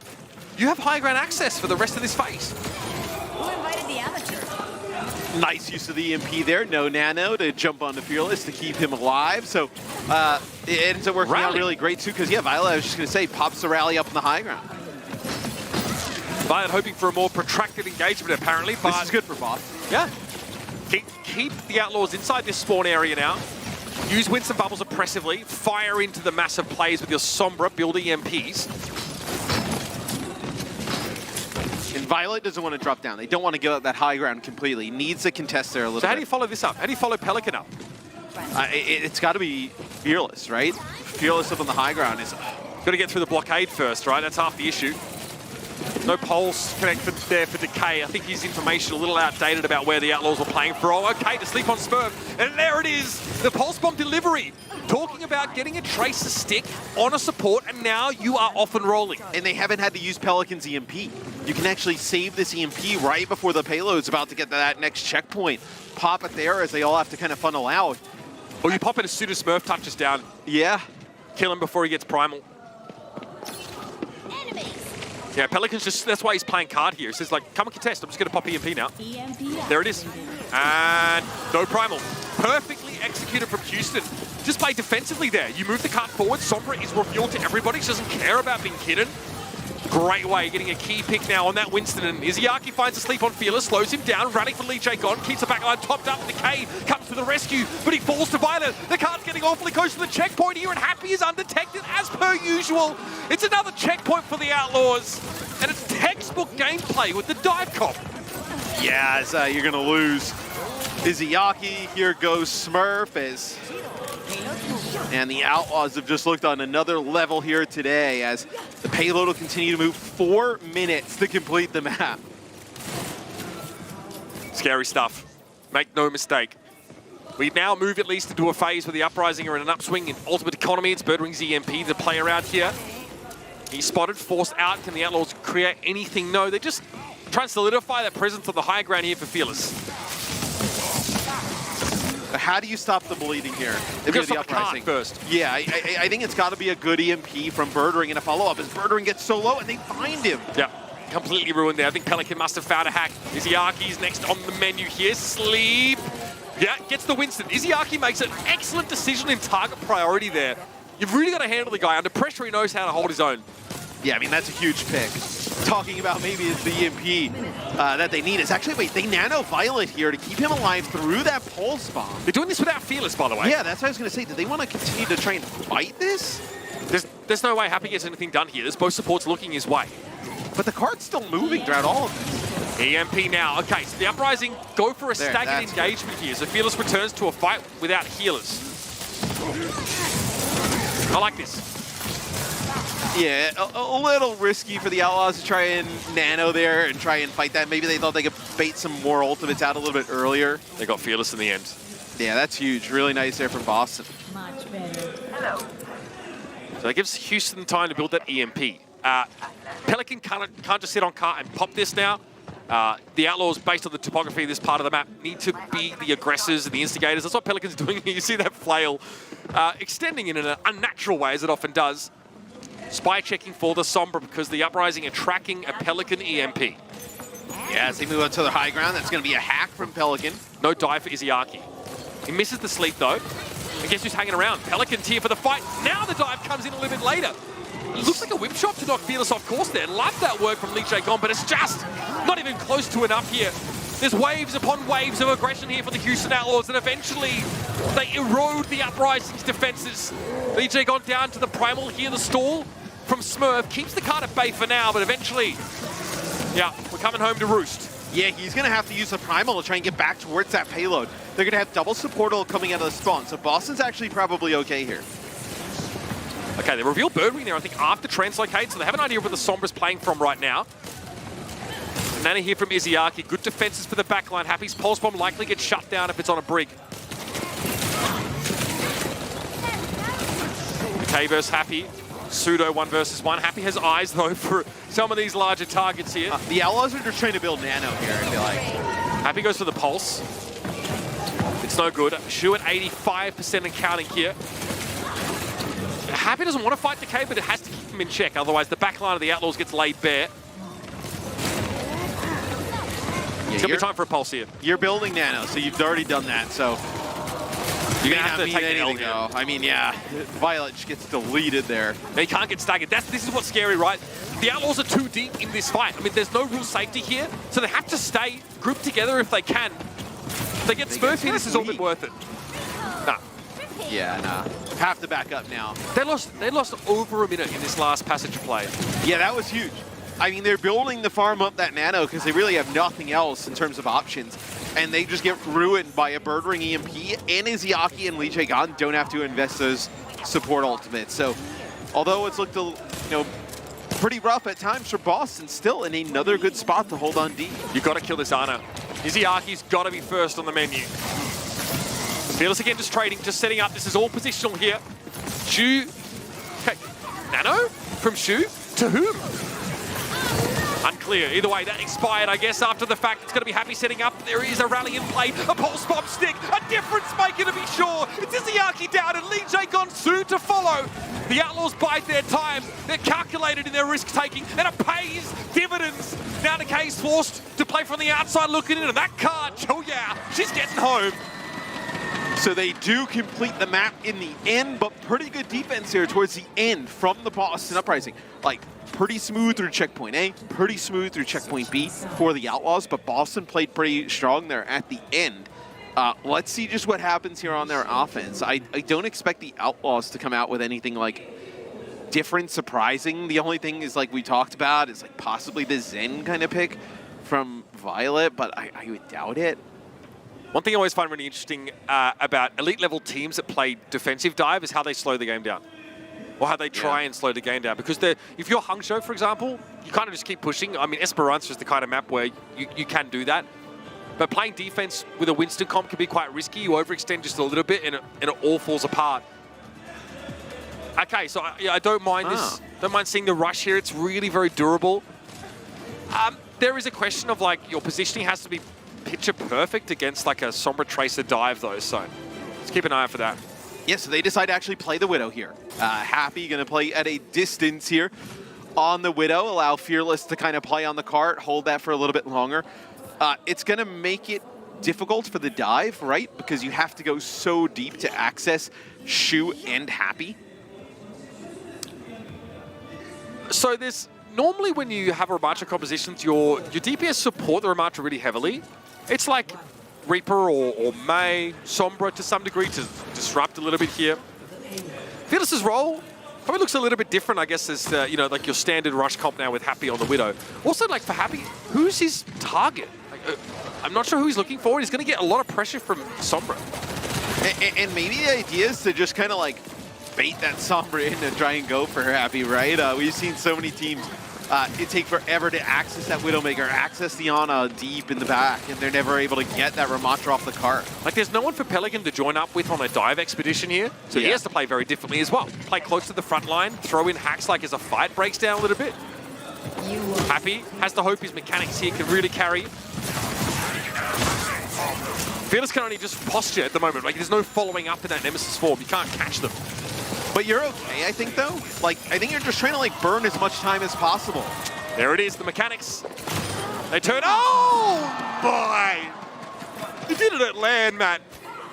I mean, he's, if there's a hero that he's, like, known for, it would be, like, the Widowmaker, right? I mean, just, he's always been tremendous on Widow. Up we go. Izuyaki under threat. Happy puts him on notice. He has coverage of basically the entire map from where he is right now. Very cognizant of birdering. Now, does he see that? Okay, gets rid of the translocator. Birdering now needs to play a little bit more conservatively. He's caught by the Venom Mine as well. Look at these two DPS for Boston. They're so preoccupied trying to get all the way around. They're just dancing. Like, yeah, and if it's like, what? Bam. EMP, backline, Lee J God disintegrates, by the way. No shield to protect from Happy, who drills one straight into him. Nano here for Violet. And that's enough to stand up against a nanoed Winston. I mean, come on. Now the repair packs get flung into the back line. But if Birdring and Decay... Oh, that's huge. Two? Wait a minute. There might be something here. I was going to say, if Birdring and Decay can't get into the backline and get rid of Shu and Happy, there's no way you're going to be able to like win in this type of situation, but that double kill there might be huge. The infraside timing with Birdring close to an EMP means he can't sneak this one of the Outlaws. They're going to know, they're going to see him coming straight away.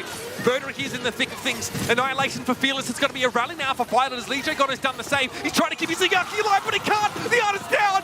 This is disastrous for the Uprising. EMP for 5, it's great connection, but where's the follow-up? Decay is there, but Birdring has fallen. Happy has to stand on the point and try and stay alive if he can, and falls to Decay. Now into the Primal here for Smurf to seal the deal. The Outlaws here trying to hang on. Decay eventually falls, but how do you keep Fearless alive? You don't, is the answer. Shu forced away, and the Uprising get the checkpoint. So now you switch off of that Widowmaker here. If you're the Houston Outlaws, and get Happy on Tracer, and so you go to a mirror matchup. But man, that pulse bomb from Decay was huge. I was wondering, like, how are they going to break this high ground? It was not looking good, and Decay pops off. And Happy stands still, because he knows if he moves, there's a risk of catching someone else here. So miscommunication, I mean, for Shu getting caught there, his Widow was stood still. I don't know what happened there. They're going to wish they had it back. Very disruptive there from Pelican, and you see the Outlaws quickly assert the high ground defensively here. And it's nice here for the Outlaws to have Happy, obviously, who's tremendous on Widow, also play the Tracer, because you don't have to swap off. You can keep rolling this EMP that you had on the first one into the next point. And again, Happy waits for Smurf to make the dive. Just sits there. Just like he did on the attacking side, close to that second checkpoint. Smurf gets caught out in the open, EMP'd and taken down. So now you get the high ground. If you're the Outlaws, you just weren't bleeding the clock. A hold here before the second checkpoint would be great. So it's like, how do you slow the pace down on this dive? Yeah, That's the question. It would be great to hold here before the second checkpoint, but that's not the big game here for the Outlaws. If they can just hold before the end, right? Just drag this out into OT and give them basically no time, you're in a great spot. Oh, that's a beautiful bio. Big time. It wasn't even necessary. The stick, Happy could have got it done without it, but that is a big pick-off. Again, Smurf is the first to fall. Conservative and fearless, right? Doesn't penetrate through his own bubble, sits back. Lets the bio expire. Another bio. There's another one. DJ gone with a rally. He could get taken down. That's risky play, but he stays alive, and now Fearless has to back up. He gets a nano, though, just to make sure that Winston stays alive, because that is the fulcrum of the defensive dive setup. Here we go. Nasty stuff. Violet leaps into the fray, and Izyaki's going to get caught out, too. They have lost Shoot. They tried to make a double back up those staircase, and Violet actually just whip-shotted somebody back towards Fearless, then gets a whip shot close here onto Decay as he pops the rally to keep the payload where it is. Violet's done it all as a support play. He's done it all. Now on the brig, giving a great account of himself. Superstar player here. Houston have him in every role, and it shows. Fearless is primal. Okay, defensive EMP. Pelican makes sure he doesn't fall there at the very least. So that's maybe to be expected at this point. I like that though from Boston. You needed to get the cart moving. You're running out of time. Shu has sleep, but he wants to make sure there's no bubble in play, so he just backs away instead. Happy returns to safety. The fact that Happy and Shu get away there is pretty big. Not for long though. It's Boston trying to control high ground here to kind of like prevent them from flooding it onto the cart. But it looks like Fearless gets out. Yeah, but he's got primal once he gets up. Izzyarki still gets taken down though. Happy is able to follow up here. The defensive dive is beautiful. Boston Uprising now looking for a pulse. It's Decay and Smurf taking down Pelican with that primal raise. He'll chase that one inside. The Birdring is down. Smurf's in trouble here. He's got to bubble up, but there's someone behind him as well. Take it down from both sides, and now Decay has to try and keep this alive. Shield back from Violet, pulls up short, but the dive is on. Decay's got a recall. They know he's going to head back to the card. He thought for a moment just to sneak it, but it's not to be. 2 meters left, and the Uprising have one more chance to get this done. Yeah, Smurf is going to go Doom so he can get back and get a touch here. But they're going to walk right into an EMP. Double bio, good connection from Izzyarki under all this pressure, but Fearless is going to take him right to the spawn. Izyaki's out of the fight here, so what do the Outlaws do about it? Well, it's going to be a rally on the point and an EMP forcing Smurf back. The bio-nade was a problem for him already. Rally for Lee J gone to try and keep the dream alive here, but Violet's got one of his own. Charging forward with the shield, a bio-nade for 2 is beautiful for Shu. And that's going to force the Uprising away. They'll come back, but Smurf is low. Nano deployed to Violet. Now the raid boss starts to stretch his legs a little bit more. Decay knocked back, whip shots on point for Violet. He'll finish the job on Lee J gone. And the fatality on the Boston Uprising. A swift and decisive 3-0. The Houston Outlaws advance. As the Outlaws look so clean. That was a map they have not won, right? You know, 0-2, not a huge sample size, but still, they not won there on Junkertown. A pretty good offense there, where they fully complete the map, and then getting a hole before that second checkpoint. So they look really strong. I actually thought Boston, for all intents and purposes, played a pretty decent game. Like, you know, in the last series, there were some games where, you know, either team was kind of like blowing the other team out. I thought Boston was pretty competitive all throughout. It was just in those big moments, the Outlaws always came out on top. They always made the right play. They looked about as good as you can, the Uprising, when put alongside a team that does a lot of what Boston already do, just a little bit better. Houston Outlaws, they play the dive comp to perfection in general, but they're still looking at the rest of the field here. The Atlanta Reign awaiting a rematch. Seoul Infernal, going to be a bit of a wild card for them. It's unclear about how much they've really been able to read into that kind of matchup. No easy games, no free wins for the Houston Outlaws, but it's great to start a tournament like this on a decisive note. No, and I think that Infernal game is going to be sick. I mean, it seems like the Outlaws feel like they're on a little bit of a collision course with the rain. But I would, you know, if I was there, I would be warning them, do not look over this Infernal team. Like, they are extremely talented top to bottom. Where today, I actually think also would not be surprised if we see Boston make a little bit of like a lower bracket run. Yes. Would not be surprised if we see them, you know, obviously down there with the Florida Mayhem at this moment, and then, you know, the losers of our next 2 games. But would not be surprised if we see them make a little bit of a deeper run through the lower bracket this weekend. Yeah, I mean, Boston are the team that kind of make the weaker teams look really bad against them, right? They're very, very good at just sort of putting up these dominant showings here. But again, against the Outlaws, right, it's really the little things that make a big difference. When we saw Twilight come in, we saw moments of that, just glimpses of it. But, you know, I think Hollywood's such a pivotal map, right? That is the Boston Uprising. That's their first choice. Pelican just runs away with it in that first half. He's our player of the match here, no surprise. He and Happy together are forced to be reckoned with, no doubt about it. I think it's just the ability for him to just jump on really kind of whatever they need at that moment and just dominate a game, right? I mean, he was so strong on the Tracer throughout, right? The Sombra there at the end was fantastic from Pelican. And we know he has so many other heroes in his toolkit that he doesn't really have to play at the moment. But we discussed a little bit, like, what should we expect going into Junkertown? You know, we saw Houston try something a little bit different, but let's roll it all the way back here. Pelican on the Sombra, Happy on the Tracer. That role gets switched up a whole bunch here, but I mean, straight away, we were thinking, wait, we get mirror comps from these teams. We just get Houston being able to play their dive. Like, it's going to be very, very difficult. That turnaround, of course, we saw him play May in that second round, then on towards Hollywood here. He and Happy combining, man, they've got all the roles covered. I think they actually, Boston probably played good enough to potentially win Hollywood. I actually thought that they started to put together a pretty good game there on Hollywood towards the end, right? Decay, I thought, started to play really well. But man, that map 1 and then here towards the end, it was all Outlaws. Well, he really understands the win condition, right? It's very straightforward, but he waits for Smurf to dive in.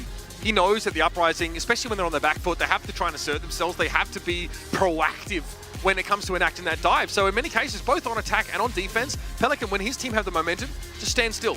Says, all right, I'm going to wait for the Winston to dive in, nuke him instantly. It's really easy shot calling, right? You just wait for the Winston to come as the initiator and you can sort of end the fight there. Impressive matchup. And look, I mean, we're talking about a team that features Birdwing and Decay. They look wholeheartedly second best against this super team. The Houston Outlaws are looking to go far. The Outlaws have done that to a lot of teams. Really, everybody but the Atlanta Reign. So it's, what do you kind of do there if you're Boston? I think Boston played them really tough all throughout. Just not good enough to get a win. But I think when you kind of look like, you know, maybe some of the lower bracket games, like, you know, if you had Boston versus Florida right now, I'd probably favor Boston in that type of matchup. Let's say, you know, the Hangzhou Spark dropped down, right? And they want to play that same, like, divey style. I can definitely say the Boston Uprising potentially even favored in that one. Like, I still think Boston could have a pretty good run here this weekend. Much more of this story to be told so far, but the most recent chapter in the rivalry of the Outlaws against the Uprising looks like that one. Pretty clean sweep for Houston. Looking confident, but a lot of question marks about their upcoming matchups. So stick around to see how that plays out. We're going to hear from our desk and have them break it down.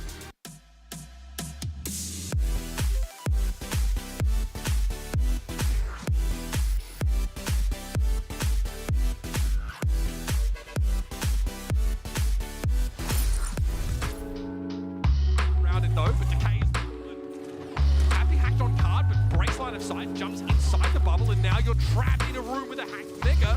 It's terrible for Boston.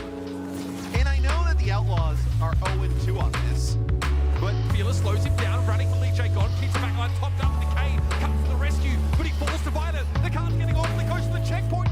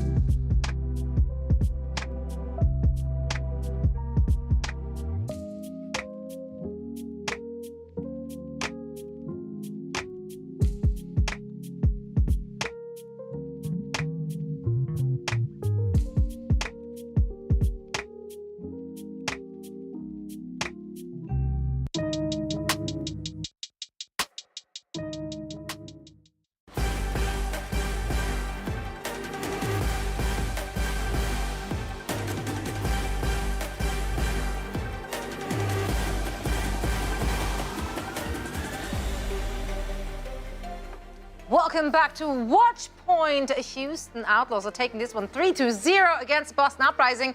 And this desk certainly was looking for a closer scoreline. So let's ask our experts, why and how did Houston Outlaws run away with the series?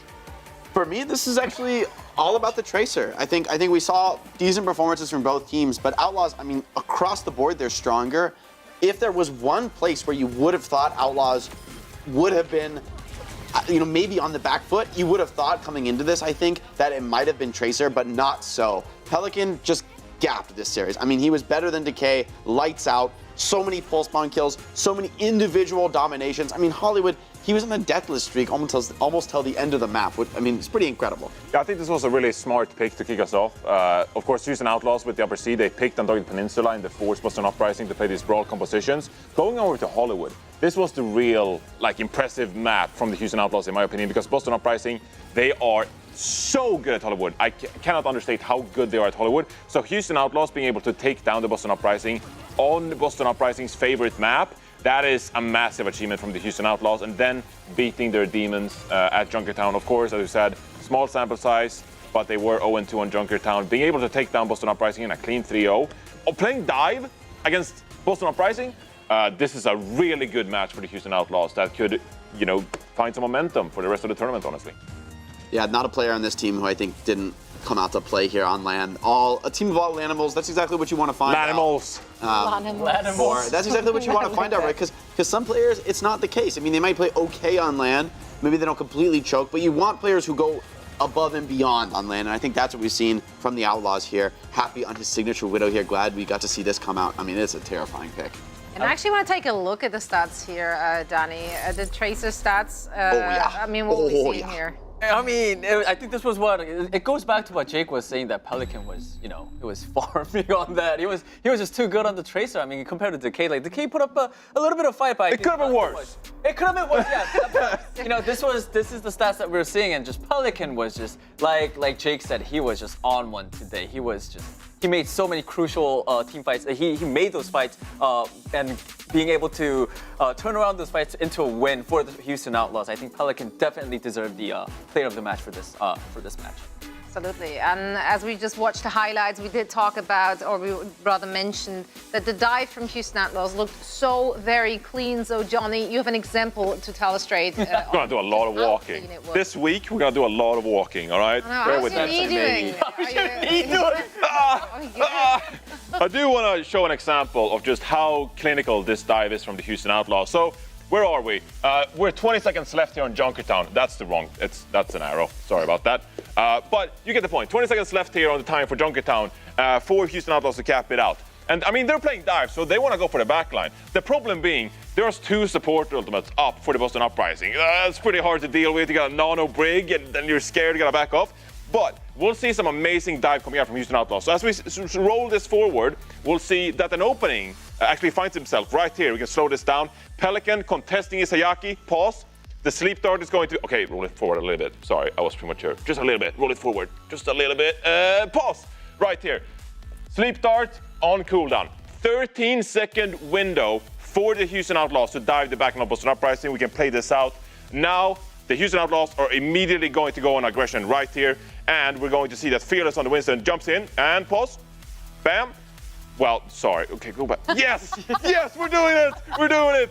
Fearless drops a bubble onto the backline, and Isayaki is going to be booped off here. So now, even though you have 2 support ultimates for the Boston Uprising, Lee J gone, he actually has to drop down here to help Isayaki in the first place. Now, as we roll this one through, we're going to jump over to Happy on the Tracer. We're going to slow it down as the dives come through and pause.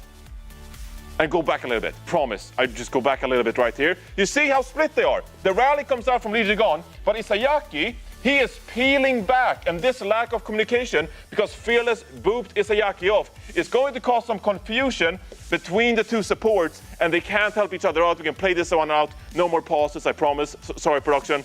And we're going to see this pulse bomb come in. Clutch onto Isayaki. Bam, Isayaki is dead. Lee Jagon is going to fall as well. And this is the window where Houston Outlaws capitalize, and they cap off Junkertown. Really impressive time. They find the window where the sleep dart is down, opens up for Fearless to dive in, and the rest of the team is going to capitalize, and you wrap up Junkertown with a 3rd point cap. There you go.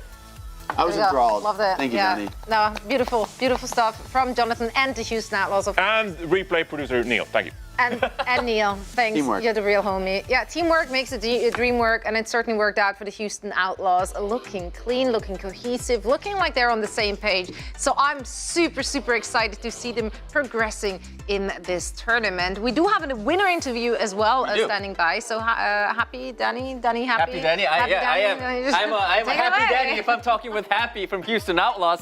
We got Happy for the post-match interview for this one. Happy, can you hear me? Happy 선수, 들리시나요? 네, 들립니다. All right. 안녕하세요. Hey, big congratulations on getting the win. Now, before we jump into talking about this match against Boston, I want to ask you, this was our first time seeing you guys on stage playing in front of a crowd and also playing in front of Korea. So, how was that like? 일단 오늘 보스턴전 얘기를 하기 전에 이 어떻게 보면 팬들 앞에서 거기다가 또 이제 한국에서 경기라는 게 처음이기 때문에 좀 어떠셨나요? 소감 한 말씀 부탁드릴게요. 일단 저의 고향에서 하는 거기도 하고 제가 몇 년 만에 진짜 오프라인 무대에 서는데 팬분들 함성 소리도 다 들리고 너무 재밌었어요. I definitely had a lot of fun. It was it felt great to be able to play in my hometown, and also it's been years since I played in front of a huge crowd and in front of fans. So getting all those cheers and people rooting for me, it really felt great. All right, and I think it really just all those energy translated into your win today. Your win against Boston Uprising. It was a very quick one, 3-0. A lot of people I think expected this to be a lot closer. What do you think gave Houston Outlaws the edge today against Boston Uprising? 자, 오늘 경기에 대해서 그럼 좀 얘기를 해보고 싶습니다. 일단 많은 분들이 오늘 경기 좀 접전이지 않을까, 굉장히 좀 3대2까지 가지 않을까라는 좀 예상이 많았는데 그거를 다 깨고 휴스턴이 너무나도 쉽게 3대0으로 승리를 하셨는데요. 오늘 경기를 위해서 좀 어떻게 준비를 하셨나요? 딱히 특별하게 준비한 건 없고요. 애초에 저희 목표가 일단 보스턴하고 임페르날은 쉽게 이기고 바로 결승으로 갈 생각을 하고 있어가지고 그냥 뭐 하던 대로 해서 이겼던 것 같은데요. There's nothing really special. I think our main goal in this Midseason Madness tournament was definitely beat Boston and Infernal, make it quick, and then go straight up to the finals. So I think there wasn't really much preparation went in. I do want to follow up a little bit because, you guys didn't have to play the knockout stage, so you guys had a lot of time to prepare. So was there something that the Houston Outlaws sort of focused on improving going into the Midseason Madness? 자, 그럼 방금 말씀하셨다시피 되게 빠른 경기 좀 보여주셨는데 아무래도 넉아웃전을 안 하셔도 되셔서 좀 더 준비 기간이 길었잖아요, 휴스턴 아웃러즈가. 그 준비 기간 동안 좀 어떤 준비를 하셨나요? 그럼 미드 시즌 토너먼트를 위해서. 일단은 저희가 팀합적으로 좀 안 맞는 게 점점 후반으로 갈수록 조금 더 많아졌던 것 같아요. 그래가지고 이제 팀합을 맞추려고 제일 많이 노력을 한 것 같고요. 오늘 보여드린 라마트라 조합이나 좀 신선한 조합들 그런 조합도 많이 준비했습니다. Definitely the teamwork, I think, was something that we really focused on during our break. I think as we moved later on to all of the matches that we played, we saw there was a lot of kinks that we had to iron out. So teamwork was one of the priorities that we focused on. Not only that, the Ram rush that you guys saw was something that we put in a lot of work in, and also there's a lot of different new compositions that we have up our sleeves. So those are the things that we actually worked on. All right, Happy. That is it for the interview. Thank you so much for your time. And again, you guys are playing the Seoul Infernal next, so good luck on that match. 자, 다음 경기 화이팅 하시길 바라면서 보내드리도록 하겠습니다. 감사합니다. Thank you. No, thank you, Happy. Happy thank is you, God. Danny. He really is, actually. Praise. Well, Houston Outlaws, they do have everything it takes to go really, really deep into this tournament.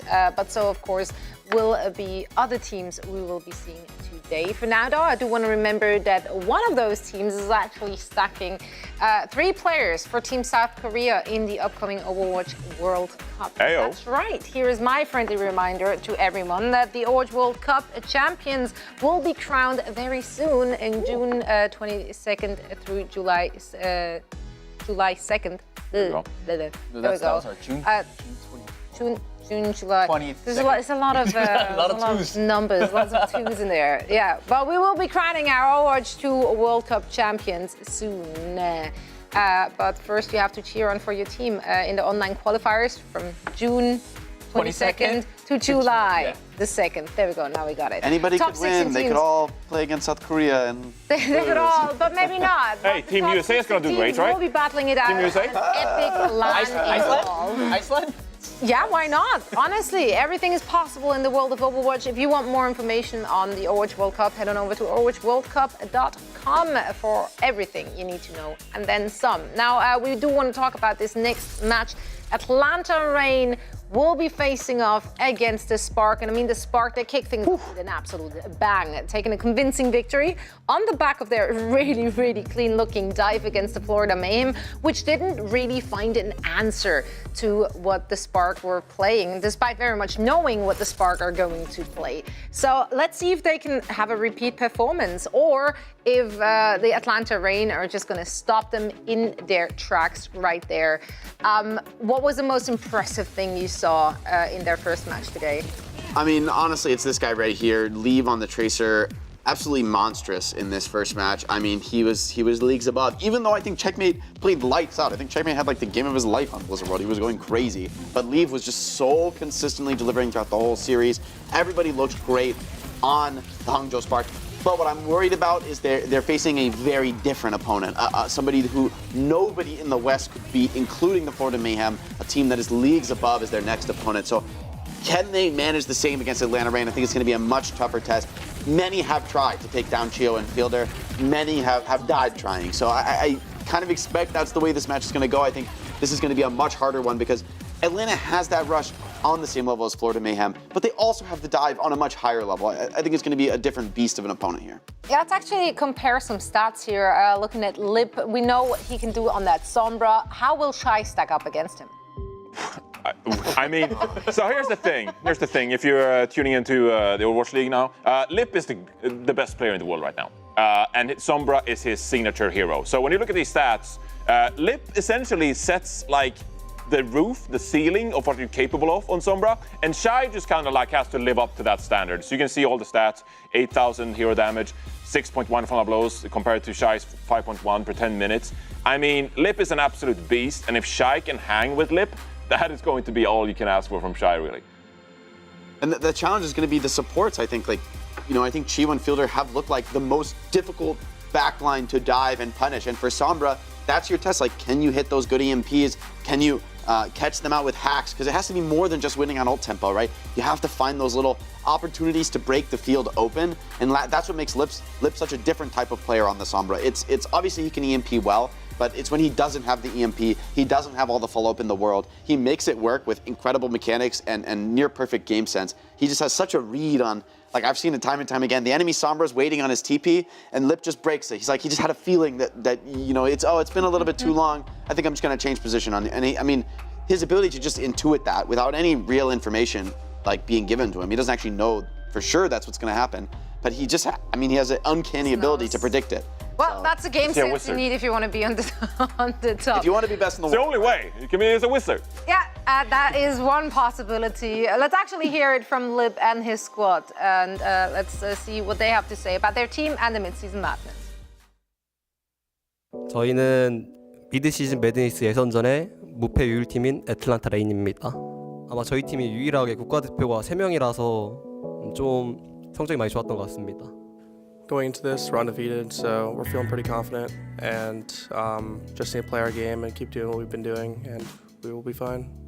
이제 저희가 미국 생활을 많이 안 해본 사람들도 있어서 다들 많이 어색해하는 경우도 있는데, 게이터가 저희들 데리고 맛있는 음식점도 많이 데려가고, 이제 또 가끔씩 저희가 스크림하는 날 피곤해하면은 막 소리 지르면서 에너지도 주고, 선수들도 잘하고 있지만 게이터 감독님 덕도 있다고 충분히 생각합니다.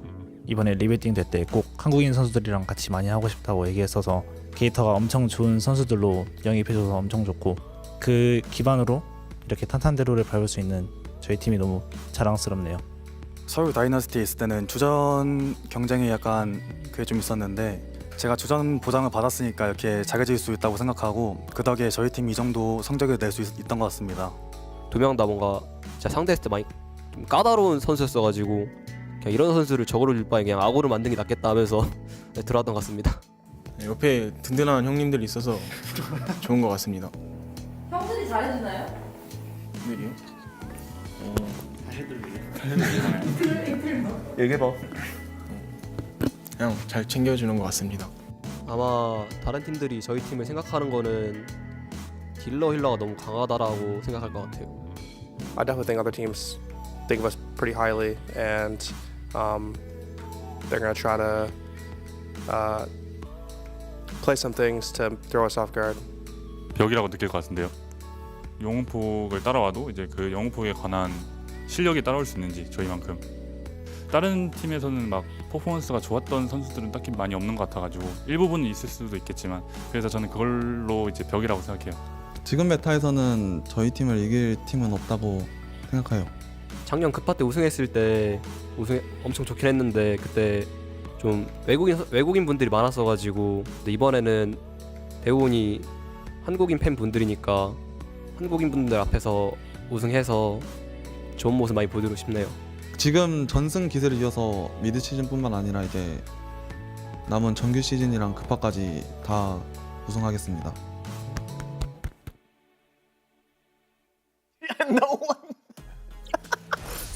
No one clapped. Gio tried. Gio Yeah, tried. he tried his best. Yeah, emotional cheerleader. The rest is not having any of that. That's some serious business they're attending Yeah. to. Not just Midseason Madness. Like that's. These guys are ice cold killers. They don't care. They don't care about these interviews. They don't care about one thing. Yeah. Winning. And that's what they do. Yeah. Clinical.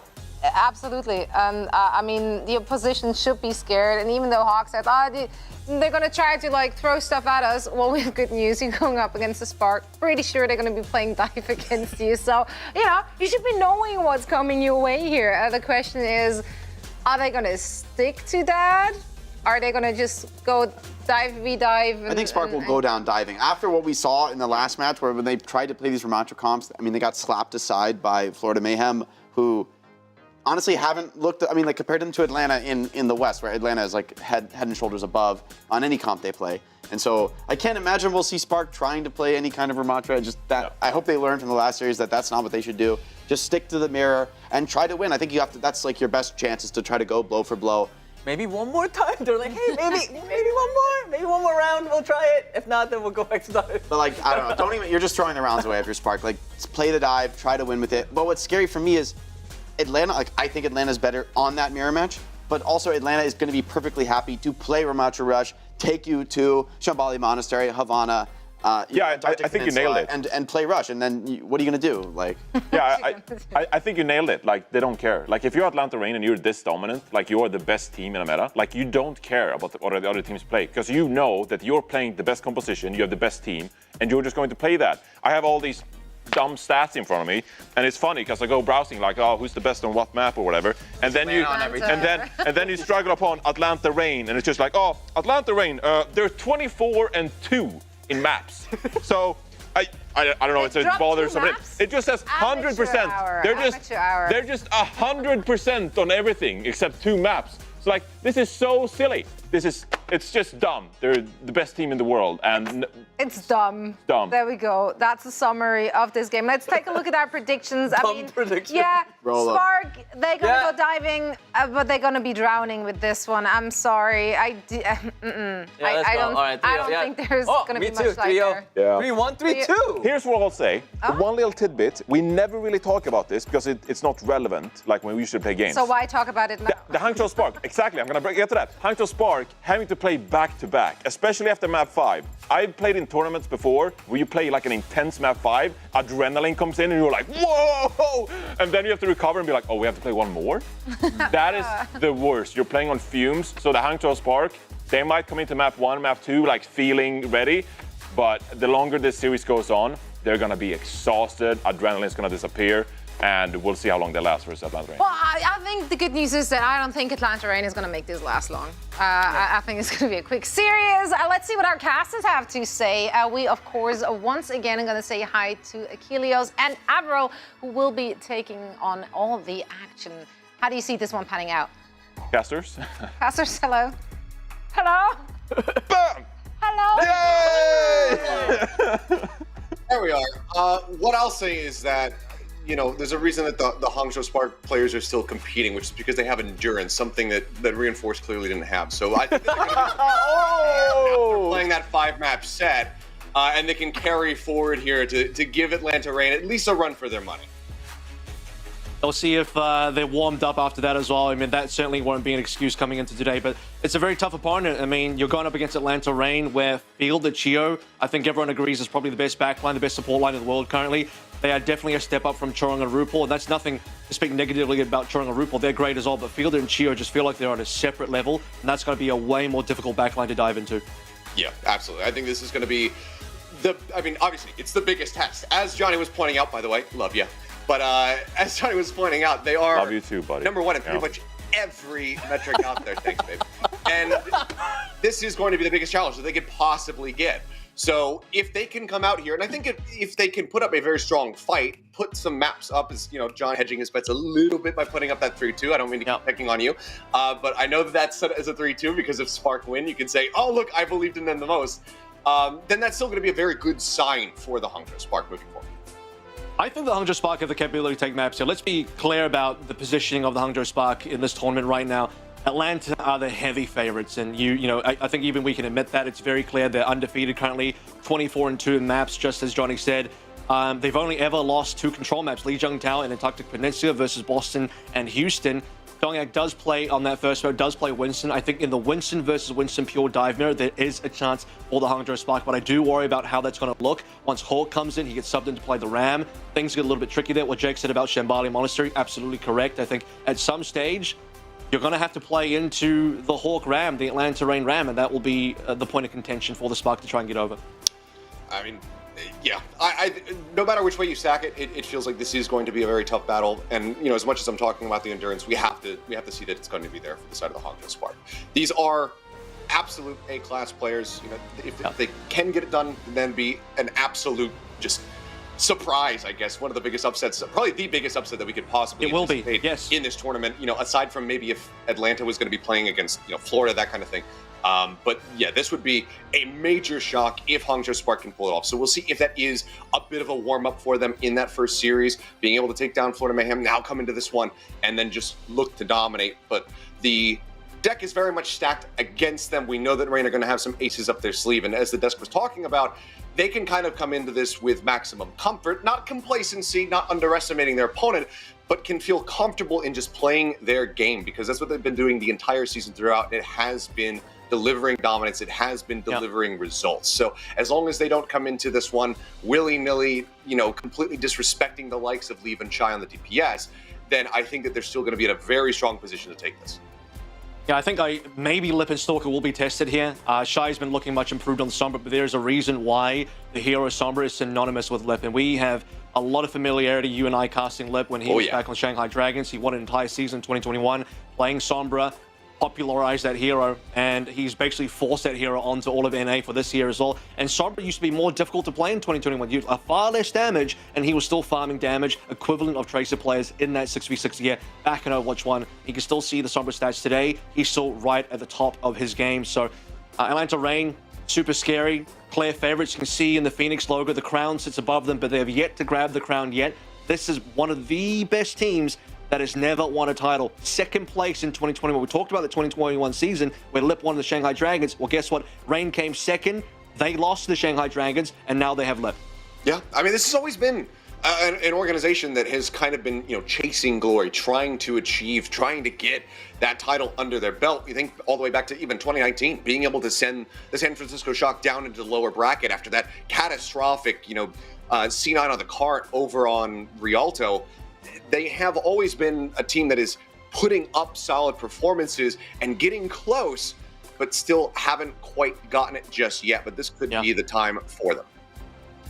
And every single team here as well. I mean, all 6 teams have not had a Overwatch League in-season title. I have to be specific there because Pro-Am was won by the Florida Mayhem. But in terms of actually the official season starting beyond the Pro-Am, heading into the regular season, going into stage titles, or the only stage title here before we enter the playoffs for Midseason Madness. I mean, this is the first one up to grab.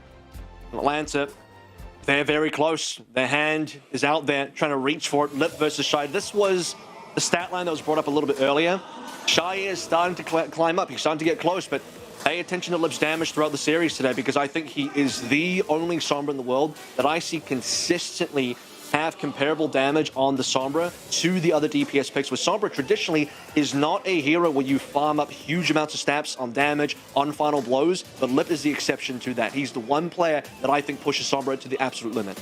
I mean, we've always said, like, Lip plays Sombra as if he is playing Tracer. The amount of damage output that he is able to achieve with this pick is absolutely insane, and it has been for such a long time. So being in this Sombra-centric meta obviously plays so well to his strengths as well as Atlanta Reign. But even if this was not a Sombra-centric meta, we also know what Lip can do on a multitude of other heroes. You know, his Sojourn, another one that very much comes to mind. He versus Shy in that regard has always also been a great matchup, watching those two duke it out in the past when he was there on the Shanghai Dragon. So no matter what, our eyes are going to be trained on those guys to see how they perform against each other here today. But as we take a look at our map set, we're going to be kicking things off on Ilios. That is chosen by the Atlanta Reign as well, so I guess that's almost good news for the Hangzhou Spark. They don't have to play Oasis again. Yes, they previously had a 100% win rate on that, we saw, but on the stat line, but they did also lose that one over towards the Florida Mayhem, so the stats are going to be skewed a little bit further as we move through the tournament. I looked at that game, and I looked at how the Spark were playing, especially on Oasis, and they played some very interesting comps that kind of almost remind me of the Reign. Reign were the only ones really making Sombra, Mei, Ram, Brawl work. It's like a Brawl composition with Ram, but also with the Sombra, because you're Lip. Of course you got to play the Sombra. Why wouldn't you? Shy was playing that with a little bit of the Gushui Ram as well. They're the mini Atlanta Reign. They tried to copy them. They tried to be sort of the little brother there. There's a reason why Atlanta Reign are the bigger brother. Let's head into map number 1. Ilios, I think, is going to be reasonable for both teams.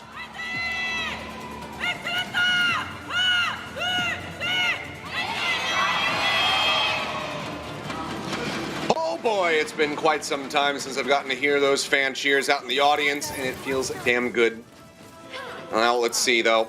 Which side of the audience is going to be silenced at the end of this one as we go ahead and open up the gates for Lighthouse to kick things off? As we can see, we're going to have these echoes taking to the skies. Chio just going to be swapping back with Brig. Lip coming out here with the Tracer. Shy to match, so we will just have this mirrored comp across the board. Yeah, I think Echo's very popular on Ilios. There's a standard pick. No one's going to play Mercy here. You don't need it. Leave has been traditionally one of our better Echo players. That was one of his key heroes in 2021 when he won the MVP. The shots are flying out early. Leave taking a bit of damage. Gushui naded. Gushui naded. Bubble comes down to just go ahead and keep he and Leaf protected. For a cheeky little zap there as he leaps up over on the high ground point. Now going to be unlocked. Atlanta Reign first with presence, but now going to be a match on the side of the Hangzhou Spark as Lip inches his way forward. Dives in, looking for that juicy target here. The Winston. Gushui getting taken lower and lower, and the healing is just not going to be there. Lip managed to find that first blood. Takes the recall out, keeps himself nice and safe, and that should set up for the Reign to go ahead and grab this point first and foremost. Yep, huge nade from field. The result caught Lengser and Leave, and with Gushui being on the point, a lot of pressure on that backline. Leave couldn't really help there. Lengser couldn't walk forward either. Splits the team up. Some late deaths here. One onto Lengser. That's going to cost a bit of time. On the Spark side of things, as we start looking towards first ultimates, Shy's keeping up with Lip at the moment in terms of damage, so Pulse Bombs are looking to come up early. None of the Annas are really that far ahead, so kind of expecting Nanos to come forward in the second fight. Probably still will, but not immediately. Around just poking and prodding Leave, trying to find some kind of target that he can burn down, get that beam out, find a nice little execute kill. Sticky Bombs going across, Bubble again going to be coming through, but the damage is just not found yet. Going to be taken low, forced back, grabs the Mega Pack to stay alive. Ult's on the way for both teams, but Atlanta Reign very much having the lead in that regard. But as you say, the Pulse Bomb is gone. Now going to be taken away from Shy as well. Not quite able to find a stick. Lengza dove on. Donghak manages to find the kill. Lip gets the better of Shy. Leave will find an elimination here on the Stalker. Donghak takes a quick little nap, but there's just no way to threaten this Winston. And even if you could, he has that primal when he wakes up. So for now, it's going to be the Reign maintaining control at this point, now surpassing 50%. Gushui's been bullied this game so far. I mean, he's severely behind Donghak in terms of finding that primal. Chio was, not Chio rather, but Fielder and Chio actually both ahead of the counterparts on the Spark. Fielder didn't even have to play the Nano in that fight, so that's got to be a good boon. Heading into next, we're well above 50 now, 60 plus in terms of percentage.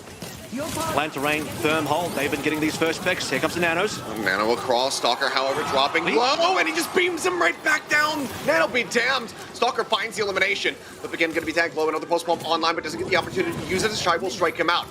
Monk going to be eliminated now. Shy going to be taken out of the fight as well. And it is just kill after kill going the way of the Atlanta Reign. And it feels like the Spark just realistically haven't really found any picks, maybe a handful of them. But now Donghak will be one added to the tally. Taken down, but it's 90% established here for the side of the Reign.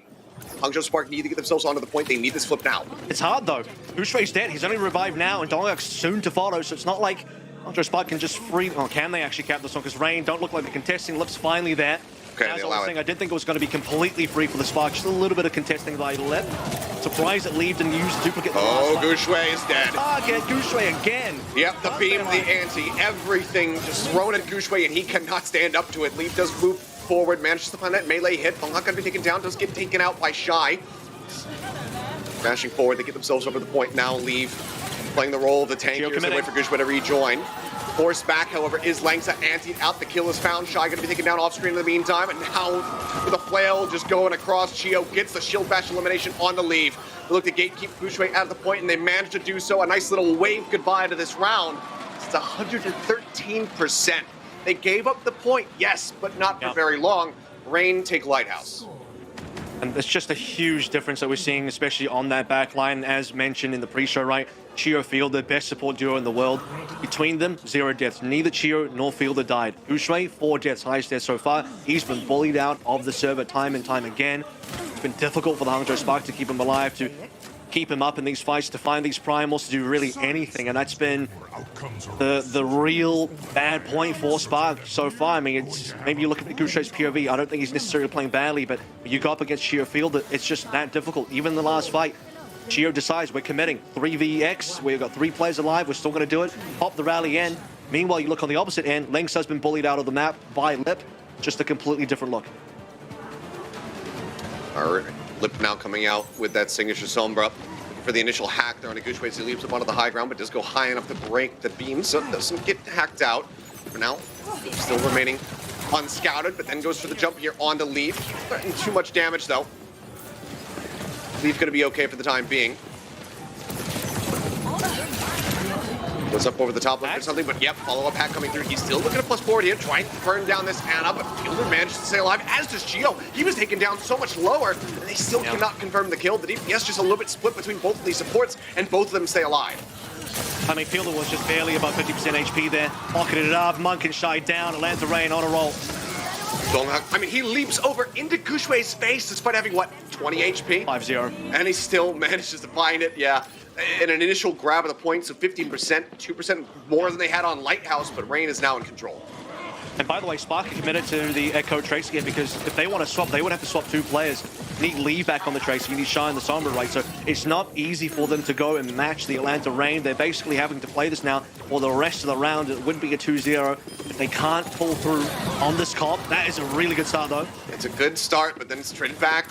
121, Shy going to be taken out of the equation. Here's the Pulse Bomb. Cannot come into play, and Stalker nearly has one of his own.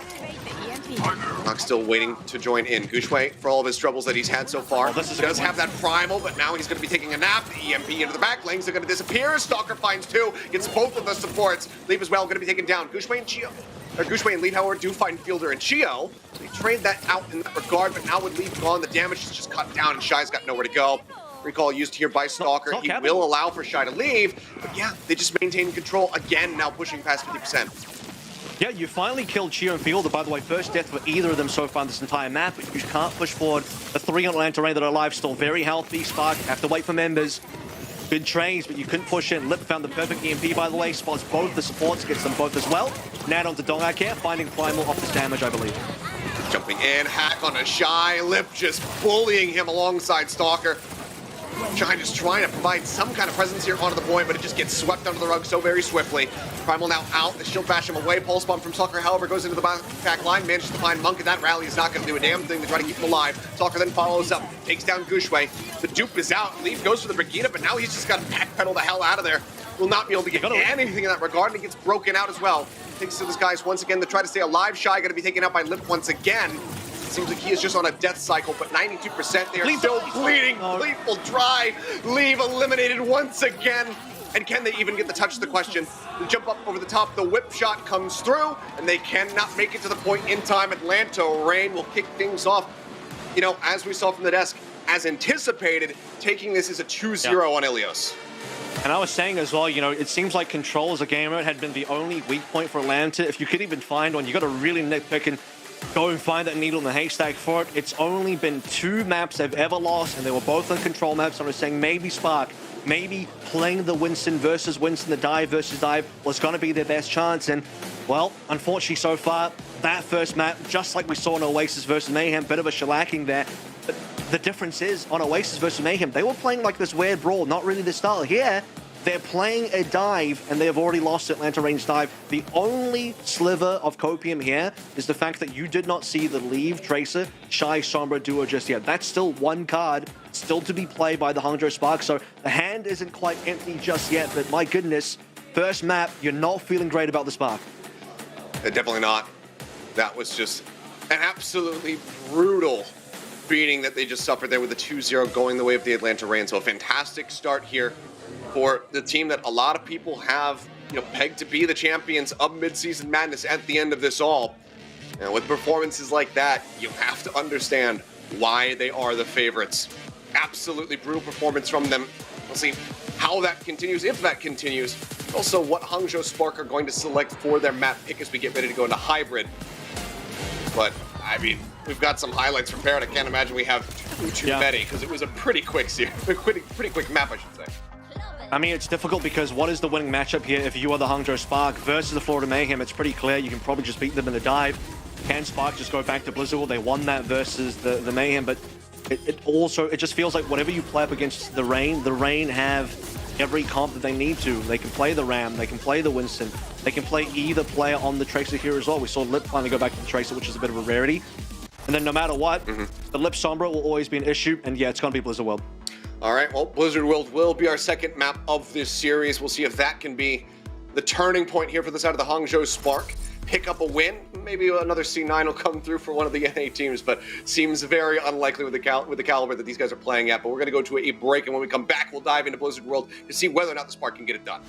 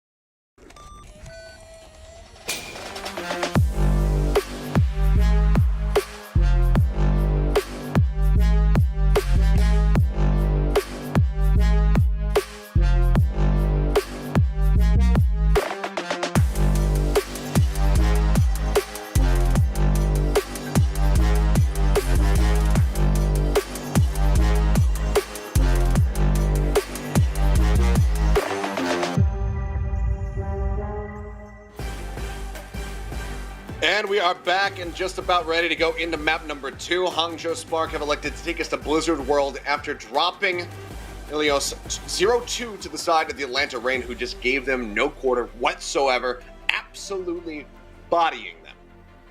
And I think, Atlanta could have gone to Oasis, did the same thing as what Mayhem did, and bodied them all the same. The real kind of concerning thing is that you would have previously have expected Ilios to be a good map for the Spark, and I think the Desk said it as well. Why did Spark even choose to go to Oasis versus Mayhem? They should have gone to Ilios. Ilios was kind of that pocket pick for the Spark to bring through, and well, that's off the table now, so things get really scary. Atlanta Reign, based on the knowledge that we have not made any substitutions. The only thing about the Atlanta Reign squad is, well, based on the way their team is set up between Dongak and Hawk, you know what they're going to be playing when we head into the map. Based on the fact that Hawk is not coming in, it's going to be more Winston gameplay. That's still probably a good thing for the Spark. They don't have to really face Ramatra yet. They don't have to be baited into that battle. More dive versus dive is probably a good thing for the Spark, but as I said before we went to break, currently it's not a winning matchup. And if you want to find a position where, forget about winning the series, winning even a map, you need to find a winning matchup. That you know. And those with a not so keen eye would notice that obviously we do have an admin here on stage, so it seems like we are just working some stuff out on Chio's PC to make sure that everything's ready as we get ready to go into this one. So we should have a little minor delay. Maybe it wasn't. I've got some stuff to bring up here. It was actually. Either way, it doesn't matter. Go ahead. Yeah, Sombra for Lip again, when he was playing that, ends the map with 9,337 damage per 10, which is equivalent to what any other DPS would. I think people might not understand why I don't give Sombra as much credence for damage dealing. The fact is, Sombra is a lot more of a passive character. You're spending a lot of time kind of farming at long range. You're not farming damage as hard as a lot of what you would see. We got Spark fans in there, as what Tracer would do, as what a bunch of the hit scans would do as well. Sombra traditionally has always been lower on the stat side, except for Lip. When Lip plays Sombra, it's different. Take a look at the Stalker stats as well. That is... Okay, Tracer 0 deaths. I was going to say, he did die, but he died on Echo, he didn't die on Tracer. Yeah, I mean, just clean stuff going over on a well, just ripping them apart. What more is there to say? It was just, I think we're doing a nice service to the side of Hangzhou Spark by not putting a side-by-side comparison, because it was not a fun time for them in pretty much any regard. Everybody was just getting absolutely diffed in every single role, which is why we're hoping for a turnaround going into map number 2 to make this a bit more of an interesting series. No one likes 3 Overwatch. That's all boring. We want to see some nice back and forth action here between these two squads, and for somebody to really challenge the Atlanta Reign. So we're going to keep our fingers crossed that does happen. But for Stalker, for Lip, of course, just a fantastic beginning to the game. I'll bring up one comparison here, just something I have on my side. Lengsa time for ult earned 3 minutes and 53 seconds. That's ridiculously slow. But he died the entire game. He was constantly on a respawn simulator, as were the rest of the Hangzhou Spark. So it's not really that much of a surprise, but it just really goes to show the difference. And, let's talk about Chio versus Lengsa here. 148 for rally build time for Chio, 353 for Lengsa. And Overwatch is not a 1 versus 1 game. So let's make that clear right now. It's not like Lengsa and Chio just in a 1v1 and that was the gap. But it's a team-wide gap, a lot of it facilitated by the fact that Chio and Fielder as a duo, I think, are the best in the world, and I'll stand by that. And maybe later on we'll see if Shu and Violet can make that catch-up happen, make that gap close. But for now, the desk said that maybe Monk and Lengsa were going to be the weaker point of the team. I don't think that's an incorrect thing to say. That wasn't as much of a factor in the Mayhem game, but that seems to be way more of a factor now versus Reign. It's a different level of competition. Pressure, you can imagine here, is going to be mounting for the side of the Hangzhou Spark, and it looks like they do have a little bit more time to gather their thoughts, put their heads together, and figure out how they want to counteract the Atlanta Reign, because we are going to be going to a quick little break as we solve the issues on stage, so please bear with us. We'll be back in just a bit.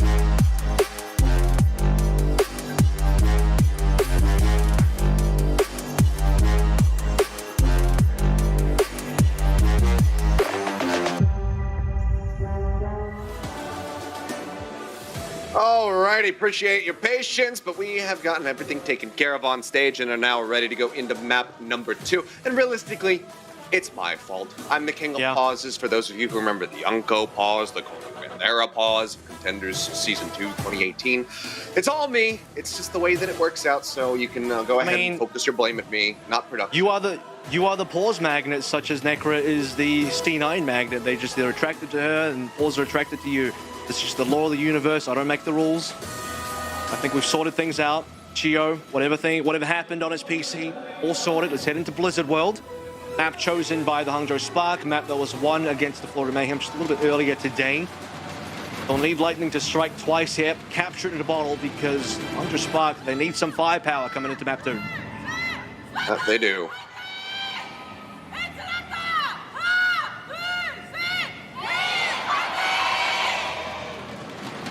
Once again, quite a many few fans there cheering for the side of the Atlanta Reign. Plenty of familiar faces that they have been following throughout the years, but still a good presence here for the side of the Spark, despite not having the team here physically in Korea. We'll see though, again, as this is their map pick, whether or not they're going to be able to answer back, as Lip is just going for an early check, trying to detect and see whether or not there's going to be a cheeky little Sombra hovering forward, but as we can see, there is not a Sombra to be found for the Hangzhou Spark. Speaking of being here, right, Jimmy might not be, but his hero certainly is, living through the spirit of Shy. Shy did play that Hangzhou versus Jimmy, and well, Shy's Hangzhou is looking pretty damn good in the knockouts, so I need to look pretty good here as well. If that ends up happening. Otherwise, pretty much the same. It's just Sombra versus Hangzhou, everything else is the same. Force around the corner, Gushue leaping out as that hack does come through. Comes across, going to split attention as much as he possibly can as Neve goes ahead. Let's battle with the side of Stalker. Donghak going to be slipped out there for a brief little moment, but does manage to wake up and right back into the fight here alongside the rest of the Reign. Still, though, not really touching the point as we got 50 seconds gone. Just Spark holding them at bay for the time being, but it's going to be a wraparound from behind. The ante up onto the high ground. Shy going to be taking low, tucks away into the bubble to try to stay safe. Gets a headshot on the Stalker. That's going to be the first kill now found. Recon goes out. They go ahead and keep tabs on everybody else. Sleep up onto the high ground. Contest once again, but Fielder gets a 1-2 punch. Nade into the double tap. Shy taken down. Now Monk going to be falling to the wayside, as is Langsa. And while it starts looking good with that initial pick on the Stalker, it all comes tumbling down like a house of cards. Atlanta Reign now hold the point. I mean, even 4v5, Atlanta Reign have the confidence to push forward, but look at their positioning as well. They did the long rotation. They were kind of already on to B, playing through the entry choke.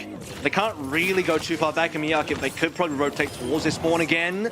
Leave gets a punish onto Donga that will at least give Spark some early presence on the B defense. But I guess I want to just drive the point home that Atlanta Reign, even looking at their precarious situation of dropping Stalker, still saying 4v5 is fine. We can do it. Lip in the meantime playing quietly. EMP now just ticking up, gets that one up naturally, looks for the hacker on a leave who does successfully dash away, breaking that line of sight. Quick reactions from him, keeps himself safe. Lip now noted, does get tagged out. Good spy check there from Leave, just continuing to hound him out, make sure that he cannot hold this position for free. Shy again. Finds Stalker once more with a headshot. EMP in the meantime does get used, finds Gushue that looks at that solo kill. Then Anubis comes across from Monk to try to keep him alive. Anti in, Sleep Guard connects. Gushue, however, woken up. Now pops the Primal, goes diving into the side room here. They cleave somebody down, but does not want to overcommit. Still showing a hell of a lot of respect here to the members of the Atlanta Reign, and I think that that's wise. I think EMP versus Primal there, that's a decent trade. Gushue staying alive is huge. There was a solo EMP by Lip. They put everything into trying to kill Gushue. Shy been delivering the goods so far. For another early pick, Dongak's turn to Primal this time. Yeah, and Monk does not have that sleep dart. Look at him getting juggled out into the back lines, but he doesn't really even need the supports. A minor tag in from Fielder, but otherwise very much just cleaved down by the Primaling Winston. Donghak, however, has now overstepped, and Gushue will get the punish. Rally rolling from Langsa. Part going to be halted here for the time being without their tank. Pulse bomb goes across, but only Gushue will not find the elimination. Oh, the payload is pushing this entire time, though, being Sparker slowly winning the fight as we do have a full reset now, but during that entire time, Stalker was still on the card. So it wasn't really like Atlanta lost too much there. They lose a fight, but they get an objective, and I think that's a reasonable trade. Oh, Shy has been good with these one-taps. And Shy delivering once again. Feels like it's been few and far in between when he is able to find it, but this time Gio is going to be joining him in the grave as Gushue goes ahead and picks up that elimination. Now diving forward, looking for some further staggers here. Donghak will seemingly be the last one to fall. Trying to get the next nano. Control. I mean, Monk is double fielder right now, which is really important for Spark surviving here. Shy at this point has held on to Dragon Strike for a while. That can just be a bailout tool for a little bit later on. Atlanta Reign, realistically at this point, they need Lip for setup again. They need to find another opportunity to get into not just an EMP, but a hack dive. Target is going to be onto Monk, but no divers, just harassing him for now. Here comes Donghack. Yeah, Donghack comes in, but it is a little bit late on the back end of the hack, and instead it's going to be the sights turn over on a length as the EMP comes through. They've burned down the brig. Monk's still alive for the time being. Better to unpressured pulse bomb out from Liam, not going to find a damn thing. Goes a little bit wide then, gets stunned up. Chio whip shots him to death. Now Shy going to be taken out. Stalker finally finding some revenge and trades up to also get Monk. Really looking to break them across this finish line here, point B. Gushway nanoed up with an anti-focus fired, left out to dry, ends up falling. The cap will come through, so it's going to be 3.5 minutes just about in time bank here for Atlanta Reign on the final stretch. And so much of that was just due to the fact that Atlanta Reign got a lot of early push on their initial, push onto B. If it wasn't for that, them just sneaking the payload away, Spark would have had another fight on B defense for sure. So that's something Spark would like to have back. And beyond that as well, they spent so much time chasing Donghack. You saw him on the high ground. It was like a 1v3 at one stage. Lee and Gushui arriving to help out Monk. But while that's happening, they forgot about the low ground. And it was the front line, the Atlanta Reign Stalker running in. They win the ground fight, get the cleanup, and things look amazing, they get the cap. I mean, Lip has just been playing with this back line right now with the way that he's hacking, just dipping around corners. Donghack goes into the back line with the primal rolling, does find Monk. Leng's had nowhere to go, juggled up into the feeling. It's looking like a good time back here for sure. You need to be able to get a reset here. Spark need to reset Atlanta Reign that as Shy has recently moved over towards the Sombra, but it's a fresh hero, no ult charge, it's going to take some time to really work out. Meanwhile, Lip is almost on that next EMP, should be able to get it very soon. Nano's still online for fielder. Gushway now popping the primal, looking to isolate a target. Is going to be hacked out here as he lands up onto the high ground. Nice anti, disconnect them to multiple members on the side of the Atlanta Reign, and Shy's going to be able to collect one kill. Now Fields are going to be taken down as well. Gushway will find one at least with that primal. Bubble pushing forward. They want to try to get rid of Gushway. They just don't have the timing. The bubble keeps him alive. Donghack goes for a quick little reset, it would seem. For 2 minutes now, so a minute and a half taken away. And this is very similar to what we see in B, where despite Reign losing, the payload is in a great position. So they still need to win one fight. Time is still decent, just under 2 minutes. And they have the correct ultimates online, namely the EMP. And the rally's been recently expended, so any sort of soft counters to EMP are gone. Just depend what Lip finds here. He's looking for supports. He finds both. Yeah, Langs again. The focus fire off the back of the EMP. It's absolutely ripped asunder. I'm coming to pull back, staying alive. Leave as well, just exiting back over towards the spawn room. The cart is getting closer and closer. Just a couple meters left to go. Can they touch? The answer is going to be yes, at least for the time being. But then Lip finds Shy. Just a neutral kill coming through. It's not a cross. Stalker throws out the pulse bomb, gets the melee hit on a Monk, taking him down. Now Gushway going to be gone. Langston desperately trying to swap for the Kiriko to get a tag in here. To try to join in, to try to get that Suzu across to keep somebody alive, but it's not going to work. Lip will clean up the final 2 kills. It's going to be a minute and 10 seconds remaining as Atlanta Reign get themselves to the finish of the map. Importantly, above the 1 minute mark here as well. So now Spark, they not only have to cap, but they have to cap with some time. It cannot happen in the OT if they want to dodge a draw-only scenario. It begins with Lip on the EMP for the final fight, and it ends with everybody else from Atlanta Reign piling in. Hangzhou Spark only held as long as they could off the back of the Nano onto Gushway, but not enough firepower to get those return trades. This was the final fight that we saw on B as well, where Stalker just ran into the backline, and as a reminder of how that ended up being the case, you had multiple players being dragged away by Donghack, who was pressuring the backline. Donghack was dragging 3 players worth of attention towards him. And everyone from the Spark just forgot about the payload, they forgot about the low ground, and they spent way too long trying to get one Winston down that they could not find.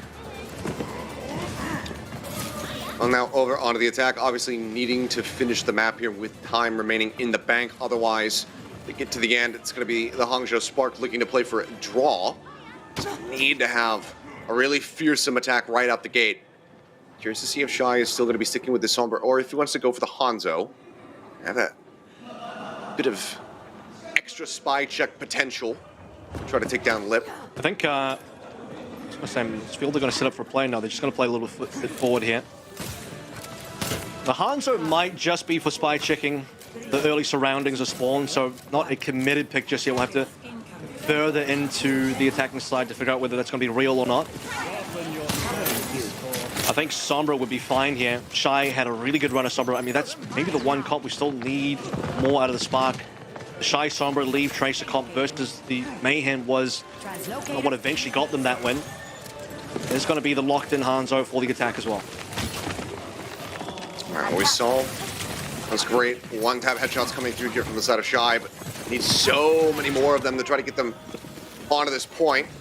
See Gushwei trying to come to Leave's rescue, does help force out that recall, and yep, Geo gonna be taken down. Shy finding one, but now getting dove on by so many people.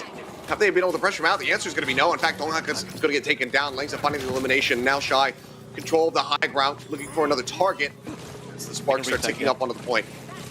Yeah, Donghak dies, but he'll come back. In Atlanta Rain, they don't feed any more members. The last 3 remaining members that are alive, importantly, do not die. Lip, he knows his limits. He's not going to push too far forward. 98.8, they get the touch. Yeah, at 98.8, nonetheless, but they do touch. Donghak now jumping forward. Anti out on Chio. Fielder desperately trying to get this Nano online. Pulse bomb out from Leave, not going to be able to find a stick. Stalker now with one of his own, getting ready to be online. Has it in the back pocket. Let's see where that focus fire goes. But Shy again, this time Storm Arrows come through, finds a headshot, takes out Geo. Fielder going to be taken down. They find both supports. Slings are antied out, but protected. Stays alive and in this fight, and that means that the cap is going to be coming in. So Hangzhou Spark grab A, and they have 5 minutes to make their way to B.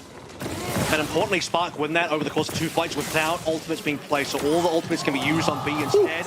Nice long range zap. Cheeky little zap. Kill, actually, because Lip now misses his entire setup for B. He's got to set all of that up again. Go back on the invids, find the back line. But it's Shy so far that I think is doing the real work here on the defense. We saw what he's doing on the hands on the offense here as well. Every single time Spark are getting into the lead as far as player advantage goes, it comes from an initial pick-off from Shy. He enables the 5v4. Still though, massive pressure on him to continue to try and continue to deliver in that regard. Dragon starting to try to clear out this high ground. Forces them back just a little bit. Some Storm Arrows spamming across. Gets tagged low as Donghak contests him up on top of the tank. Now the Nano's going to be going across. Donghak, the recipient of it. Jumps back in. Finds Shy this time around. Gets that elimination to start things off. Gushwei going to be antied out. Does decide to match the Primal with the rally rolling. They still want to try to turn the tides of this fight, knowing that Shy is going to be able to join in rather quickly.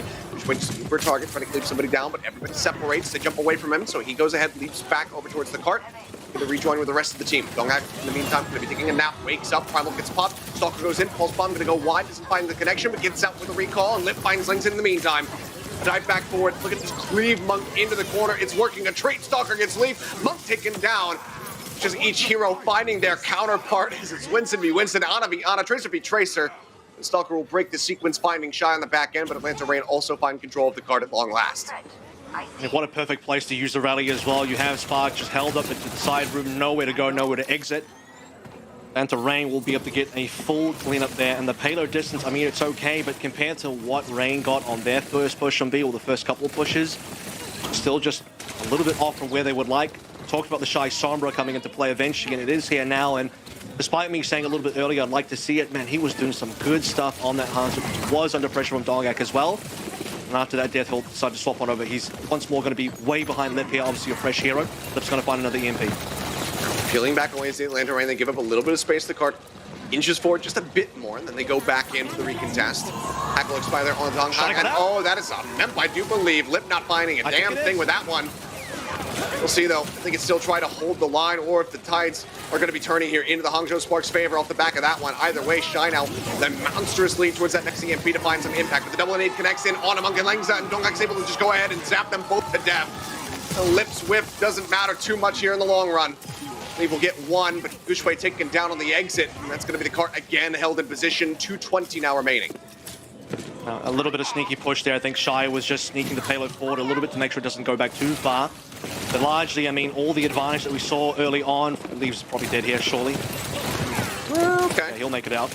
But, He's actually going back in. As I was saying, all of the... Wait, Lip, is he going to be in trouble? Maybe not. All of the early advantage that Hangzhou Spark had from A, capping it after 2 attempts or 2 fights, that time is pretty much gone at this stage. So the bonus time... We talk about the fact that if Spark are going to finish the map, they have to finish with time remaining. They cannot do it in the OT.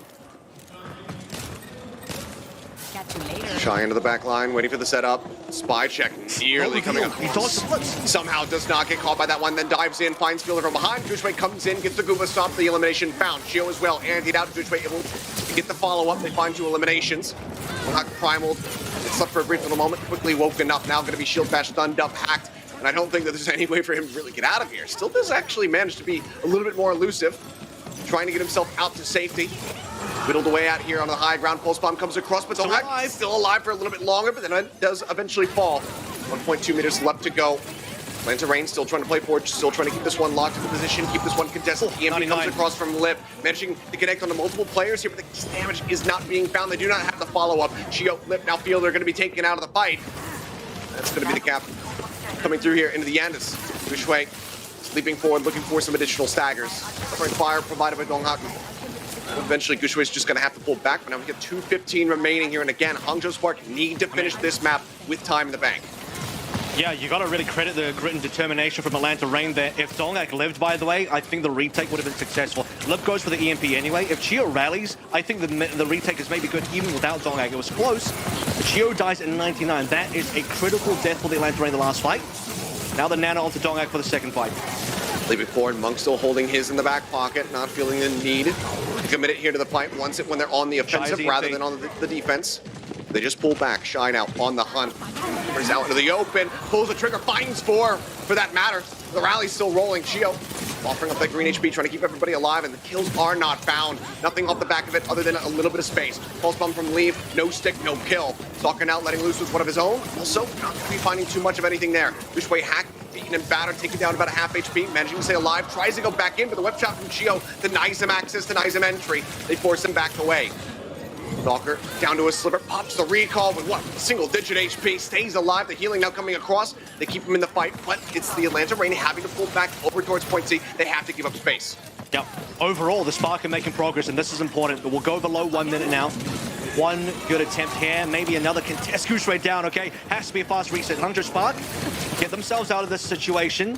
Shy still alive, so you can just farm up a little bit more. Lynx or Monk, though, can't get staggered for too long here. Yeah. That's still okay, and Shy doesn't die, importantly. At least not yet. Still looking for him. They take him down. A little bit of extra damage found by Donghak, but it seems like he will live to fight another day. Into the back line is Lip, down to 35. Makes his exit. Just trying to see if he can squeeze in yet another EMP. There is a winnable situation here. Spark can still cap, but as we've noted, time is a massive issue now. I think they've actually got to go now because I'm looking at an OT push for sure. Shy still needs EMP, and he can't stay in long enough to find it. Yeah, and he's so this is it. Last fight now. It will be OT. I mean, he's exiting, and it's so far away, and like you said, it's going to be OT. So the best that they can hope for is a finish of the map, as well as a chance at a draw. Atlanta Rain, though, plenty of ultimates to try to work through here. The EMP comes across from Shy, looking to set it up, but again, the Nano goes across with the Chio. They keep him alive in the fight. Sleep out on the Donghak, but he's not under any pressure whatsoever. Now he is awoken, and has got the Primal, looking to just juggle Monk up into the corner. Pulse Bomb again, Leave not finding the stick. Fielder lives to fight another day, and Donghak cleaves down. Gushue to Leave, eliminated by the whip shot. Another sleep dart, but to no avail. There's so many threats on the side of the Atlanta Rain, so taking out the Winston is not going to do you any good. They will successfully stave them off, and the Rain will now move up 2-0 in the series. And an EMP is unfortunately just not going to be good enough there. Atlanta Rain, they have the rally available. They hide behind Chio's shield, and all is good. Counter boost coming through. I mean, everything you want there from the Atlanta Rain. The backline is solid. And the final little bit of C on Blizzard World, too hard to push through. I mean, you could still, in some cases, say that this was a fairly competitive map, especially compared to Ilios, man. Ilios was a bit of a blowout, but here on Blizzard World, it was at least back and forth. Saw some good moments out of the Spark, but not good enough to get a map win, not good enough to force us to a time bank. And even if we went to a time bank, a draw-only scenario. Part of me is kind of glad we didn't do that because playing for a draw is a little bit of a snooze, and Atlanta Rain will at least make sure that doesn't happen. The sliver of good news here for the Hangzhou Spark beyond that is at least they don't have to go to Shambali. They get the next map pick. Very true. So they do get to avoid that one, which obviously did not go their way in the previous set. But, I mean, some good highlights. Again, we put onus on Shy having to deliver when he's playing this Hanzo. And deliver he did, but then it just was not enough. We didn't see the impact. Yeah, I mean, nasty, just getting the anti-in, hitting him kind of midair there. Just nasty stuff from Fielder. Chio here with the solo frag as well. We saw that from Leaves POV where he just instantly got stunned up and died, and it was over, it was done. Multiple individual gems of moments. That kill from Fielder set up their 4v5, because you remember that was an awkward situation. Stalker just died. And even 4v5 Atlanta Rain off the back of Fielder getting that pick was good. In this particular map though, I gotta say, I think it was stronger. It was a better look from the Hangzhou Spark when Shy was on the Hanzo, but also at the same time, the other side of the coin is like, well, that was like the only thing that was really, really good in terms of, okay, Atlanta Reign on the back foot here. It's clearly a 4v5, and even then we discussed the fact that the 4v5s Atlanta Reign still went for. The crazy retake, they decided to go from B as well, that, I think if Dongak lived or Chio had rallied, they might have actually still won. It's wild to think that even 4v5 Atlanta Reign can challenge, and the map choice will be Rialto. Decent dive map, not Shambali. That's all you need. All right, not Shambali. So Rialto needs to be the staging ground for the Hangzhou Spark, because if they want to stay in this series, if they want to be able to take down the top dogs of the Atlanta Reign, they need to pull off a reverse sweep. And right now, just given the performances that we've seen, that seems nigh impossible. We'll see if Rialto can be the start of that when we come back to the break, so don't go anywhere.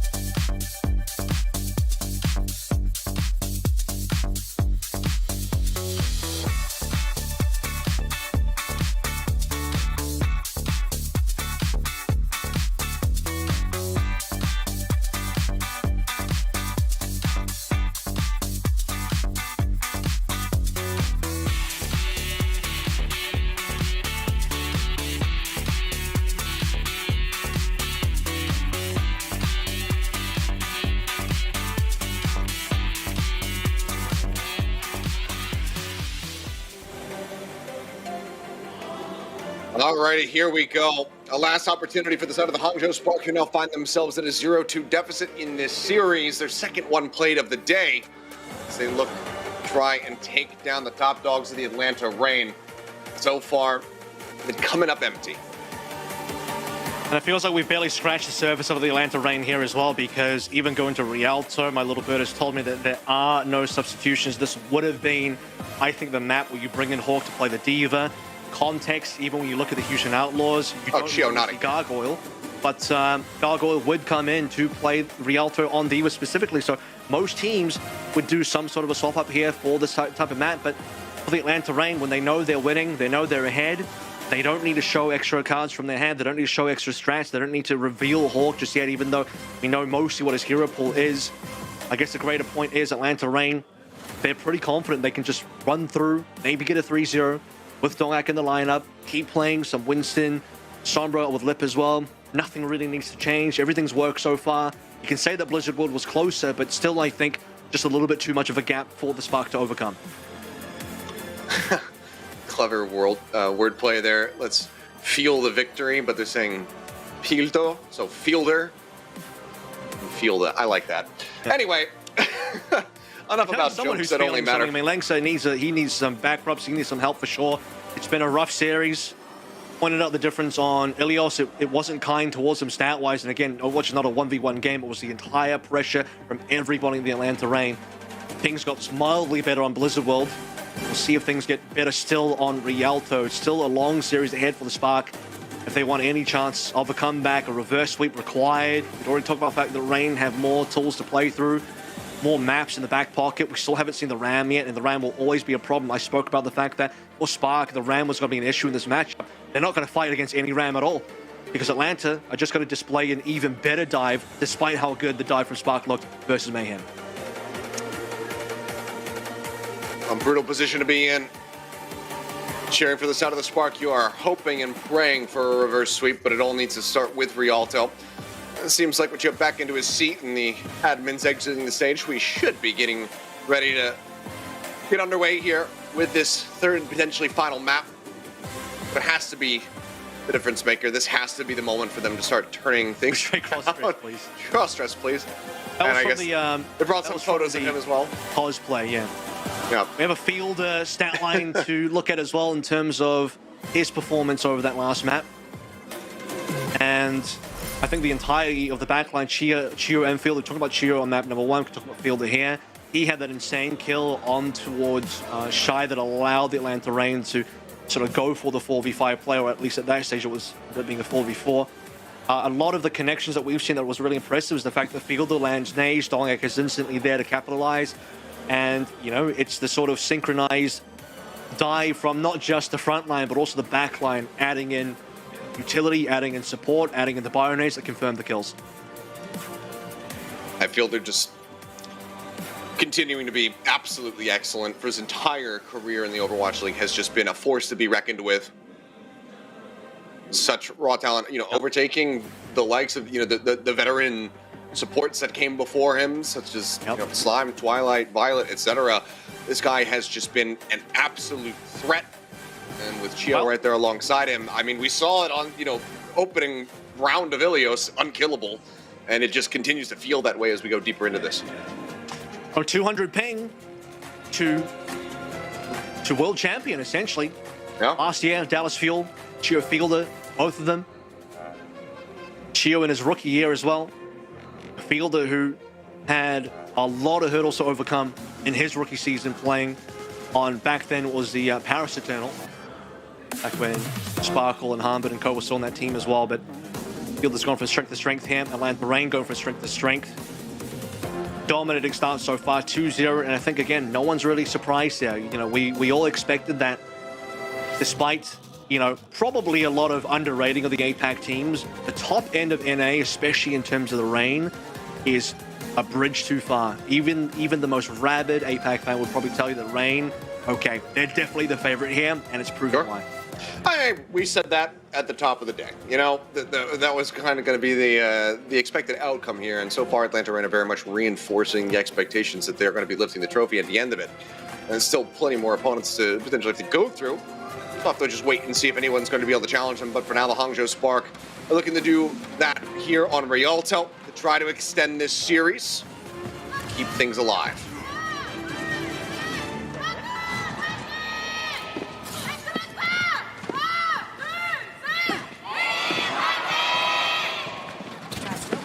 And with the backing of the crowd and the performances we've seen so far, it seems like this could just come to a very swift end.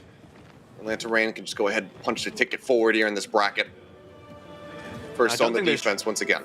I don't think there's really many better maps for the Spark here as well. I mean, you have obviously Shambali out of the question. Junkertown and Havana the only other two options, and both of those, I think there's a fair bit of raw RAM play kind of required here as Lip will enjoy what last vestiges he can of Widowmaker before the hard nerf on the live patch.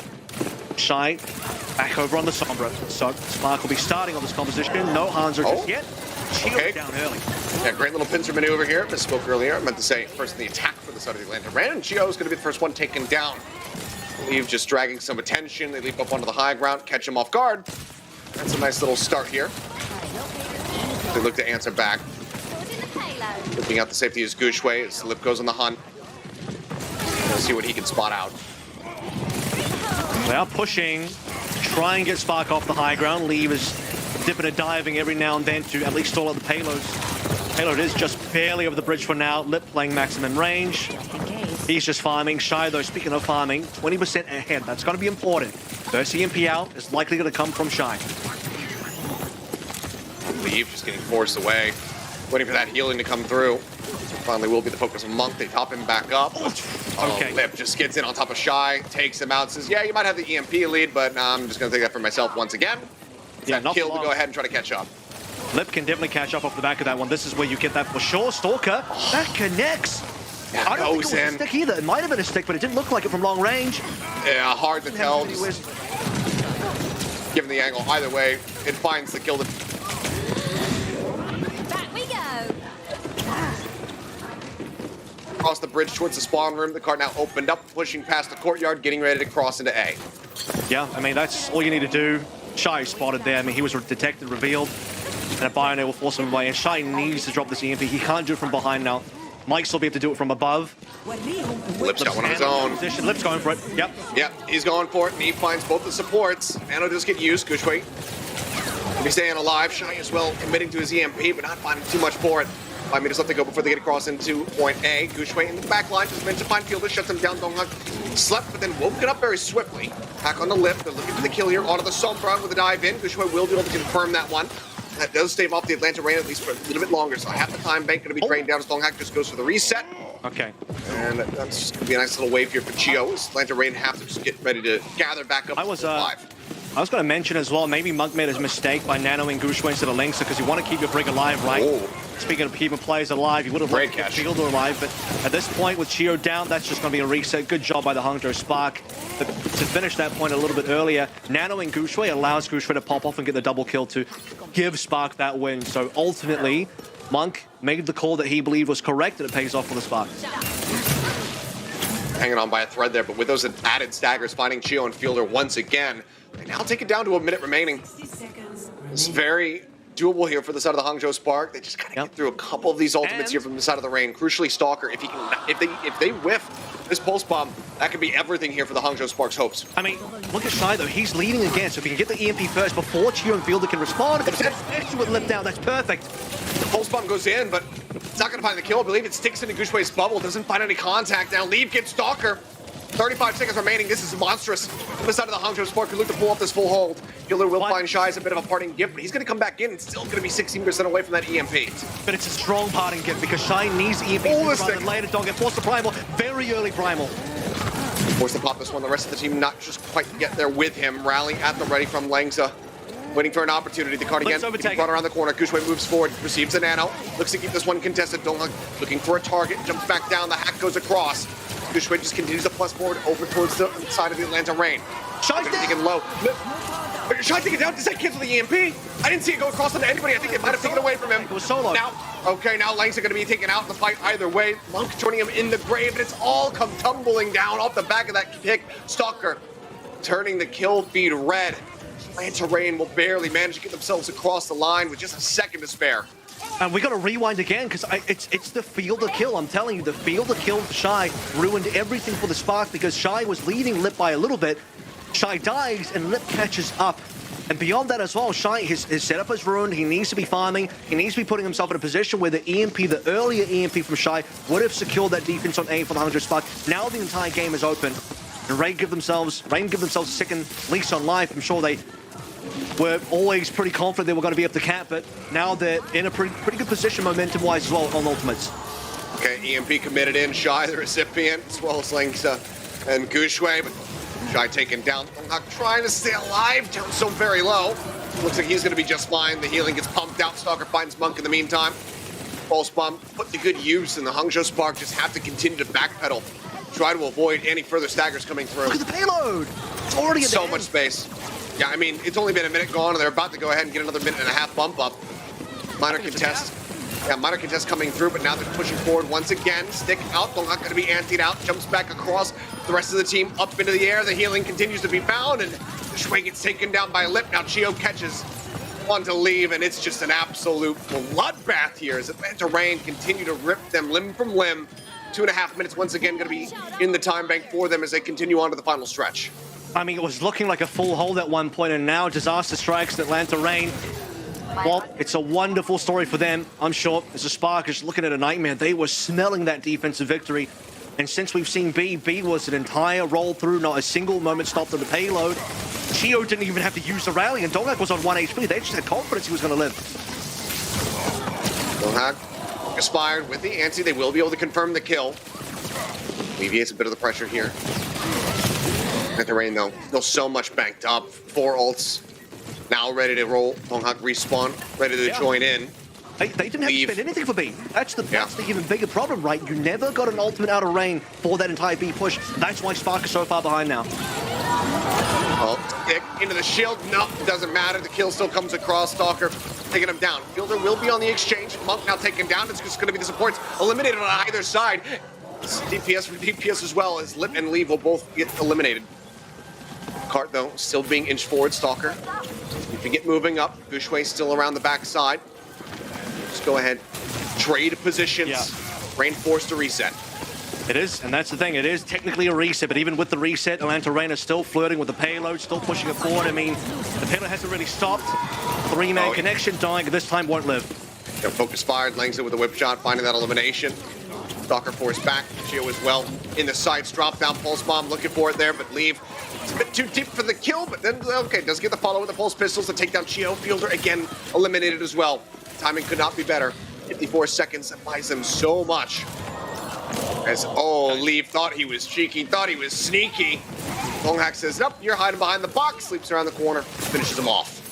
He's respawning though. Atlanta Reign haven't consolidated quickly enough to take advantage of that 5v4.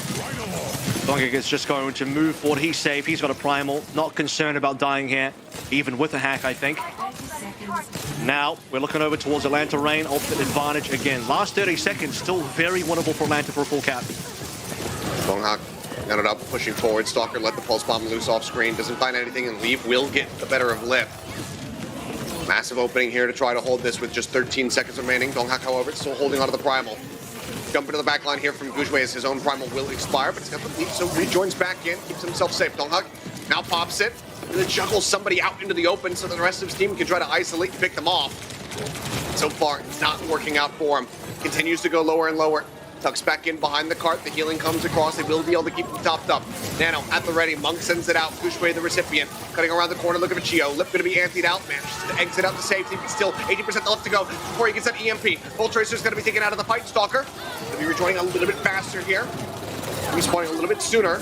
Slang's that now gone. EMP comes across. Anti on the both members that get hit, but Chio somehow still manages to stay alive. Lip does as well. He jumps out. Now he comes back through. The EMP going to be used. It finds Gushway. They take him down. Swap over onto the Kineko here from Langston. Looking to rejoin. Dash up into the point, but Chio takes him across the line. Takes down Shy. And with no time remaining, Atlanta Reign will at least be able to get the finish here in OT. Supports on Atlanta Reign are just so good. Seeing them keep Donghak alive in the last couple of fights there as well. Even when Atlanta Reign, it looks like they should be losing the fight. It looks like they should be out. The time has run out. We're on to OT. The wick is burning down, but Atlanta Reign holding strong, still in the fight. Gushway Nano up, doesn't care. Atlanta Reign still in the fight at all times. And Spark just could not get any sort of critical mass of kills at any point. You know, you see Gushway trying to chase around. Fielder instantly Stalkers there to protect him. Hangzhou Spark couldn't convert highly enough. And there it is. So Shy did still get the EMP off on the Donghak. You can see on the top right on the HUD. But he dies instantly, man. And the Shy EMP also comes in so late compared to when it could have come in. And with that, I mean, Stalker just gets the massive cleanup. But you have to go back and think Hangzhou Spark at one point were looking at the very real possibility of a full hold. And instead, it's going to be the Atlanta Reign full cap through. And even with about 20 seconds remaining, looking at the Atlanta Reign, I'm still confident they probably can finish the map, and they do. It just felt like that might have ruined them, not being able to get that full hold when they were so very close, because after that, it became very breezy. That point B had Hangzhou Spark been able to contest that at all, we might be looking at them successfully holding, denying that finish from the map. Now, though, they once again need to make it to the end, need to try to force out that extra inning. No draw potential, obviously, to worry about since they are here on Escort. They need to finish with as much time as they can to get themselves some semblance of an advantage. Monk going to be hacked out, focus here of the DPS, but then Leaf as well. Leaf coming in to try to peel off some of that pressure.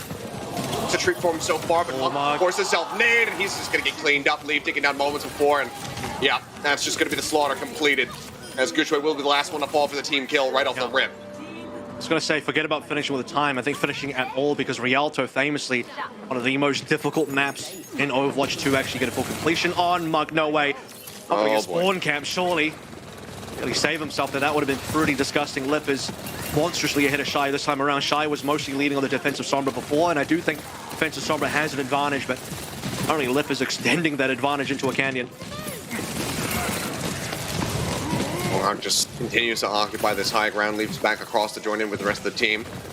I mean, and yeah, as you're mentioning, Lip just so very far ahead. The EMP now online, goes back into self, looks for the setup here. See when he decides to pull the trigger, and the answer is going to be right now, but it's not going to find anybody. So, another EMP there from the side of Lip, no connections found. And that will send the rest of the Atlanta Rain kind of scattering backwards over towards the courtyard.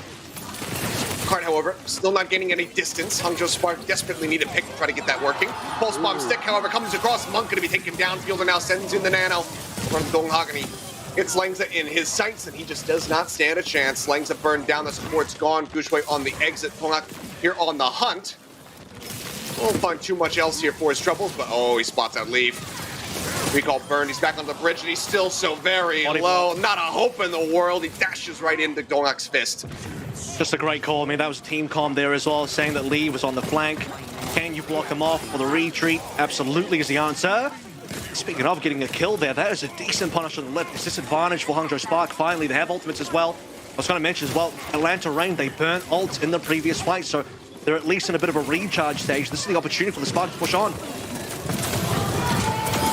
Pulse Bomb out from Leaf, does find an opening pick. Chio going to be taken down, but Monk going to be traded out. Donghak able to clean him down with that Primal. Leave now, gone. 2 members lost on the side of the Hangzhou Spark. Shy taken out of the equation as Lip looks to lap him. 28% away from having that next EMP at the ready. Just a minute and 23 seconds remaining here for the Hangzhou Spark.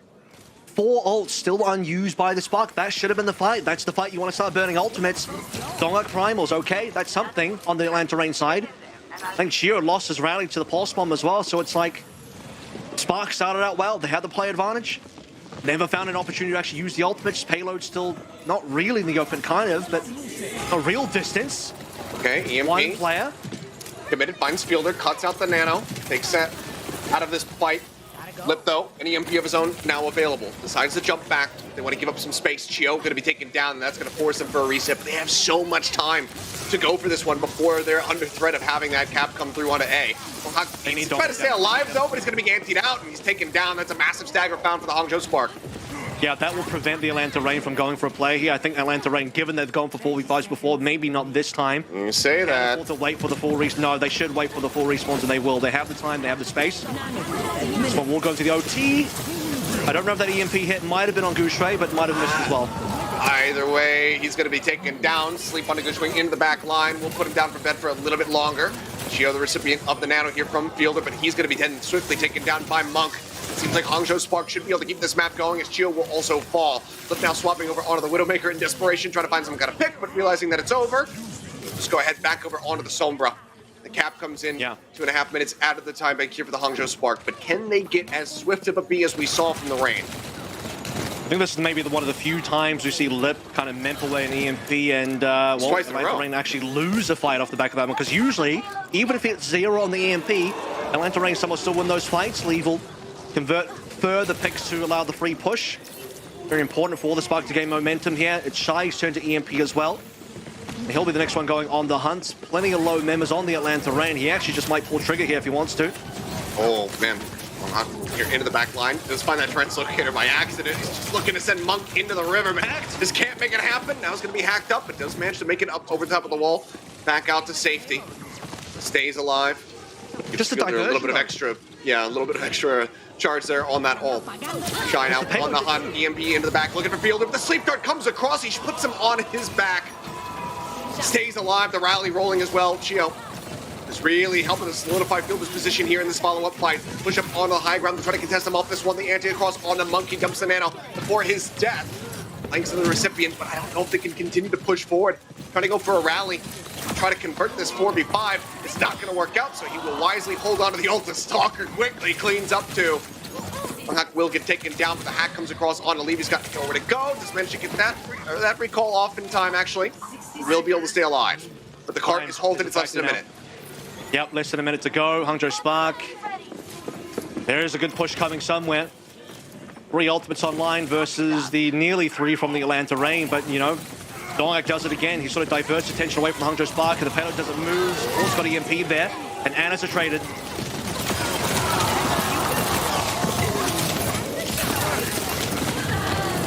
Had that not come through, maybe he could have stayed in this fight, but Shy able to trade one back at the very least. Gushwei now going to be primaled up, looking for a target, but everyone's just kind of scattering away from him. Stalker looking for the Hail Mary pulse bomb to just go ahead and finish off the Winston. It will go wide. Gushwei lives to fight another day. His leave looks to keep Stalker honest, forcing him back, but Nano himself down low on HP, has to try to stay alive. Donghak into the back line with the Nano rolling, just looking to threaten, looking to shove them away from this cart, which is 8 seconds remaining, and somebody needs to get the touch. Gushwei now going to be taken down. The Primal going to be popped, looking to keep them away. It's on Shy and Leave to try to keep this cart contested, but for now the touch has not come through, and it will not be found.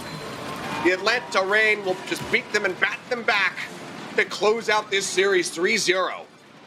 4 players still alive from the Spark, and I guess maybe a C9, but also I don't think it would have really mattered at the end of the day. Dongak primaling away, he's pushing away multiple members. Hangzhou Spark massively out of position, well, forced out of position. They were just all over the place. Supports still, unfortunately, being primaled off. Shy and Leave, the only ones that could have maybe gone for the payload touch, but they would have been up against the strong defense of Atlanta Reign waiting for them. Atlanta Reign will not be faltering at all at any stage. But this is again another situation where, I mean, I don't think anyone realistically believed that Spark could beat the Atlanta Reign. They're huge favorites for this entire tournament, maybe the entire year, but maybe a map in there, maybe a 3-1. And Rialto was their best shot at getting that 3-1, because if they did full hold, Hangzhou Spark, they capped beyond a possibility of a win. It was certainly there, that they let it slip through their fingers. Atlanta Reign, yeah, they're not going to be losing anything today, at least not yet. Not yet at all. Very clean from them, denying that access over on a B, and just, you know, again, widely in every single one of those fights, even, you know, losing a player, having Lip whiff on one of those EMPs, it felt like so many times they were able to answer back. Chio is actually going to be our player of the match with a fantastic performance, even despite the slight little technical difficulties that he was suffering from earlier on. And he manages to get his PC up and running, get into the lobby, and he absolutely pounded. Because they were fitting in new parts of the PC, putting in a new graphics card. But he pounded, yeah, he had an amazing series. We talked about the fact that both Fielder and Chio were deathless, at least for the first round of Ilios here. But moving further as well, I mean, amazing ability to stay alive, the ability to get aggressive, find picks as well. He had really, really good whip shot accuracy. We saw here, these 2 kills were really just so well done. Yeah, just beautifully done. I mean, you know, several times just denying those touches as well, getting the whip shots out to make sure that the cart could not be contested when we were getting down to those last few seconds in the maps and whatnot. So a very solid performance from him on this Brigitte. Atlanta Reign, I mean, I think we all knew it. They live up to the hype. 3-0, a bunch of the Dex talent put in 3-0, and, you know, I think if you wanted to be charitable to the Spark, maybe a 3-1. At the end of the day, though, there is just a gulf between Atlanta Reign and everybody else, and, you know, they showed that versus the other NA teams. They're showing that versus the Hangzhou Spark. They'll be moving forward now with Hangzhou Spark going down. A lot to think about for the Spark. I think Spark can be competitive against everyone else, but just not against the Reign. Yeah, I mean, outdone. You know, we just saw how well they were performing when it came down to that dive, just getting the better of the Florida Mayhem. But against Reign, no need to see Hawk in this matchup. Just keep Donghak in, go toe-to-toe on that Winston. And he just looked absolutely incredible. It was just gorgeously done from the side of the Atlanta Reign, and they continue to be the team to beat. They continue to be the final boss here of this tournament. Yeah, I'm just glad we got to see Lip again, cast Lip again after he went over to NA. See the 8.9 Gaming Warlord on the Sombra, his signature pick, and it does deliver. A couple of Memps in there, but largely Atlanta Reign won anyway. Yeah, I mean, this team is just absolutely sick from head to toe. They didn't even have to sub in Hawk, as we said. They're hiding strats, they're saving compositions, not force at all to show anything extra here. I mean, you got to make the Reign do it. You got to force Reign at least onto a map 4, and only 2 teams have ever been able to do that so far this season. They have. Well, that's going to do it there for that series. But of course, we have one more coming up. But before that happens, the desk is going to break down the action here from this 3-0. So don't go anywhere. We're going to go to a quick little break, and then we'll have the desk.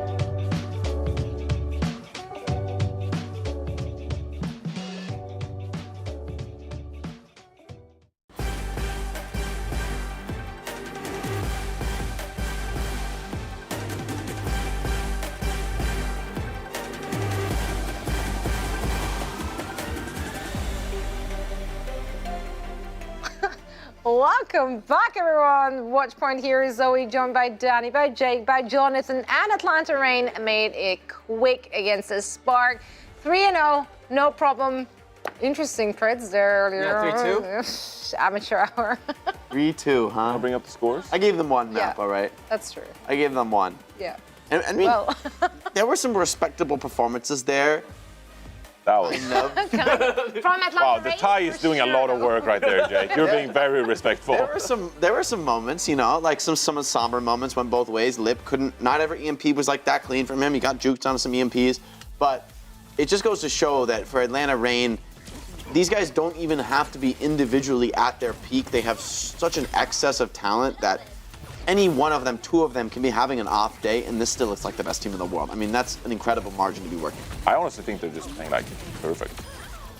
Like, is that almost like notes? Like, no, and I honestly, like, Stalker's just out there like one-clipping people. Dongak's Winston is phenomenal. Chio got player of the match because he's. But I mean, Lip missed a couple EMPs this series. Like, that's not normal for him. It's all like right. Teams that All like, right. You hold to a much higher standard now, right? You missed an EMP. How dare you? How dare you? Like, you know what I mean? Like I think it's important. He's not. Fair enough. It wasn't perfect. Yeah. They have such an overall level. You don't notice that in the series because they're just immediately adapting to it. They deal with it. They still get the win on these maps. They don't let it affect them because they just have so much to work with. I mean, what a sick they pick up each other's slack, and I think one of the scary things which Avril and Achilles talked about is the fact that really no team has pushed Atlanta Reign out of their comfort zone. I think they pretty much just got away with whatever they wanted to play, and so far we haven't even seen that many looks from them. Like, we know it's in their wheelhouse, but they were able to just withhold strats, and they might be able to do so up until the grand finals. Are they intentionally saving the Hawk Ram for the grand finals? Are they just gonna not show it until like the final match? Yeah. They're like, that's our secret. There were just no Ram maps this series. I don't think it's too early to say about what strats they're going to play or what they want. I mean, this was Spark keeping it on a dive meta. I mean, I think Spark knew like they don't want to go to a Shambali and face a Ram. Like, they know that that's not good for them. They kept it on the Rialto, the Blizzard World, trying to win the dive mirror, which I think was the right strategy for them this series. Even though they went down 3-0, it would have been, I think, even more of a beatdown had they taken it to these rush maps. But I think we will see Hawk play when those maps come out. That hero is needed. Yeah, well, and I think one of the players which definitely stood out here, especially for you, Jonathan, I knew you were glued to the screen. Drooling. Drooling, actually. It was quite gross, in fact. But you want to talk about Donghak and his world-class Winston performance. Yeah, we talk a lot about Fearless Zoe. We talk a lot about Smurf. True. But I want to talk about Donghak.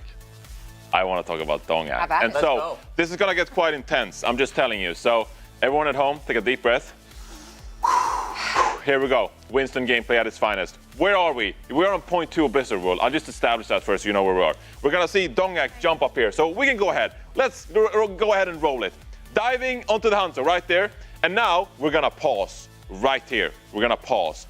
You can see that Donghak is actually committing here. We're going to see that the nano boost is going to come out from field there. So that's why it's all blue and stuff. We knew that. I mean, we know that's this stuff. But he's going to go aggressive because he is so close to the Primal Rage. We're going to go ahead and slow this one out as we're about to approach this dive right here. Length with a good boop right there. Actually, can we just go back like 5 seconds? Sorry, it's so intense. There's going to be so much going on, I promise.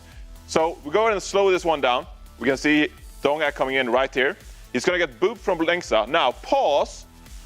He's doing a backwards leap right here to have less forward momentum when he leaps in. And pay attention to Shai's health right here. It's gonna fall apart because as we slow this one down, he's going to punch and animation cancel when he's landing right on top of Shai. Punch, animation cancel, Shai is dead. He was already pretty low HP. And then after this, he will come off cooldown from his bubble. We can go ahead and pause it as this comes out. He avoids the sleep because it's a pixel perfect Winston bubble right here. Now, additionally, because this Winston bubble is so picture perfect, he can deal damage to the supports, while at the same time, the supports can't do anything. So if the supports want to actually do anything, well, they have to go out into the open where everyone else will help out from the Atlanta Reign. The backline is healing Donghak as this goes on. So avoid the sleep, we can play this one out, going to continue to deal some damage, goes back to safety because the rally is up. Now, he's going to take this position, we're going to pause it right here. This cooldown, he's waiting for the Winston cooldown. He's waiting for the bumble to come back. You can see that he's scouting here in the backline. Is my backline holding up? Well, Gushua is primaling right now, so I can't peel a Winston anyway. So we're just gonna chill here for a little bit. We can go ahead and play it out, continue to play it. And as the Winston bubble is going to come out, he acknowledges, okay, the backline is still there. Well, it's time to go again. Guess what's up next, guys? It's another perfect Winston bubble. This time, you can see he avoids another sleep dart, and he's playing the perfect line of sight so he can get bionated from fielder to get extra healing, while at the same time having the line of sight from his healers who are up here somewhere, I hope, because I can't see them. And again, he can deal damage to the backline of the Hangzhou Spark while avoiding the damage because of the bubble, while taking extra healing. We can go ahead and clear it right here. The Primal Rage is going to come out, and this is just the cherry on top. I mean, Dongyak is just going to go for the backline and rack up all the kills. Not only is it like perfect leaps, it's perfect bubble placement, it's avoiding sleep darts, and a great Primal Rage. I mean, Dongyak. Like, what can't this... Whoa!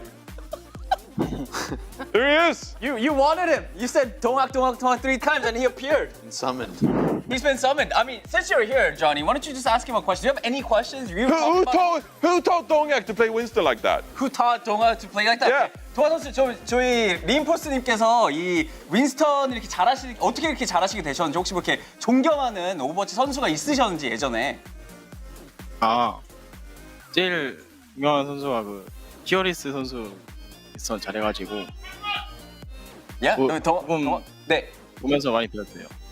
He said he really looked up to Fearless from Houston Outlaws. Well, you know, and he learned a lot from his Winston, and that's how he practiced and he got good. Well, he'll about to play Fearless right after they beat the Solar Infernal. Coming up next. Thank you, Reinforce. All right, we got Donghak for the post-match interview. I mean, I want to start this interview by asking you, Donghak, this was, I mean, as the rookie of the team, and I think this was your first time being in a LAN event. So how was that experience for you? 자, 일단 오늘 승리 축하드리면서 아무래도 신인, 팀의 신인이자 또 막내로서 이번에 처음으로 팬들 앞에서 경기를 하셨는데요. 오늘 좀 이렇게 라이브로 경기를 해보시니까 좀 어떠셨나요? 팬들 앞에서 하니까 좀 재밌는 것 같아요. I mean, definitely, you know, I had a lot of fun just playing in front of the fans. And also, I mean, I think another interesting thing I think from this match was actually you being played in map 2 and 3. It was Rialto and Blizzard World. I think in the regular season we saw a lot of Hawks Diva being played, but for today it was you playing throughout the whole series. So how did that change actually happen? 자, 두 번째 질문으로 동학 선수 이번에 정규 시즌에서는 이제 뭐 이 2세트랑 3세트 리알토랑 블리자드 월드 좀 이런 곳에서는 호크 선수의 디바가 굉장히 좀 많이 보였는데 오늘은 동학 선수의 윈스턴이 더 많이 보였어요. 좀 어떻게 해서 좀 이렇게 됐나요? 그 항저우 팀이 윈스톰트 많이 해가지고 우리도 그냥 윈스톰트 같이 하면은 쉽게 이기겠다 해서 윈스톰트로 왔습니다. Right, so I mean, we knew that Hangzhou Spark loves to play the Winston Tracer Sombra dive, so we just thought it'll be easy win for us if we just, you know, mirror their composition, and I think that's the only reason why we played the Winston mirror. Were you going into this match, were you like really confident that you guys could beat the Hangzhou Spark? 이번에 경기를 들어가시기 전부터 좀 이 경기 좀 쉽게 이기겠다라는 좀 자신감이 있으셨나요? 네. 동부 상대로는 긴장이 안 되더라고요. Yeah, I mean, it definitely. I knew that it was going to be an easy win against the East YEAST teams. I knew that it was going to be an easy win. It was going to be an easy fight for the Atlanta Rain. All right, that is it for the interview. Thank you so much for your time and congrats on getting the win. 자, 마지막으로 오늘 승리 축하드리면서 보내드리도록 하겠습니다. 감사합니다. 네, 감사합니다. Thank you so much, Donghak and Danny. Well summoned, Johnny. No respect for the East team. The East team. The East team. There were some good tweets about that one. Oh, really? Oh yeah, there was some fun stuff. There was an East infection when the Spark won, which I thought was quite. Oh my God! Come on. Okay, listen. Just because you don't understand it, it's still funny. Anyway, I get it. Fine. Bread. Yes, bread. Well, we do have one more match coming up after this to round out day number 1 of the Midseason Madness. So all you have to do is stick around for the break. 동학.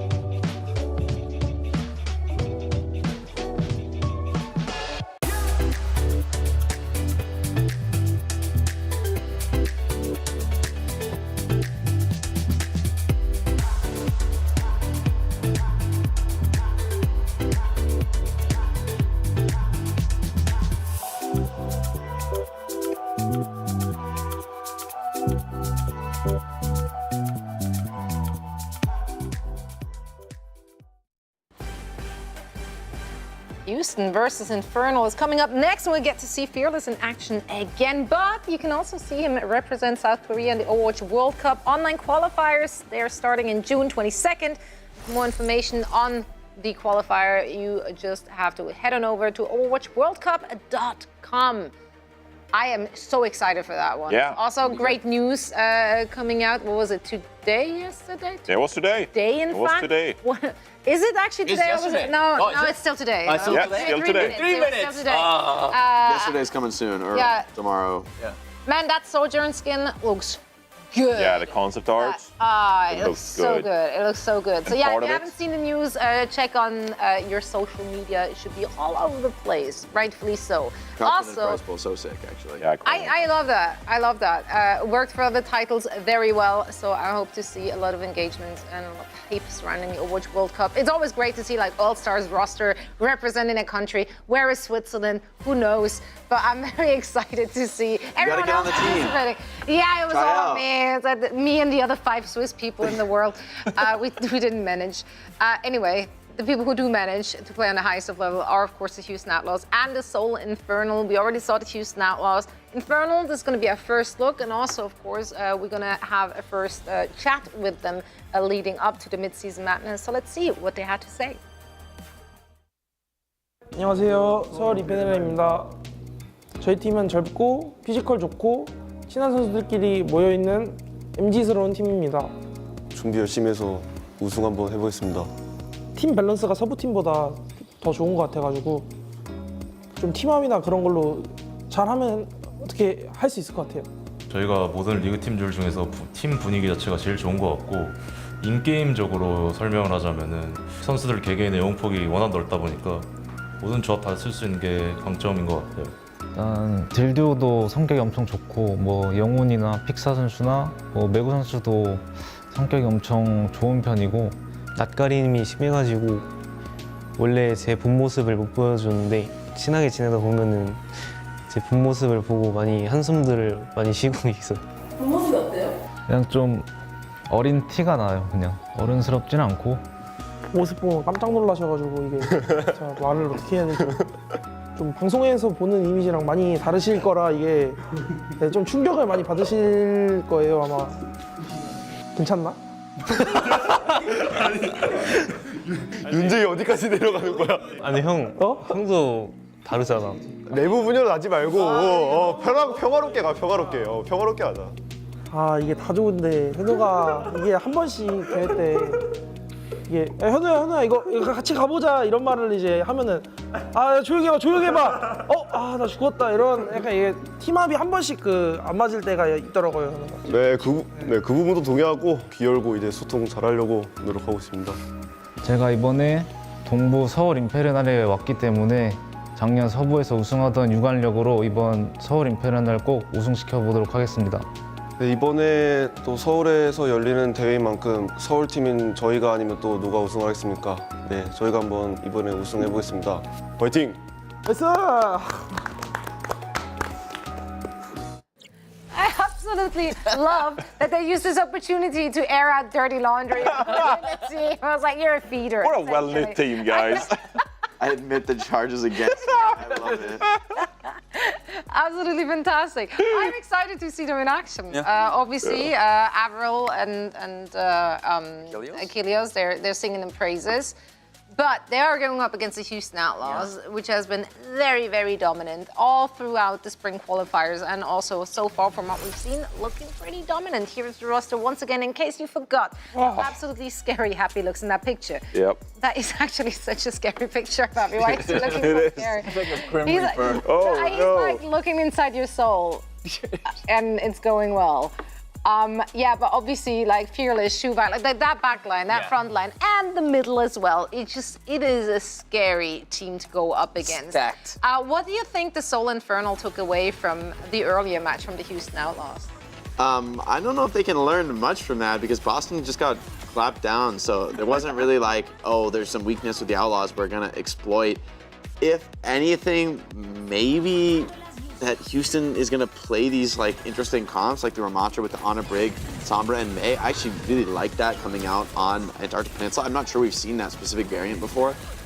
Atlanta plays the Sombra May with Ramatra, but not with an on and break setup, so that looks very hard to dive against.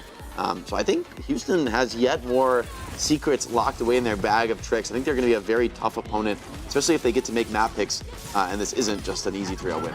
I think this is going to be a match, especially for the Seoul Infernal, where they'll actually learn a lot about themselves in this tournament. Deep. Wow. Well, come on, I didn't mean to sound that deep. But because they are actually a well-balanced team, Losing you know, is learning, like they Johnny. said Losing is learning. in the interview, that they actually play a lot of different compositions. They have brought out the May, for example. They like to play dive. We've seen MN3 on the Hangzhou, for example. And they can opt into the Brawl. They can play the Wrecking Ball, for example. And so if you're the Seoul Infernal, you are not the favorite when you're playing against Houston Outlaws playing the dive composition, but you'll gain greater understanding of, can we rely on our Brawl composition in this tournament? Do we have to go all in on dive if we want a chance to win this tournament? Because you come into these tournaments with lots of stuff figured out, but when you play against Houston Outlaws, when you play against Atlanta Reign, you truly find out like what is going to hold up against the best of the best, what is going to give her the best chance possible. And I feel like Seoul Infernal, because they are so well balanced, they need to pinpoint what the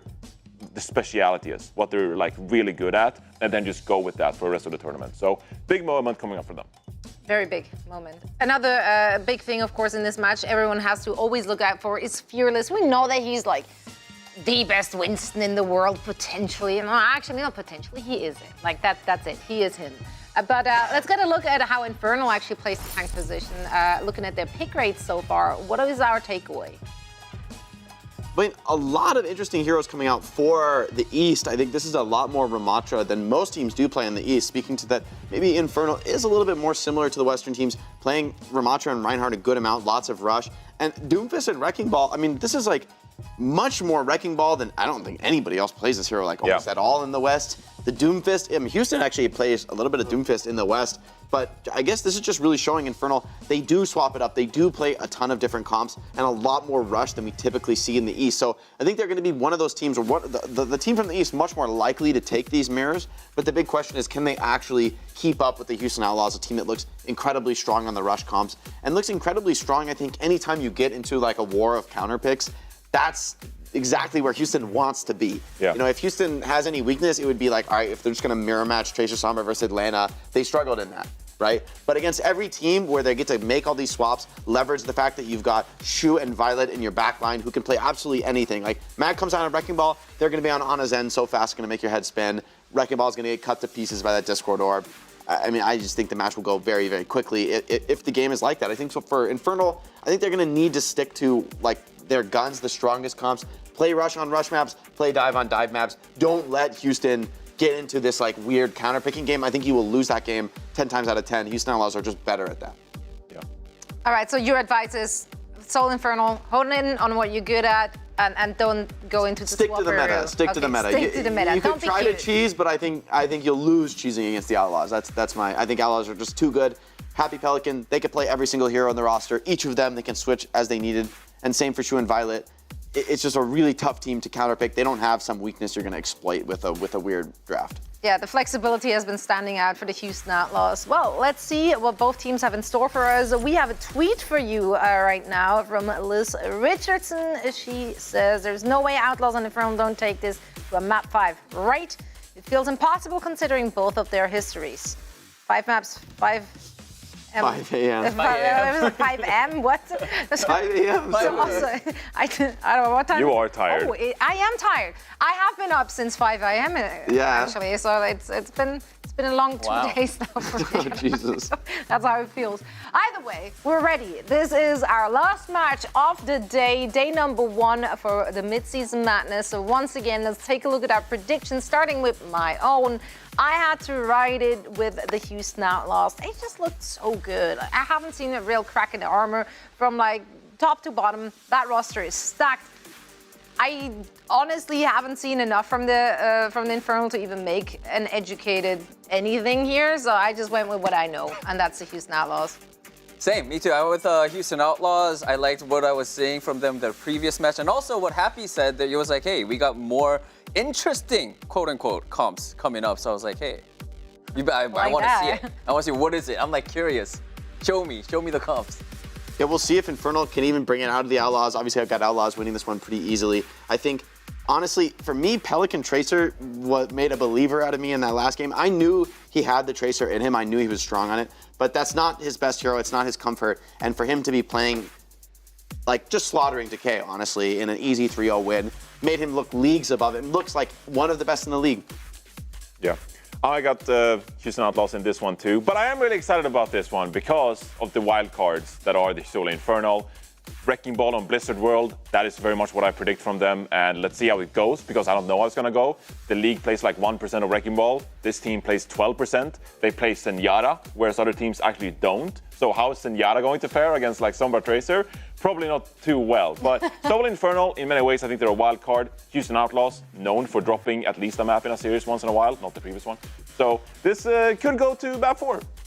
You know what, Johnny, I'm sick of this. Like, he's like so, like, trying so hard to play both fields today. Absolutely disgusting. Well, Seth, Kevin, it's past midnight, so we're now on first name basis.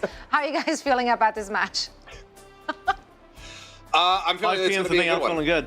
Yeah, I mean we're just perfectly fine here. 4 p.m. over here in Seoul, South Korea. But I'm feeling good about this match. I do agree with Liz. I think that this could very well go to 5. So I think that I'm hoping that this one goes to 5, and I hope that you're all wrong in your predictions in the sense that this is going to be a clean blowout series because this one's a hell of a lot of potential. The Infernal have been looking absolutely excellent. Mag is back in a renaissance period right now. Whether or not he's going to pull out the Wrecking Ball, we'll have to just wait and see. But something tells me if this does end up going to a map 5, that doesn't historically go so well for the Outlaws. So we'll see if they can get it done if it does go the distance. Now, with the Soul Infernal as well, they have a bit of that fusion energy in them from, the Philly Fusion years. That spirit is still there in good ways, some bad as well. The good ways would be the fact that, quality roster, and I think the prophecy exists. Look, I think the team needs to get second place. You got to do it first here for Soul Infernal. Now that you've rebranded, get another second place. Why not? But, for that to happen, they need to make it through that bracket. On the more negative side, they've also lost their fair share of map 5s. That first game versus Seoul Dynasty is one they'd like to take back. If it wasn't for that, they'd have a perfect year so far as well. As we take a look at the Shu versus Skew stats, and this is the matchup that I want to see. When we talked to Jake at the start of the day, who would I like to see versus the Soul Infernal? I mean, play up against Houston. It's probably the harder matchup, but we get the Shu versus Skewed matchup as well. And at that time as well, I think I had a little bit more faith in Boston Uprising. That's probably the scariest part. The fact that Houston dismantled them 3-0 means that Houston are coming into this one looking really good. That they are, but Infernal have looked hot, the entire season throughout. Again, we kind of mentioned the little snafu in that opening series versus the Dynasty. They did get the better of them in that matchup, but since then, it was nothing but clean play and dominance at the side of the Infernal. And now, under this rebrand, they are the, hosting team basically for this. Because we're technically outside of Seoul. It's in Ilsan, but it's close enough. It's attached to a Seoul subway line, so it's good enough for me to call them the home team coming into this one. But with that, it does add a lot of pressure, needing to perform in front of that home crowd. So can they do it? Are they up to the task? We're about to find out. Our opening map is going to be Lijiang Tower. Let's see whether or not it will be the Infernal drawing that first blood, getting that first map win under their belt. No matter what happens here in terms of who actually ends up winning the series, I want to see it go to at least 4 maps because Soul Infernal's best map type is the push. They are, I think, the best push team that we have in the East for sure, and maybe we'll see if they can really put up that challenge up against the Western teams as well in Houston. This is a squad that, if it wasn't for the Atlanta Reign, we'd be singing the praises of the Houston Outlaws. Yeah, they would probably be the hard favorites for the year so far, but so far the Atlanta Reign have been in their way.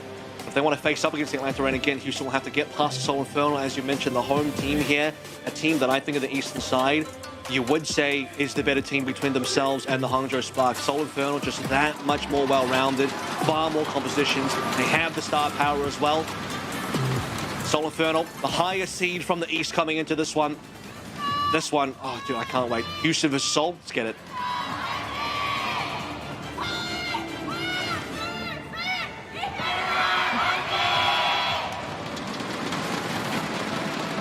Alrighty, and here we go. The Rhine v Rhine set up. Mag back over to the pick that effectively made him a household name back in the days of Contenders. Let's see how Fearless does fare. We come out the gate. It's going to be across. Both teams sticking with the Symmetra. It's going to be the inside track first and foremost here for the side of the Outlaws, getting themselves over onto the point. Massive damage out on the Skewed, but he's managed to stay alive. Still getting tagged up here and there.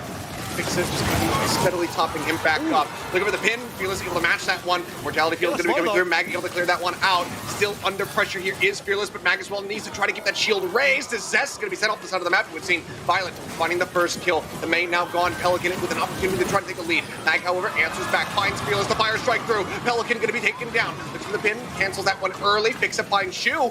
And the turnaround comes through. The Soul Infernal get the first lockdown here at the point. And despite being later to the actual point itself, I'm not too sure what the opening teleported play from Infernal was, because normally you see teams do what Houston did. TP into the window, drop down on top of the point. Houston did that, and Infernal did not. And Infernal were later onto the point contest, but Mag had that pin to Fearless. They pinned each other, actually. Both ended up on the floor. Fearless taking way more damage. That put him down into a very precarious situation, leading to Fearless being the first death on the Houston Outlaws, allowing the Soul Infernal to charge up, and now they have the ultimate playthrough.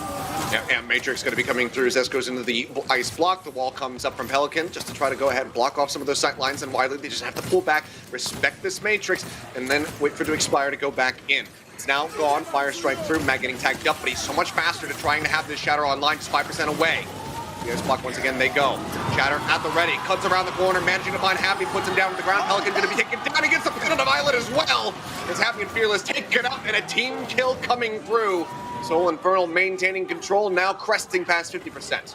And that needed to be a fight where I think Pelican could have played the Blizzard as well. Huge advantage over Zest, but didn't have the opportunity to play in. MN3 Photon Barrier, that ultimate is huge because it makes it really awkward for Violet. You don't want to have your beat blocked by that wall. Mag, okay, the Shatter is okay. It lands onto one person. The extra pin onto Violet really seals the deal, though. Soul Infernal defending well on the point.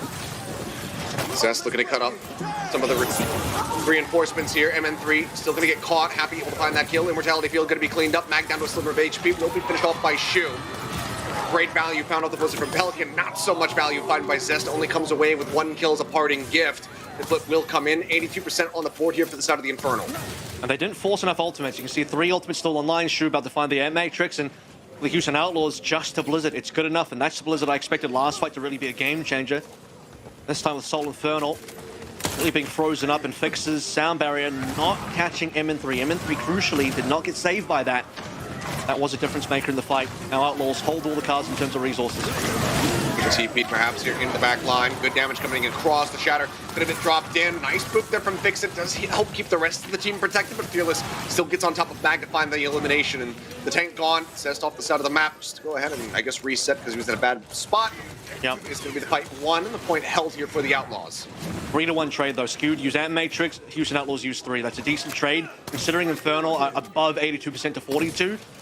This is the kind of economy swap that you want. You want to be able to flip the resources very tightly like that. Now MN3 has a Photon Barrier. Great for entering. Puts pressure onto Violet again. Just 10% away from having that one ready to go. Skewed again on the entry. Taking quite a bit of damage. Beat is going to be used up here, yeah, in advance to try to rush forward here. Get the catch on to him, and it's going to be Skewed taken down. Happy able to get on top of him. Mag going to be pinned in the floor, I do believe. And yeah, Shu's going to be able to finish him off at the very end. Fight very much going their way. Beat to go ahead and hold this and now take the lead. And MN3, really late death. It's late, and that's going to give Houston Outlaws the chance to equalize 82 aside. What a call coming through from the Outlaws. Violet just says, look, play for the tempo beat. We can go in and win this fight. And that ends up being a very cheap fight that allows Pelican to build up towards ultimate as well. And our Houston Outlaws, they can really have a good fight for this final contest. 99 should be on board.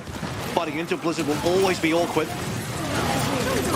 Teleporter set up, maybe for the chance to try to dodge out here onto the Shadow that's going to be anticipated. Mag trying to get himself out of this one. Immortality Field is going to be committed to trying to keep him alive into the fight, but the pin from Fearless will take him down. Pelican, however, going to be eliminated. Now Fearless is going to be gone. The trade-up is there, but now it's equalized. Shu gets the headshot across on the MN3. Sound Barrier in is 99%, comes across to the side of the Houston Outlaws. Shielding, now expiring. Mag going to be rushing back. The Shatter still in his hands. Fixit finds one, Violet finds another. Trading back here between the supports, but then he gets surrounded. Violet finds another. The right click comes through. Get the elimination, but the flip comes in for the side of the Infernal. Now the Blizzard's going to be invested. They try to stay in this one. Shu, the Immortality Field, try to keep him alive. Shatter gets dropped in. Mag gets the pin kill. Finds Fearless, finds Violet, but then Pelican, rejoining on the Tracer, manages to take him down. The counter flip coming back in. The overtime going to start bleeding away, and someone needs to get this touch. They go ahead, they tag in, they force it out for a little bit longer. Mag now swapping back over onto the Doomfist to try to rejoin a little bit faster. Zest on the Sombra as well. We swapped over to a dive. Infernal, full dive team now. Houston Outlaws basically there as well.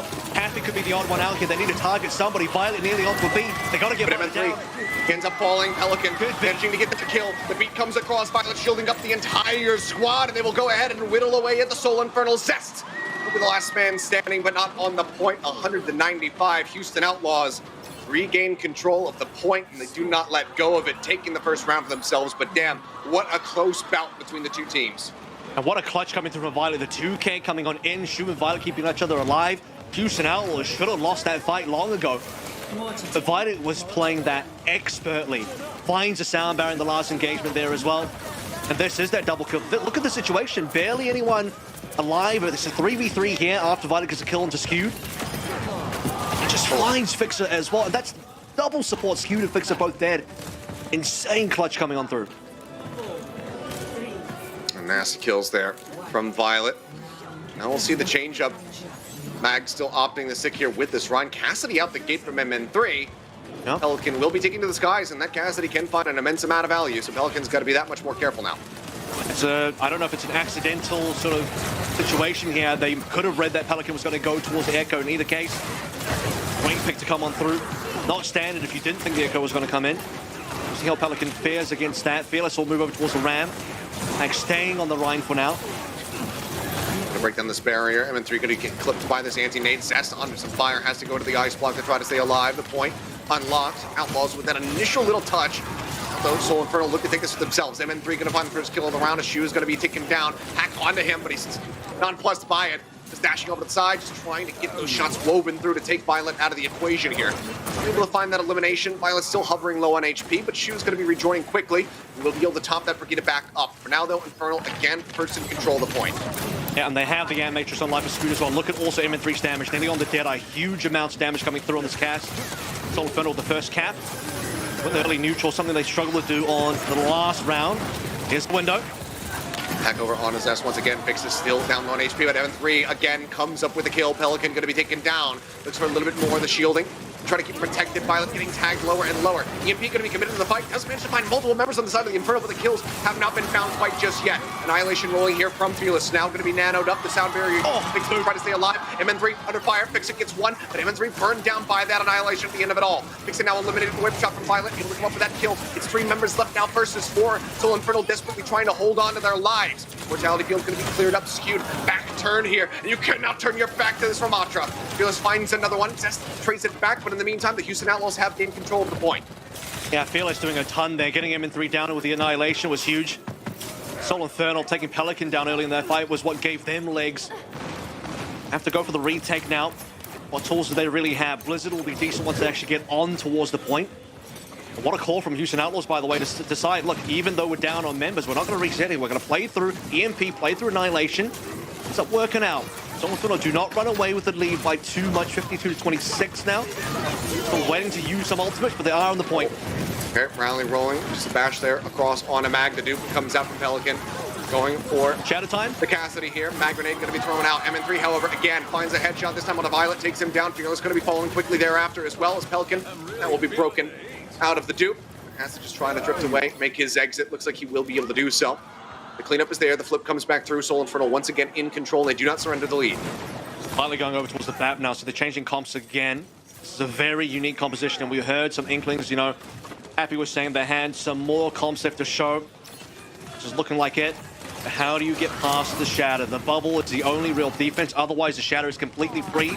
Naga holding above them. The EMP first, so catches 3. Okay, does manage to find MN3 for a second. It looked like maybe he was going to be able to turn that one on its head, but instead, they do come up with the kill. Now they start with the man advantage. Start inching their way back over onto the point. As you mentioned, Shatter, definitely something that needs to be respected. They get the hack across on a Mag.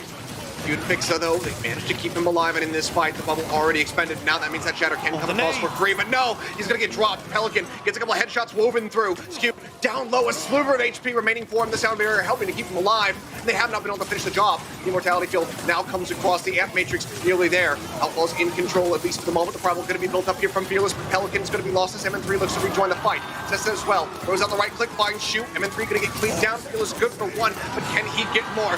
No! He's going to get dropped to the ground, the pin into the wall. Zest lines up the headshot, finds the kill. The Infernal are looking for the flip and looking to take us to a third and final round. Shu's going to swap over to Kuriko here as well. Fearless needs to get back quickly. They have to go for the touch. Doofus will be the answer, the fastest tank hero you can choose. And they're playing into a Blizzard. Very high likelihood that Soul Inferno can lock this one out. You need to see a good Blizzard, though, in the open. The Immortality Field just a little bit too late. He did toss it out, but now the Blizzard as well going to be invested. But Pelican finds Zest on the back end before he can go into the ice block. Second chance now. Tim and 3 only able to find one, but he is going to die on the back end of this fight. In control now, 70% ticking up. Final fight territory for both teams. Skewed now swapping to Kiriko as well. I'm so surprised Soul Inferno just decided to play that one in the open. They could have just opted to play the point instead. That's Look at the ults. Going to be strong. EMP and the dupe. And that's the thing, right? Houston Outlaws, after winning that fight, are in a good position resource-wise. We're going to hit the double 99s. Skewed swapped again. It's been two close rounds. Infernal, they got nothing. It's a pure neutral, and they have to fight 2 ultimates. The EMP of which is the most important. They identified where Happy was at. MN3 down low. But he needs a touch. OT now going to be forced out. EMP comes across. Mag going to be antied. Low. Still staying alive. The kill's not being found quite just yet. Pelican with the dupe goes for the Winston. Builds up the ultimate. He's got them in the corner. So look at the juggle around. Violet in the meantime finds MN3 off camera. The juggle continues. Skewed up into the corner, but the healing from Fixa is keeping him sustained. Mag, however, in all of this chaos is trying to occupy the point. Gets antied out and gets taken down. Now they're operating without a tank, without that Sombra. MN3 going to be respawning, trying to sprint back as quickly as he can. In an extended fight, if they can really keep this one going, he might be able to turn the tides, but Tess is going to be stunned up. Fearless getting him into the wall with the punch. Lines up the headshots, finds a kill. Rally rolling now out, goes over to Fixa to try to keep this bring alive. Point still occupied here from the Soul Inferno, but now Fixa going to be antied across. Goes in, tries to get the shield bash there on a Pelican. Has he overstepped? Down low, shield gets raised to try to keep himself protected, but he ends up falling to Fearless all the same. Mag back in, but the Primal is nowhere near. Still 28% away. Zest stunned up. MN3 forced to exit the clip, coming back through. It's 99 to 99. The OT starting to bleed away ever so rapidly, and Zest is going to fall. The support's just now respawning. Mag is dead. MN3 goes in solo, drops the EMP, but his corpse will drop to the floor, and the Houston Outlaws will close out this map 2-0. And the final fight. So many more ultimates online for the Houston Outlaws. Soul Infernal swapping to a brand new composition. Everyone is empty on the ultimates, and you have to sort of rewind back to the fight where the Blizzard was available for Zest, and Skewed gets caught out in the open. The Blizzard goes out super wide, didn't even take a fight on top of point, and Soul Inferno, I think they had a round slip away from them. 2 very, very close points there across the 2 that we saw in Lijiang Tower, but I think both times the veterancy, the experience, the clutch factor of the Houston Outlaws, especially when you look at Night Market, how good Shu and Violet were, especially Violet on the Lucio, to pull back losing situations and giving Houston Outlaws that win. So, look, it's been a tight affair so far. The Houston Outlaws, I think that slight edge will give them away for the first map, and we'll see if that gives them more on the future maps as well. I mean, if nothing else, even though it is Control, it can be a very wild and varied map type. I think what we have learned from this is that even if that 3-0 or that 3-1 scoreline does come through and Houston walk away with the win as the Desk was anticipating, it's not going to tell the full story because Infernal are fighting tooth and nail. As you said, a couple things slipping away from them, but still fighting to keep themselves in this one, and it was a hell of an extension on that OT. So they are not going to be going down out of this one without a fight. They've got that home crowd backing them up, trying to steer them forward to victory. Now they have this map pick again coming out into their favor. We'll see whether they decide to go for hybrid, those we'll find out in just a couple moments. But any initial thoughts there, Avril, as far as where they want to steer us? I think Soul Infernal have just so much to play through. Hollywood's an interesting choice because that's a really good map for Houston. I actually don't know if I agree with that. I think if you looked at where Houston is strong, Hollywood is right up the top of the list, and Soul Infernal should probably avoid Hollywood. That could end up being a mistake.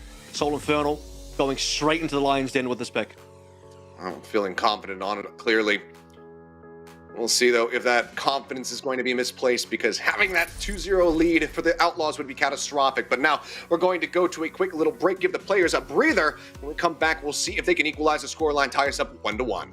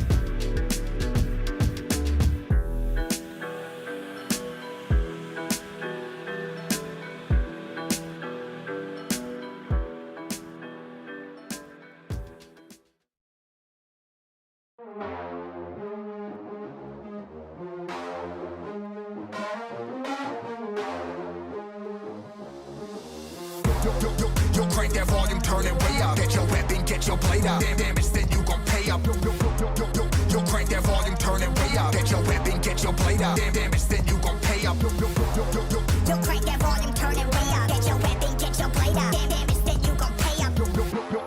Yo, crank that volume, turn it way up. Turn it way up. Turn it way up. Crank that volume, turn it way up. Way up.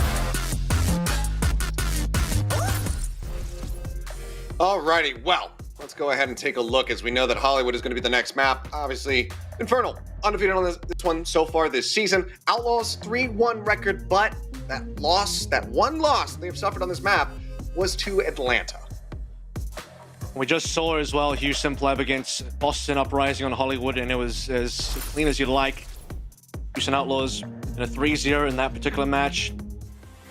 And I think I said, could that be Chungsick? Maybe my eyes deceive me. Anyway, interesting choice by Seoul Infernal. The other options would have been Blizzard World, Kings Roar obviously. Blizzard World in the past has been a great map choice for the Seoul Infernal, given that, you know, that 9% ball pick. Mag is basically the only player giving serious game time to Wrecking Ball currently. If you want to look back at the Lijiang map as well, I think the real sliver of hopium here for the Seoul Infernal is the fact that despite losing 2-0, when you look at the actual score lines of where the leads were, it was 82-0 on Night Market and 90-35 on Gardens, both in favor of the Seoul Infernal. So the capability of Seoul Infernal to have these early leads and to win enough fights to be putting themselves into a position to actually take away the round is certainly there. Where they're faltering is closing the round out and actually being able to clutch up when it counts, win the fights at the end of the rounds, at the end of the maps when it counts. That has been where Houston have been better. I think it's the clutch factor of Houston that gave them Lijiang Tower. It's a bit more clutch, but we know that Infernal is given what we've seen from them, and also when they were still known as the Fusion, that they can be incredibly clutch when they need it the most. Not so much there on that first map, but we'll see how they fare, because obviously they have to be feeling very confident coming into Hollywood. Again, they have not suffered a loss on it. They've only played it twice so far this season, but are they misplacing their confidence in this map pick? That's what we're going to find out. Certainly does open up things for MN3 to play hit scans. Obviously, we're 2 patches behind where Live is currently. Widowmaker is still fine and dandy, as we saw from Happy on Junkertown in the Boston game. MN3, possibility of playing at minimum Hangzhou, but possibly even Widowmaker on Hollywood B. Seoul Infernal are definitely cooking something here, as you're going to have some confidence in terms of this map choice. And it was close enough on Lijiang Tower. I think confidence levels for Seoul Infernal should still be high. This was not a one-sided opening map. Seoul Infernal know they have the capability to still win. They have to prove that and show it on screen. Well, in we go. Map number 2, Seoul Infernal. Their selection here for Hybrid to see whether or not they can tie this up at 1-1, or if the Outlaws will get a nice little stretch lead.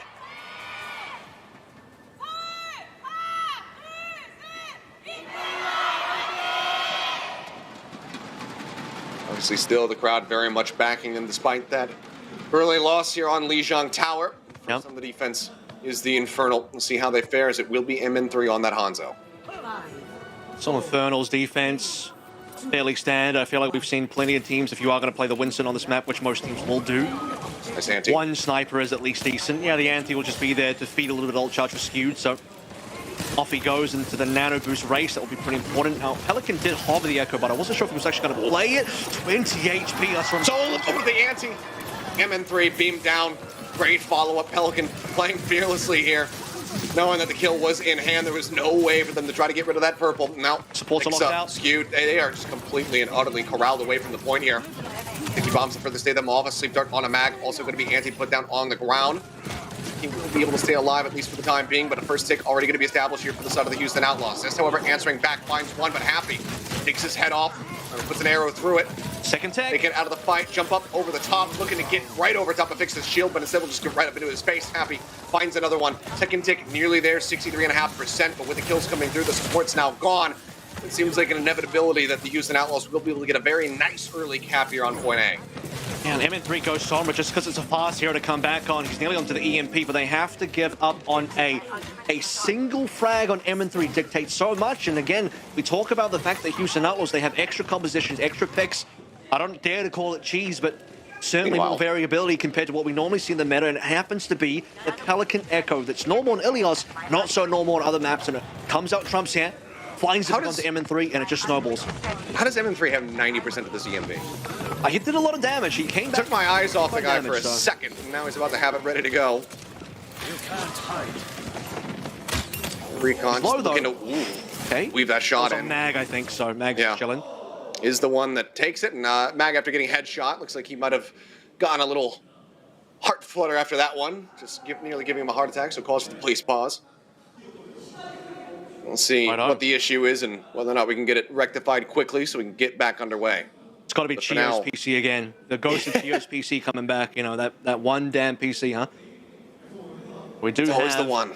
MN3 on EMP, and you noted that was a quick charge, and it's not clear that Houston Outlaws are going to be aware that the EMP is available, so this is critical for Soul Infernal in terms of finding that dive. As the Houston Outlaws will be the ones playing the normal comp now. We obviously did see Pelican swap back over towards the Tracer, so no more Pelican Echo for point B. Probably a little bit dangerous to play there anyway.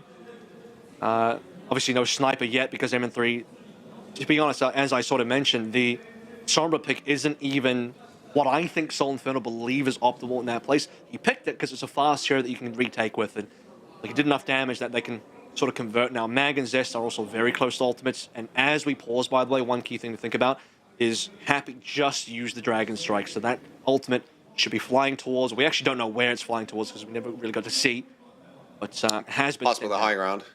What happened here? Mag is a true gamer. There's no admin. It's okay. I can back in or whatever the hell the issue is. But man's just under the desk doing work. Plug your keyboard back in, son. We got a game to play. Obviously, though, watch your head. Something like that. You don't want to bonk yourself on the desk as you're coming back up and then have to play the rest of the game dazed. So, very quick cap on A. Houston Outlaws off to a good start. And a hardware issue, so, you know, maybe it is Chio's PC, the same PC. Huh? No, he's in the center seat, so it'd be one of the support players that'd be having that issue if that were the case. So it looks like it's just something with his mouse, but he's back in seat. Headset on. Looks like he's just testing, and we are getting right back into the action here. So it seems like not too much of an issue, so we should go ahead and get this back underway, but the action should be potentially explosive right out the gate, so get ready. Yeah. Like I said, ultimates already being thrown out. Happy mid-Dragon Strike. Double support ultimates online for the Houston Outlaws. Fearless on 84. Mag on 73. Zest on 97. Some ultimates coming online very, very soon. Dragon Strike is, going towards the high ground, but very easily dodged by Mag. He's got plenty of room to just go ahead and inch up in front of that one. There's MN3 in the back line.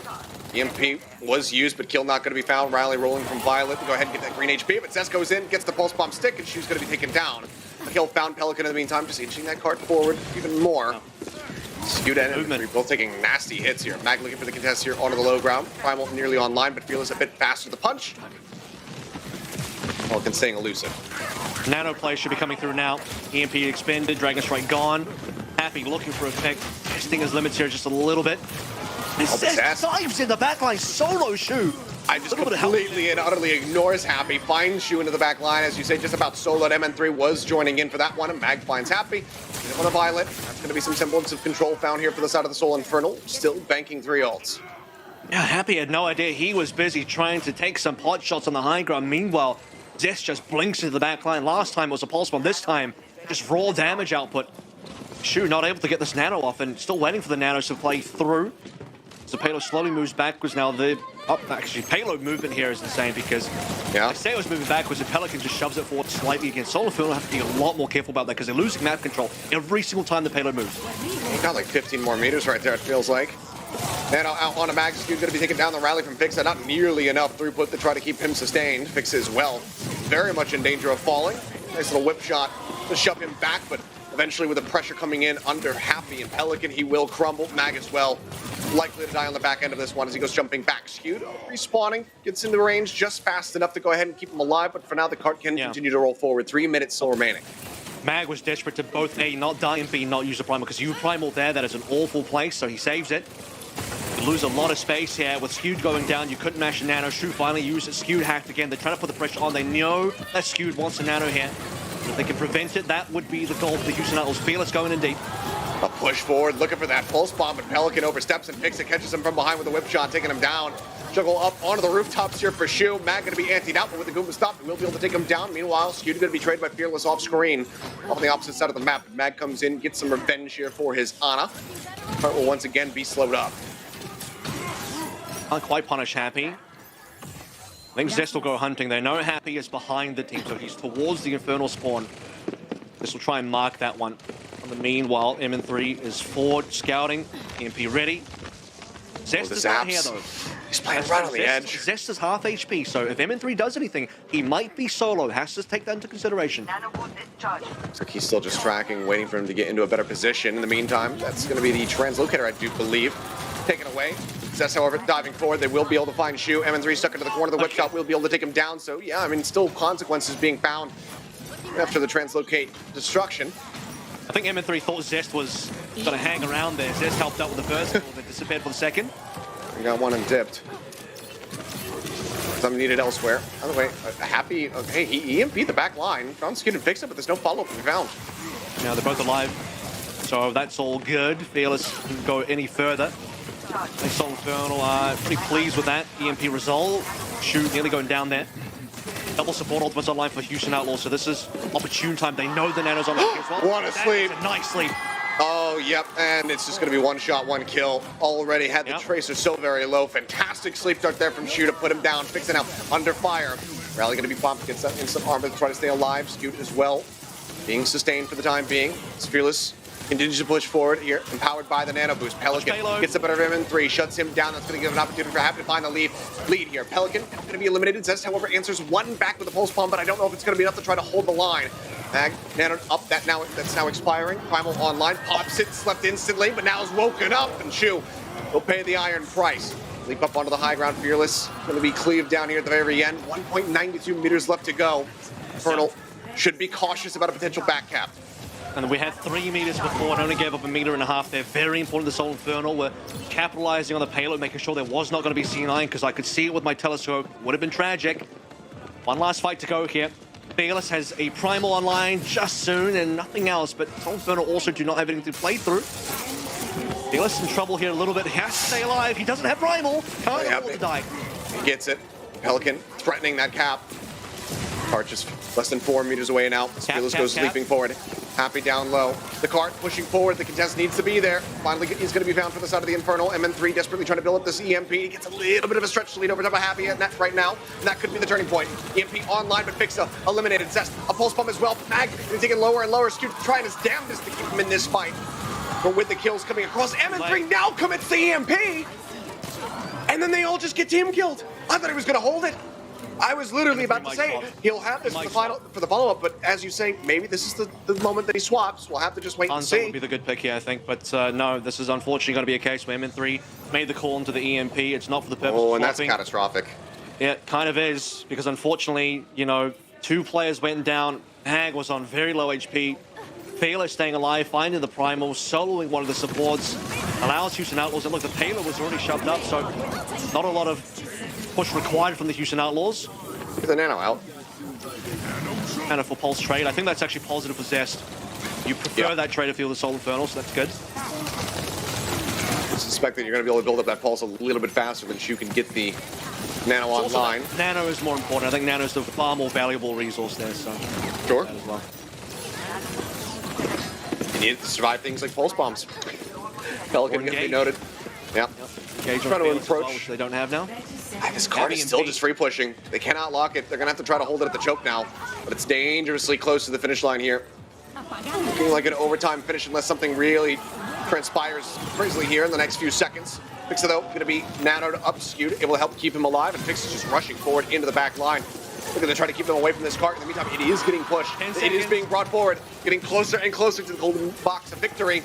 And getting pushed forward once again. Zest, however, able to find two. Pelican just sat on this one. They need to join in. Zest arrives now. Keeps it contested, 4.7 meters left to go, but Fearless, 9% away from that Primal, will end up dying. They stave him off, and now it's just Pelican realistically to deal with. He tags back in once again to try to extend this one. Happy as well, trying to push forward. Has to translocate back. The EMP going to be used this time in a bit of a celebration, as the Soul Infernal will deny the finish on the map and at least lock in a potential win condition for themselves. It's another situation where Pelican just sneaks a little bit of payload distance and it counts. I mean, once you see Soul Infernal attack, could be the difference between winning and losing the map. We're not going to go to a time bank, but the actual distance is admirable. This is, you have what is essentially going to need to be a full map completion, basically. And it's not the first time we see Pelican. All throughout the map, I noted on B as well, slow shoves of the payload, just a little bit of extra payload distance that Soul Infernal not careful about, and on B especially, every single position and corner you lose with the payload, your defensive map control is hindered.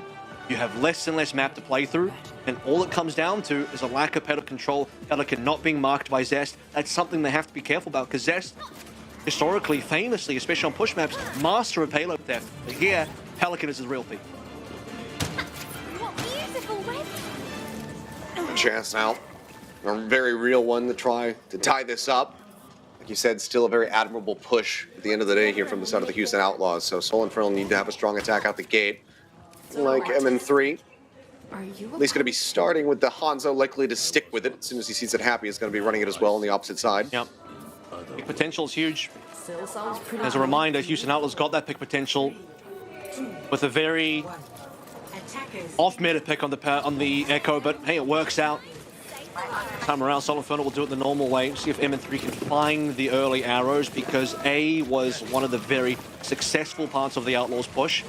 B was where things started to really slow down, but Soul Infernal, they wouldn't want to slow down on A, given how fast Outlaws took it. And a lot of that push was Happy, opening things up. Shots flying for the moment. Not really any connections to speak of here so far for MN3. Pressure on the flank. Pelican pushing up the staircase, just trying to keep him honest, trying to keep him distracted away from Violet and Happy, who sat there in the cafe.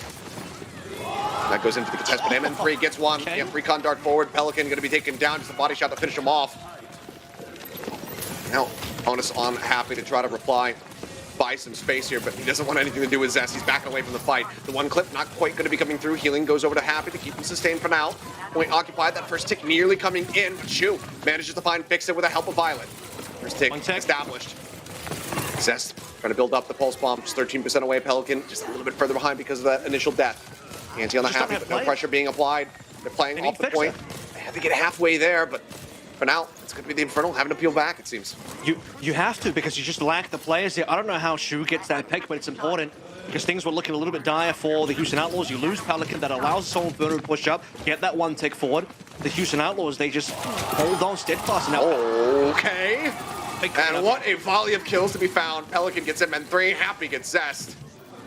Skew taken down as well as Mag on the back end. Fixit desperately trying to stay in this one, but looks like he will just about be able to make it out with that last little shield bash. It's a good hold half the time. Bank really drained away here. Which means pressure on Soul Infernal to have a good B after this one, assuming they can cap A, and they should. They got good ultimates coming online.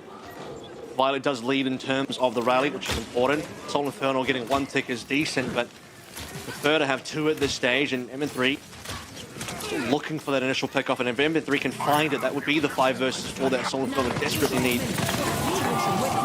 The dash forward, Nano has to be using an MN3 just to try to keep the Hangzhou sustained. Dragon Strike is at the ready. Sleep goes across, nothing going to be found. Zest noted. Pelican pushing up the flank, throws out that pulse bomb, looking for the kill, unable to find one. Now Dragon Strike going to be used. Skewed getting worked lower and lower as the ante was in, and Fearless will be able to zap him down to nothing. For a little bit more with the Storm Arrows, Happy will be able to deliver. Zest going to be sent back to the spawn room once again. Infernal have to go for a reset, and that's going to take them down below a minute for this cap on A. Yeah, things are looking bad here for sure. This is what I'm talking about, right? Houston Outlaws, they don't finish the map, but they sneak so much payload. They get so much push for winning fights. Even when they're losing fights, that it gets to the end of the map anyway. And here's Soul Infernal struggling to even cap A. Compared to even the first fight on this attack, and Soul Infernal were at least able to get onto the point. That was even before Pelican got taken down. Soul Infernal now on subsequent pushes can't even get through the archway, so things They've only gotten worse so far. Mags at least pushed forward. Now we're definitely under 1 minute. 3 ultimates versus 3. Sol Infernal don't even have ult advantage here. Yeah. The pulse from Zest. Needs to try to find some value here. Dragon Strike opened up, Happy looking to start things off, or at least zone them back. Dictating the recall position. Zest getting tagged up. Pulse Bomb not finding any value. Fearless now jumping forward. Primal at the ready, just knocking him around. Zest falling lower and lower, just trying desperately to stay alive. Fearless, however, oversteps. He manages to get taken down. A big kill and one that can cost him this point defense. Mag now into the back line as well. Takes out Happy. Anti onto Skewed. Violet finishes the job. Shu going to be traded out, however. Just Violet now on his lonesome, now taken down. And then 3, a palm to the nose. Does the job. A second tick going to be coming through, and it looks like Outlaws want nothing to do with the recontest. They will just concede the point. Violet's respawning too late here, so good job by Sol Infernal to get some late picks. They needed the cleanup there because just Fearless alone was not going to do it. 2 ticks still available. Fearless can respawn. The retake could have come through for the last tick. Time though, 2:30. I mean, essentially they capped that into OT, and if you want to finish the map with this on B, another 1:30 on C, the rest of the gameplay on Hollywood Attack has to be fairly flawless here. Both teams will swap from Hangzhou onto the Sombra. A sniper to be seen on B. Both nanos are available as well. So far, Sol Infernal just want to play for payload first. Just trying to count how many shots in a row Shu was going to be able to hit right there. It's got something like 9 without missing before he finally had whiffed 1. Nade going out, trying to amp up some of the ceiling here on a Mag as he plays forward to try to get this card contested and shove back the members of the Outlaws. They go up to the high ground, opening up a little bit of space so the card can continue to glide forward with 1 minute and 42. Infernal, they need the rest of this one to be clean. Okay, here's Dashing around the back. Oh, Skew dies! No nano. Dead. No nano to be found. It's the nano from Shu to help with power. Fearless comes away with the kill. Just continues to zone him back. A couple zaps as a parting gift to try to get that next primal online. Keeps himself just a head above Mag right now. I think Sol Infernal know it's like, okay, they can just freely push the payload until Houston Outlaws respond, and Houston Outlaws have to be the ones to respond. And when they do, they can trade nanos. They can play the later nano, but not if Skewed dies. And obviously, they know Skewed has a nano. They'll confirm with the hack here as well. Almost onto the EMP. Is Happy, and that'll be important because we got a couple of chokes here that you got to be careful with. But Happy still lagging behind 6%. Needs. They know where he is. They just can't drag him out of stealth. So Fix It just has to keep his attention there. And oh, the spy check. He revealed. He got revealed. Yeah, absolutely monstrous. That would have been, you know, MN3 likely being able to build up towards that EMP, which Happy now has online. Card still being held. Pelican just playing here onto the low ground. Dancing alongside Zest to try to keep them in this one, keep that cart locked in position. But MN3 this time just managed to go in, finds Violet for his trouble. Mag going to be sucked up onto the high ground. Now Fix It and Skewed taken down. Fearless with one, Shu with the other. No supports, and now the necessary exit. Mag playing back. He cannot commit the primal to this one right now, and he cannot exit. He overstayed far too long trying to get that leap back up. Final fight now. This is the biggest difference as well. You start noticing on the low ground, Zest is trying to get some payload movement, and Pelican is marked them. That's something Zest didn't do on his attack, and it means that Sol Infernal don't even have a consolation prize. You know, they don't have the payload pushed up enough. They have 4 ultimates, but largely they haven't been able to use these just yet. M3 getting revealed a little bit early. He at least got 1 kill a little bit later on. Out of stealth on the elevator. Throws out the EMP when it's going to be Skewed. Dying on the opposite side. The supports for the Outlaws. Perfectly fine. Just peachy keen. Pulse bomb from Zest, not able to connect. He does get shield bash for a moment. Recalls out, stays alive, but now just the primal remaining. As Fixa will get burned down. Skewed desperately trying to run back to keep Mag alive, but it's just going to be far too late. Fearless shuts him down. The OT bleeds away, and the Houston Outlaws, they might have set up the win condition for the Sol Infernal, but they don't let him get into position for it. They close this one out, and they now move up 2-0 in the series. And we called this at the end of Lijiang, right? Going into Hollywood, it could be a mistake. You know this is where Houston Outlaws are strong. Sol Infernal, they're confident in their own map choice. They're thinking they're pretty good at this map as well, but you are playing into the hands of the Outlaws, and I feel like that's what we spent that entire map doing. Still some close affairs, some decent fights back and forth. Sol Infernal letting far too many fights slip through their fingers. Individual picks, I mean, A just took way too long. Houston Outlaws got A almost instantly with the Echo Gambit. Sol Infernal could barely crack it. Time was a huge issue there. They had no payload push. Even when they had ultimates, couldn't really involve those ultimates. Individual members dying at inopportune times. Shu pops a nano, Skewed is dead instead. Things like that really do cost the team. A brutal position now to be in for the Infernal. I mean, very much, as we were saying, like the Hangzhou Spark before them, they're now in a spot where if they want to stay on this side of the bracket, they don't want to be suffering a very early loss here on the opening day. They need to pull off a reverse sweep. What a story it would be if they could get that one done, but given the form that's being shown right now from the side of the Houston Outlaws, uncertain if it's going to be possible because they are giving it everything they've got, and Infernal have just not been able to stand up to it. And I'm thinking, I was going to say Rialto is available, and the reason why Rialto could be a decent map choice is because this is typically where Houston Outlaws sub Fearless out for Gargoyles. So you are going to force a substitution. Gargoyles had less time playing with the team. Fearless is obviously their starting player. You remove Fearless from the lineup. That's got to be a positive for the Soul Infernal, but it's an off-tank favored map for the most. I mean, you can just play more Winston Donak, and Boucher played plenty of that on Rialto. Mag doesn't match on the Diva at all. He's just going to play the Winston. He needs to be confident he can beat Gargoyle in that Winston versus Diva matchup. That would be the reason to go to Rialto. Play the Winston or play the ball. Who knows with Mag? He might just pull it out as a bit of a Hail Mary to try to get them across the finish line and put a map win up on the board. But like I said, they now need a reverse sweep. Everything to play for here for the Soul Infernal in front of the home crowd. We'll see if they can get it done, put their right foot forward when we come back from the break, so do not go anywhere.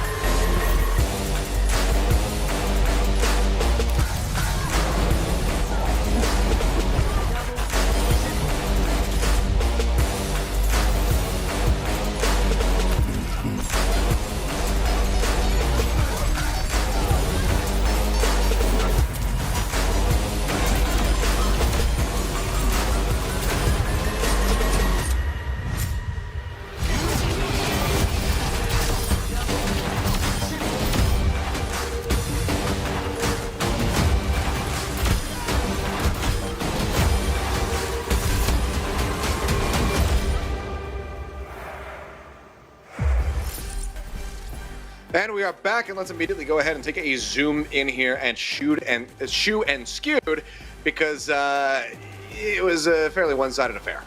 Let's be real. And, well, as part of that is coming through the deaths, and the deaths is a little bit more of a team thing. The dives from the Houston Outlaws, Fearless jumping to the back line, Skewed getting pecked. But at the same time as well, it's interesting to look at the final blows because, you know, supports typically not really final blow farmers, not really on an Ana either. You're thinking about final blows as supports, you're more thinking about heroes like Bap and Zen, right? None of which got played. Shu managed to get 5 in there a couple of times, and we did see Shu pop up on the kill feed.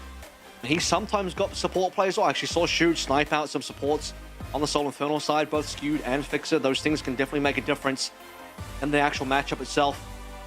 So, yeah, Houston Outlaws, I think this was definitely a far more convincing win on Hollywood than what we saw on Lee Jung-Tao. Lee Jung-Tao gave you a lot more hope for the Soul Infernal squad. Hollywood, though, snuffs out a little bit of that hope. Well, you were teeing it up after we saw the map pick coming through of Rialto, and Gargoyle will be subbing in for Fearless. It's been the only map that we've seen him on so far throughout the season, so it makes sense that he's going to be coming back in once again.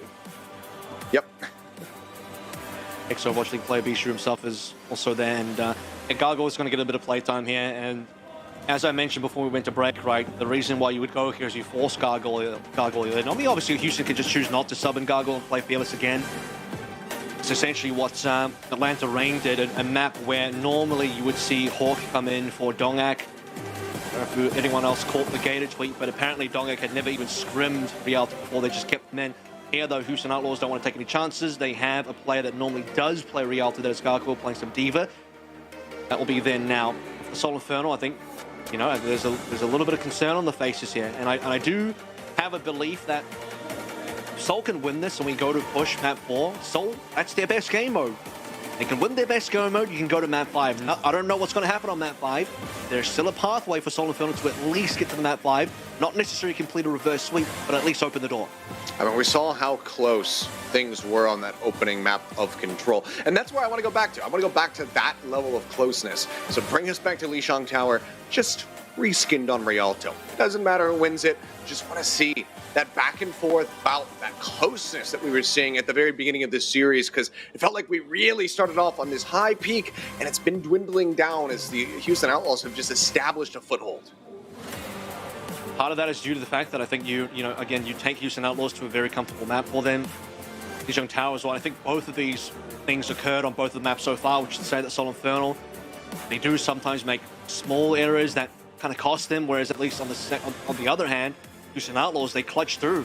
You know, I pulled out the stat line that Soul Infernal on both Nine Market and Gardens had a considerable lead. It was again like 85-0 and then 90-30 or something like that. Really good leads, but they could not close out either of those two leads, and that really says everything about the Soul Infernal in this matchup so far, where they can have competitive fights, just missing the slight bit of the end to actually close it out. You see the Jigglypuff there with the sign cheering for the Soul Infernal, but unfortunately she might have sung her lullaby and put the Infernal to sleep. We'll see if they've woken up, though, as we go into what very well could be the final map of this series and the conclusion of today's action. I think it's Shu putting the Soul Infernal to sleep. I mean, a few of those. That's definitely been the case. When we saw that quick snipe on a Zest when he was trying to pressure him on the high ground. Yep. Set up for the kill, but all to play for now here for the Infernal. Again, you know, reinforced, as I'm sure we'll hear the fan cheer in a brief little moment here as we get ready to go into the map, but reinforced by that home crowd, wanting to do them proud as the lone soul representative here, given that Dynasty were unable to attend, unable to qualify, I should say.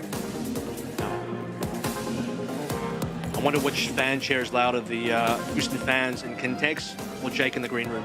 It's probably Jake in the green room, let's be honest. Okay, right. Understandable. To be fair, a lot to cheer about. Houston having a great day. Could be back-to-back 3-0s here, I'm sure. For sure. That's the dream start for Houston Outlaws on their road to getting that rematch versus the Atlanta Reign, which I think most punters, most fans, most personalities would have agreed to be the two favorites coming into this tournament.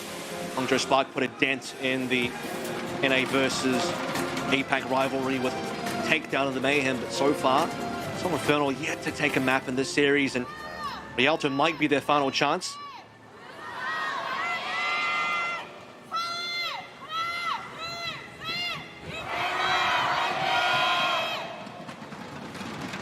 We get 3 3, 2, 1. Infernal fighting coming across loud as ever.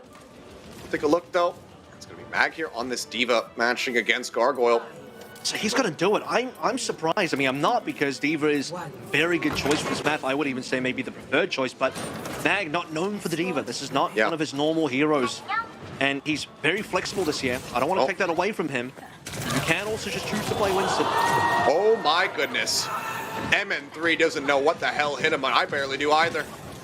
Pelican just out of nowhere. Absolutely just one-clipping him. I thought maybe we'd see Happy after, as soon as they got the ping down onto the Widowmaker, opting to go in for that matchup, but MN3's immediately forced off of it, now comes back in with the Sombra. MN3, yeah, again, just second time I think we see him early death, straight on the Sombra, but he'll be behind. He has to really start from below where Pelican is, and this is the other thing as well, right? Pelican now playing the Sombra, Happy on the Tracer. They can swap. This is one of the beautiful things about the Houston Outlaws. The two DPS players can do that. Speaking of Shu getting sleeps, there's one to Mag. Boss. No D-Mech going to be found quite just yet here, though. Still, though, continued pressure being applied. He's got to pull back, running out of that D-Matrix. Now going to be antied out. Just has to make his exit. Locked in position for a brief little moment, but MN3 going to be slapped. We were talking about it, Chu. Again, delivering. Gargoyle swoops in with the rockets blazing. They find that pick. They find that kill. That's going to be the Pelican can very much establish a dominant lead towards this EMP. And the Outlaws skewed, locked back across the bridge, and yeah, I mean, skewed under so much fire, does get that to connect. Can they follow for the elimination? Shu nearly kills him. No, twice now he's nearly killed Skew. Yeah, and they just can't get Pelican. He's slipped up onto the high ground, but no one can get there fast enough. So he ends up just getting out scot-free. EMP now on the way. Anti goes across onto a few. Happy with the pulse bomb. Managed to find one Zest. Not getting anything. Fixa dead. Rally canceled. Skewed now under fire. Going to be mowed down by Gargoyle, who finds him in 3 for a follow-up. That'll be the team kill. An extended one coming through as well as the cap. 4 minutes, 37 seconds going forward towards B. Yep. That's the pulse run from Happy that sets things up. Onto Fixa. Gets rid of the rally. Violet's still alive. Houston Outlaws with player advantage. You talk about the fact that they couldn't get the punish onto Pelican despite the sleep from Skewed. I mean, yeah, Skewed is under fire. He has to duck for cover. Shu's looking for him across the bridge. So Infernal just could not put any players onto Pelican to confirm it. Now the EMP up to 3, that's good. Okay, EMP, yeah, as they come flooding out of the high ground there. They do manage to find Violet. For a little bit more, D-Matrix trying to keep Shu protected. Now the answering EMP comes across from Pelican and Fixa again. Can get mowed down. Gargoyle plowing forward, finds that elimination. Card should be able to continue advancing forward as Gargoyle gives a cheeky little wave. Just holding the ground while his team pushes the payload and once in position, they can make a play happen. Still waiting for ults here as well. Shu leading Skewed. About a good 10% here, and that will count. Slowly, Soul Infernal. Okay, they are contesting a little bit here, but they have no high ground control. That belongs to the Houston Outlaws. Mag is taking a nap, though. So with this hack that's damage that's getting across there onto Gargoyle, they don't have the follow-up from Mag to really try to solidify the deal, and Gargoyle just numbs up that pulse bomb. It takes it away. Big denial coming through is Happy. Just about ready to have one of his own. Mag now going to be antied out, and yep, it will be D-Mag now forced to use that self-destructive Baby Devo as well. Going to be slept. They push up onto the high ground now, netted up, and Gargoyle will strike him down. Skewed dead as well as Shu continues to get the better of him. Fixa. It's not a hope in this world. He will fall, and it's 4:35 for the final stretch of this map. Houston Outlaws perfectly comfortable. And Shu, I mean, even the extra kill to Skewed removes the nano boost from play. We looked at the 5-0 final blows from the last map and stated the fact that it's not really normal to be talking about final blows for supports, but when Shu's on board, I guess that is just the norm for the Houston Outlaws. What a sleep dart from Shu onto Mag as well. The Baby Diva removes the ability to remake. I mean, Shu is on a tear. Came out here with something to prove, that's for damn sure. I really just think Shu Overwatch. It's just been pounding. Nothing more to say about it, just been nothing but cleanliness from him. Fixa now going to be trying to catch up the Violet, who's got that rally at the ready. We'll give them that double support ultimate, but the card is already gliding forward here into the final stop, and with 3:45, this is such a brutal time to try to chew through. EMP goes across, MN3 completely whiffs it, finds the follow back on a Gargoyle, but that is not going to get them anything. A second and a half of space bought. Now the answering EMP out from Pelican. It's fine. Mag, pulse bomb out from Zest this time. Will get the connection. Not going to be able to deny it away once more with the D-Matrix Gargoyle. Pelican falls low, but does manage to escape with his life intact. That's going to send the Outlaws packing for the time being. But that's only, since the last time I checked in on the time bank, 20 seconds gone. Happy getting staggered will buy them a little bit more time. There's still a lot more to work through, and that's all their tools eliminated. Pelican threatening a back cap. Fix identifies this. We'll go ahead and stop it. And even then, they can't fully chase him. See, look at this Pelican. He just... Okay, here it is. Depends like getting destroyed. But yeah, just kind of moving the payload slightly. Pelican dying there is annoying because that's a super late death. We were talking about staggers, right? In Soul Infernal, they want to pull the trigger. Can they play 5v4? A little bit of trepidation. They don't want to fight through a choke. Soul Infernal also thankful that Zest managed to get that pulse bomb from a little bit earlier as well because M3's EMP, I mean, it looked like a fat finger, if I'm going to be honest, just didn't hit anybody, so that was a little bit awkward. So now he's going to be hacked. Looks like he does manage to get out with his life. Mag just trying to play protect as best he possibly can. Nano at the ready. Likely going to be Gargoyle, maybe Violet. Zest is able to get that pulse bomb online. No, okay. Under a little bit of threat, they will send it over towards the Brigida. Violet now charging forward, immediately looking to get into the thick of things. Looking for a target. Skewed going to be antied out again. Shu just looking to focus fire him. A hack is out from MN3, but Shu just absolutely taking no damage. There's no follow-up off the back of it. Self-destruct up over the top, not going to be able to find a damn thing. Pillar in the boxes, helping to go ahead and keep Pelican protected. Pulse bomb in. Happy. Coming up short, answering EMP now. This time does manage to find some targets, and Violet's going to be taken down. Mag finding that kill just moments before the sleep dart connected in. However, self-destruct takes Mag out of the mech. They kill off the baby defense. That's going to be antied out. They look to continue to try to push this one forward. 4.61 meters left to go. The rally now rolling for Fixa. Desperately trying to keep them alive and in this fight. And when everything had to be committed here just to try to keep them alive, Zest does get the kill here onto Happy. That buys some more time. 1 minute and 35 seconds now remaining. I think that's worth, though. You clean out your ultimate bank, but you have to for that fight. I mean, you got to win it. Outlaws use all their ultimates anyway. Shu now leads by a lot on the Nano, but the Soul Infernal with Mag gone, dead to the self-destruct. Swapping. You lose your supports, you lose Fixer. Things get awkward. Look at the swaps coming through. For what is about maybe 2 pushes at the maximum, maybe even less than that.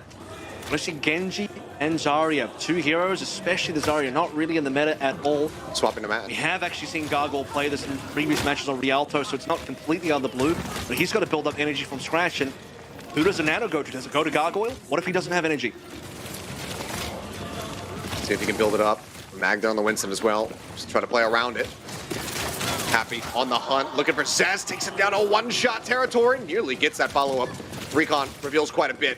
Let's fix it down to half HP, but has to pull back away from the flank angle, doesn't want to overextend. Hard again, cross within 4 meters. Nano goes across, it's on the Pelican this time, just right-clicking away, the deflect goes out, and M3 will be kept alive. Skewed tagged low once more, kill not going to be found so far. Infernal keeping their players alive, they keep up more space. 2.5 meters now remaining. Mag has to tuck back around the corner just to try to stay in this one. Happy, tagged low, but Pelican gets the headshots through. Zest's going to be taking down. Nano there on the Mag, Fixa, anti it out. Pelican follows up for the second elimination here in the fight. Now MN3 going to be taken out as well. 10 seconds remaining, but it seems like they should be able to get this one across the line. 50 energy is enough. Gargoyle finds 2 and the push comes in. 5.9 seconds remaining. Houston Outlaws get to the end of Rialto. Nano doesn't deliver any kills, but it does deliver spaceport. Houston Outlaws get to push off the back of that one. Pelican still delivers 2 kills after the fact. I mean, just a straight headshot onto the back line. And for the Soul Infernal, no responding kills, no trades, nothing. They had to get something back and they could not.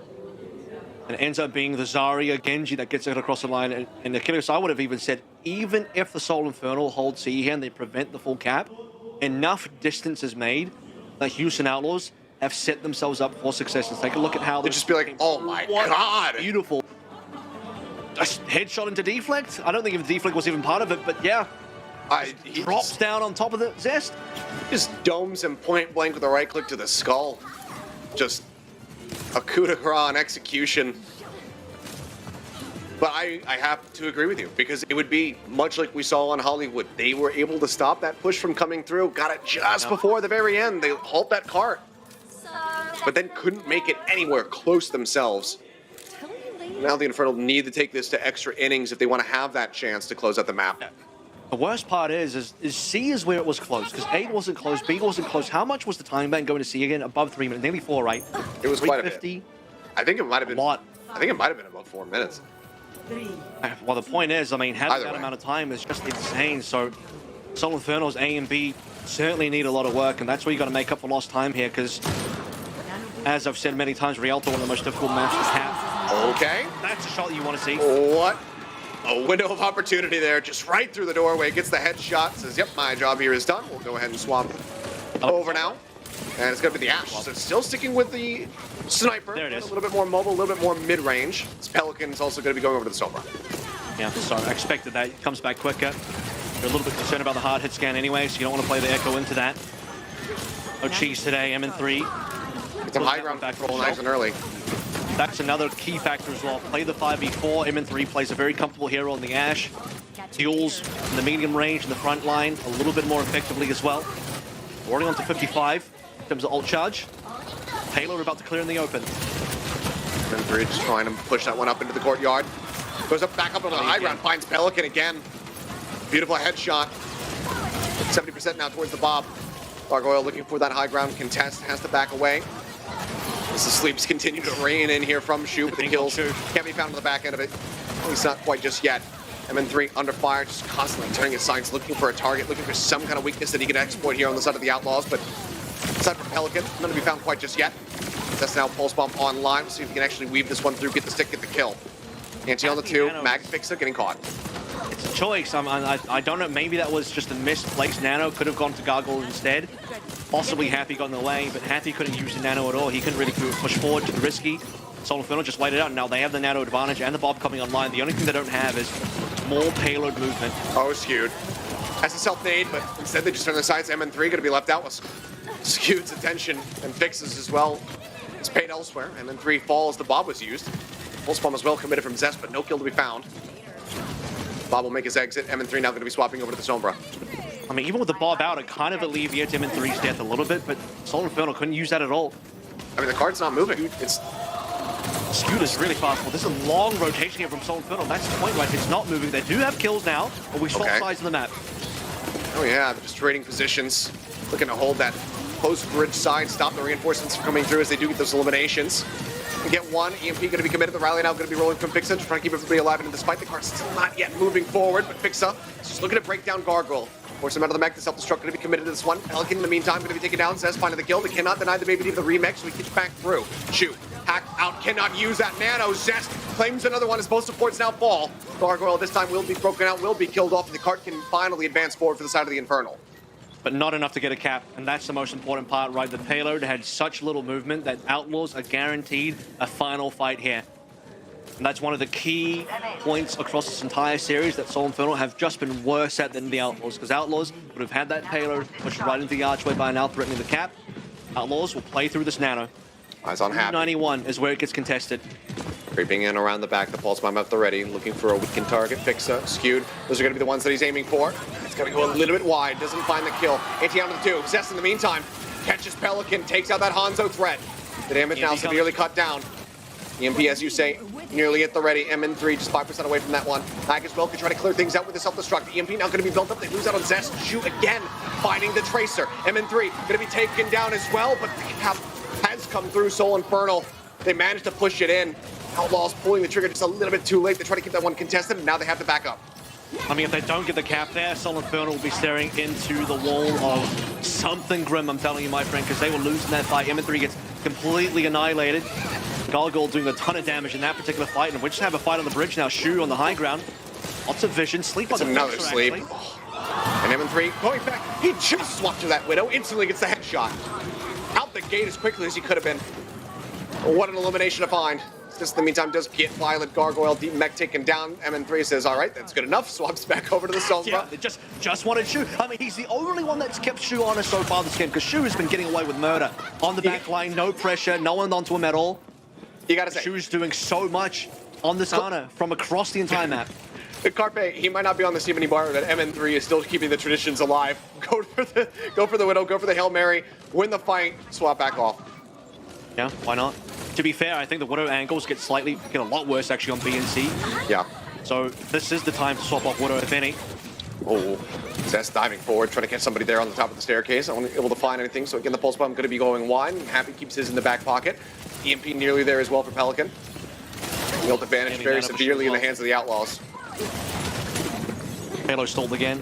1:30 left to go. Time is really becoming a factor now, and the Outlaws have all the ult. There's 4 online. That is deadly.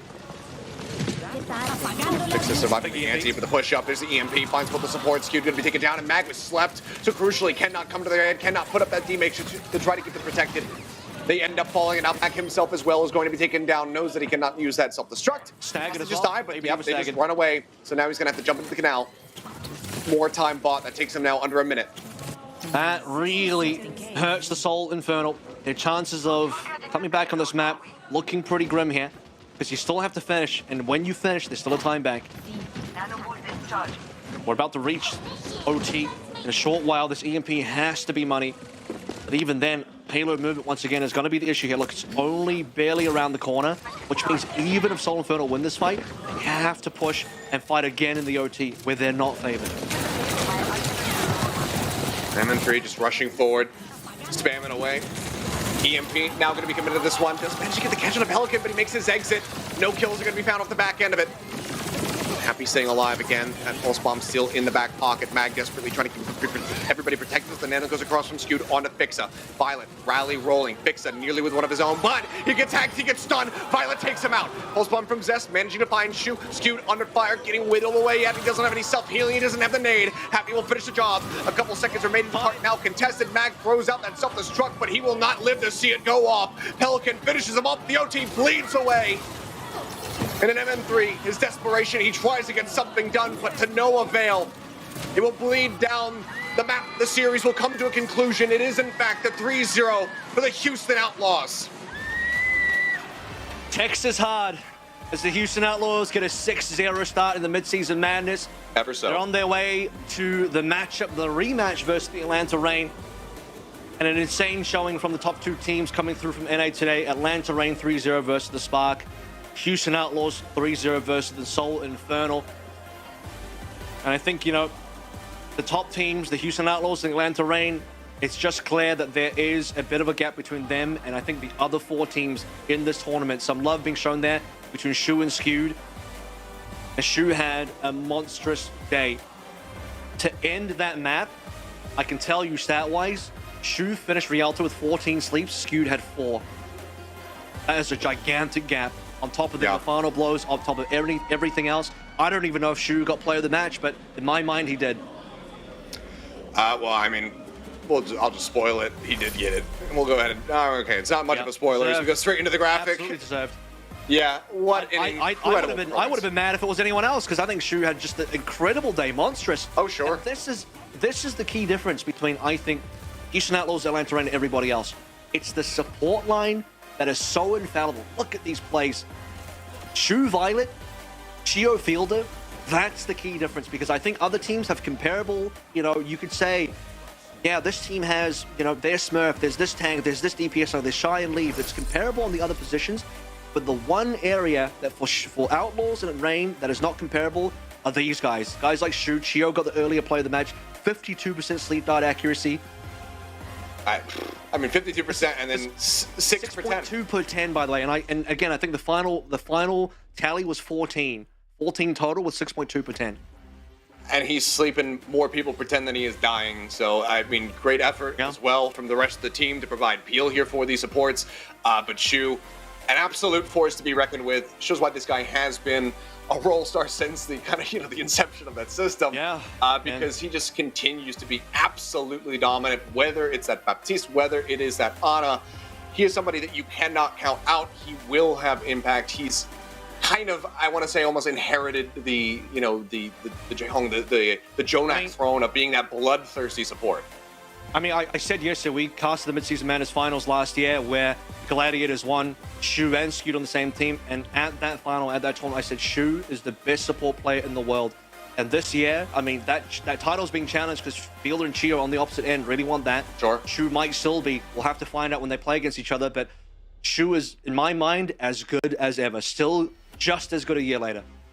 Yeah, just utterly fantastic. I mean, you know, we just watched the highlights. I could watch them again and again because it was just gorgeous play from him. But congratulations to the Houston Outlaws as well as the Atlanta Reign for their victories here today, keeping themselves up into that upper bracket. Obviously, it's not over yet. There's still 2 more days of play to be coming through here, but it's going to take a while, and it's going to take a lot of grinding and sitting down here as teams for the Infernal, for the side of the Hangzhou Spark, as you know, as well as for Boston, to try to bounce back after these devastating losses that were suffered, all of them getting taken out with a 0-3 fashion, at least in some regards. So, yeah, work to be done with not much turnover, but we're going to go to a break, and then, of course, the desk is going to be taking us out for the evening here as they break down all of the action from today, so don't go anywhere. And on behalf of all of us, apologies. Korean culture is great, guys. Yeah, we love culture. My mouth is getting numb, so I think I have to hand it over back to Zoe, but we're really sorry for what we did. I hope it didn't hurt twice. Back to the desk.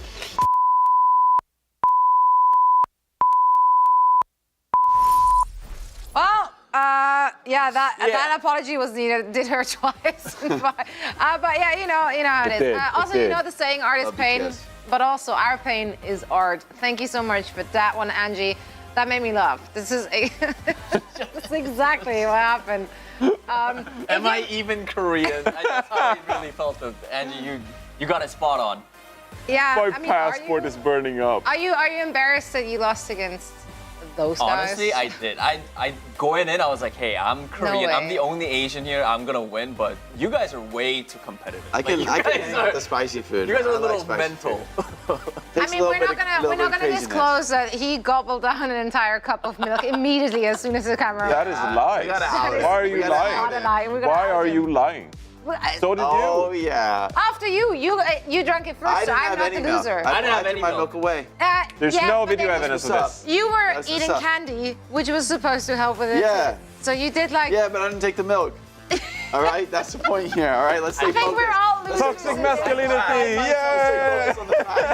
On my way home, long drive back home, I was just crying, and my stomach was very unhappy with what I did. I had to do voiceover work immediately. That was rough. So if I sound like I'm crying in a future voiceover, you know exactly what just happened. Anyway, while we were all losing in that game, there's a winner in this last one of the day, and that is clearly the Houston Outlaws, looking dominant. Shu diff for sure, but who else stood out? I mean, Shu and Violet. I think really this was a support gap for most of the series. I think Gargoyle as well had a huge gap on Mag on the D.Va. I mean, that is like a comfort pick for Gargoyle for sure, but to see him come out on his map and dominate, look great with some very high impact eats is really boding well for the future of the Houston Outlaws long term, right? This is a meta where Fearless gets to shine, but if Gargoyle needs to step in, he's a capable hands to put the team in, you know, if they are going to that off tank meta. And then these DPS always so consistent, just playing whatever they need to play, tons of swaps throughout the series. But it felt like Outlaws had an answer to anything Infernal wanted to bring out. Yeah, we're really heading towards just a clash between 2 high-speed trains, which is Houston Outlaws and the Atlanta Reign. This is going to be an absolute banger. I mean, these sleep starts are crazy. That was one of the best sleeps I've seen. Like, it really is reminiscent of me for like Dallas Fuel versus Shanghai Dragons 2021 kind of rivalry, where you have 2 incredible teams at pretty equal styles. The Houston Outlaws will be taking on the Atlanta Reign. The Houston Outlaws, they've leveled up like just to the point where I really do think that they can challenge an Atlanta Reign team that has dropped 2 maps this season. And I'm not saying that lightly. I really do think Houston Outlaws, they're peaking at the right time. All the pieces are coming together. They're playing really good on so many different compositions. This could be the time for the Outlaws, dare I say it, next to Jake. Just before we're wrapping that up, I want to get your thoughts very quickly on the Seoul Infernal. This was the first time that a lot of people in the West have been getting a look at the Seoul Infernal. What is the big takeaway here? Well, I don't know if that we can say too much negatively about them. I do think there was a huge gap here, but there's been like a similar type of gap between the Houston Outlaws, the Atlanta Reign, and everyone else in the West as well. So I don't know yet that Infernal's run is over, or Sparks for that matter, going down 3-0 in their respective matches to the top West teams. I think the real question is Boston and Florida, those teams are beatable, potentially, they don't look that strong. I mean, Boston, I think, kind of had a rough game one. I expected that game to be closer against the Outlaws. I thought they'd at least take a map or something, but they didn't. So honestly, I think for both of the Eastern teams, they have very much the chance to stay alive in the tournament, face off against those teams in the loser bracket. But you got to be pretty worried. I mean, this was a dominant performance. I don't think I think it's pretty clear we know the finalists for the tournament at this point. Like, it's hard to imagine any two other teams being in the grand final than Outlaws. There's a couple of underdogs in the lower bracket, Jake. I'm going to be that guy who just keeps giving hopium. Opium, sold here. He just wants to be right either way. That's what I'm seeing. Yeah. But I mean, if you're a huge now of Outlaws fans, you're gonna feel really good about yourself, as well as when you're a player. And we got one of them standing by for a winner's interview. So Danny, please take it away. Thank you, Zoe. And we got none other than Violet from the Houston Outlaws for the post-match interview. Violet, hello. Violet 선수 안녕하세요. 네, 안녕하세요. All right. Hi. Oh, yeah. You just said hello. All right. I mean, this was another quick match for you guys. How do you think? What gave you guys the edge against the Seoul Infernal today? 자, 오늘 승리 두 번째 경기임에도 불구하고 또 좋은 모습으로 3대 0으로 빠르게 승리를 거두셨습니다. 오늘 승리 좀 어떻게 이루셨나요? 그냥 뭐 예상했던 결과인 것 같아요. It's an outcome that was very expected. Do you feel like after? I think this was the first time we're seeing you guys going up against the Eastern region APAC teams. What's your sort of general consensus, or like what's your general thought about the East region? I mean, you guys only played one team, but I just want to hear your thoughts. 방금 이제 이 서울 팀이 어떻게 보면 동부와의 처음 경기였는데 휴스턴 팀에게는 좀 전체적으로 봤을 때 지금 동부 팀에 대한 좀 이렇게 의견이 있다면 좀 어떤 팀인가요? 동부에 대한 의견이요? 네네, 그냥 동부 팀들에 대한 의견. 지금 뭐 서울밖에 겨루지 않았지만 앞으로 또 다른 팀들도 만날 수 있을 것 같아서 좀 전체적인 의견이 있다면 좀 어떤 팀인 것 같다, 어떤 팀들인 것 같나요? 네, 이게 아무래도 동부 팀들은 이게 연습할 스크림 팀 아무래도 적다 보니까 그게 조금 서부랑 이게 실력 차이가 조금 날 수밖에 없지 않나. 네. 그리고 동부는 뭐 여기까지. 거기까지 알겠습니다. So Violet says that because Eastern teams they are sort of limited on I guess scrim partners or the practices or like I guess teams that they could practice with, and because of that, that's why they are sort of lacking when it comes to I guess mechanical skills or just the region in general. That's why the West seems a little bit better because they don't have a variety of teams that they could go up against. Interesting. I think another interesting question that I have for you, Violet, is you guys just played 2 matches. I mean, because of that, I'm pretty sure you guys could get a little tired. Is there like a special, I guess, personal way for you to sort of stay focused in game in these sort of situations? 자, 두 번째 질문은 오늘 이제 휴스턴 팀이 서울뿐만 아니라 좀 전에 보스턴 팀도 했고 2경기나 뛰셔서 아무래도 좀 되게 피곤하실 것 같은데 좀 이런 상황에서도 집중력을 어떻게 좀 흐트러뜨리지 않고 좀 제대로 경기할 수 있는 좀 바이올렛 선수만의 좀 비법이나 좀 이런 게 있나요? 일단은 조금 음식 같은 거를 자극적인 걸 좀 자제를 하고, 그리고 제가 있는 루틴이 있는데 일단 아침에 무조건 씻어야 돼. 이거는 루틴 아닌가? 아니, 하셔도 돼요. 네, 그리고 안경도 이제 제가 무조건 책상에 가져 올라가야 되고, 신발은 무조건 벗어야 되고, 네, 뭐 그런 거. 잠시만요. 그러면은 지금 음식에다가 루틴이 아침에 일어나서 씻고 신발을 벗고 또 하나 뭐 있었죠? 신발 벗고 안경을 책상에 두는. 안경을 책상에 두는. Alright. Interesting answer. 굳이 쓰진 않는데 앞에 있어야 된다. 네네. Okay. Alright. Very interesting answer from Violet. He says he has sort of of course, I think number one thing is food, not eating something that's too sweet or too spicy.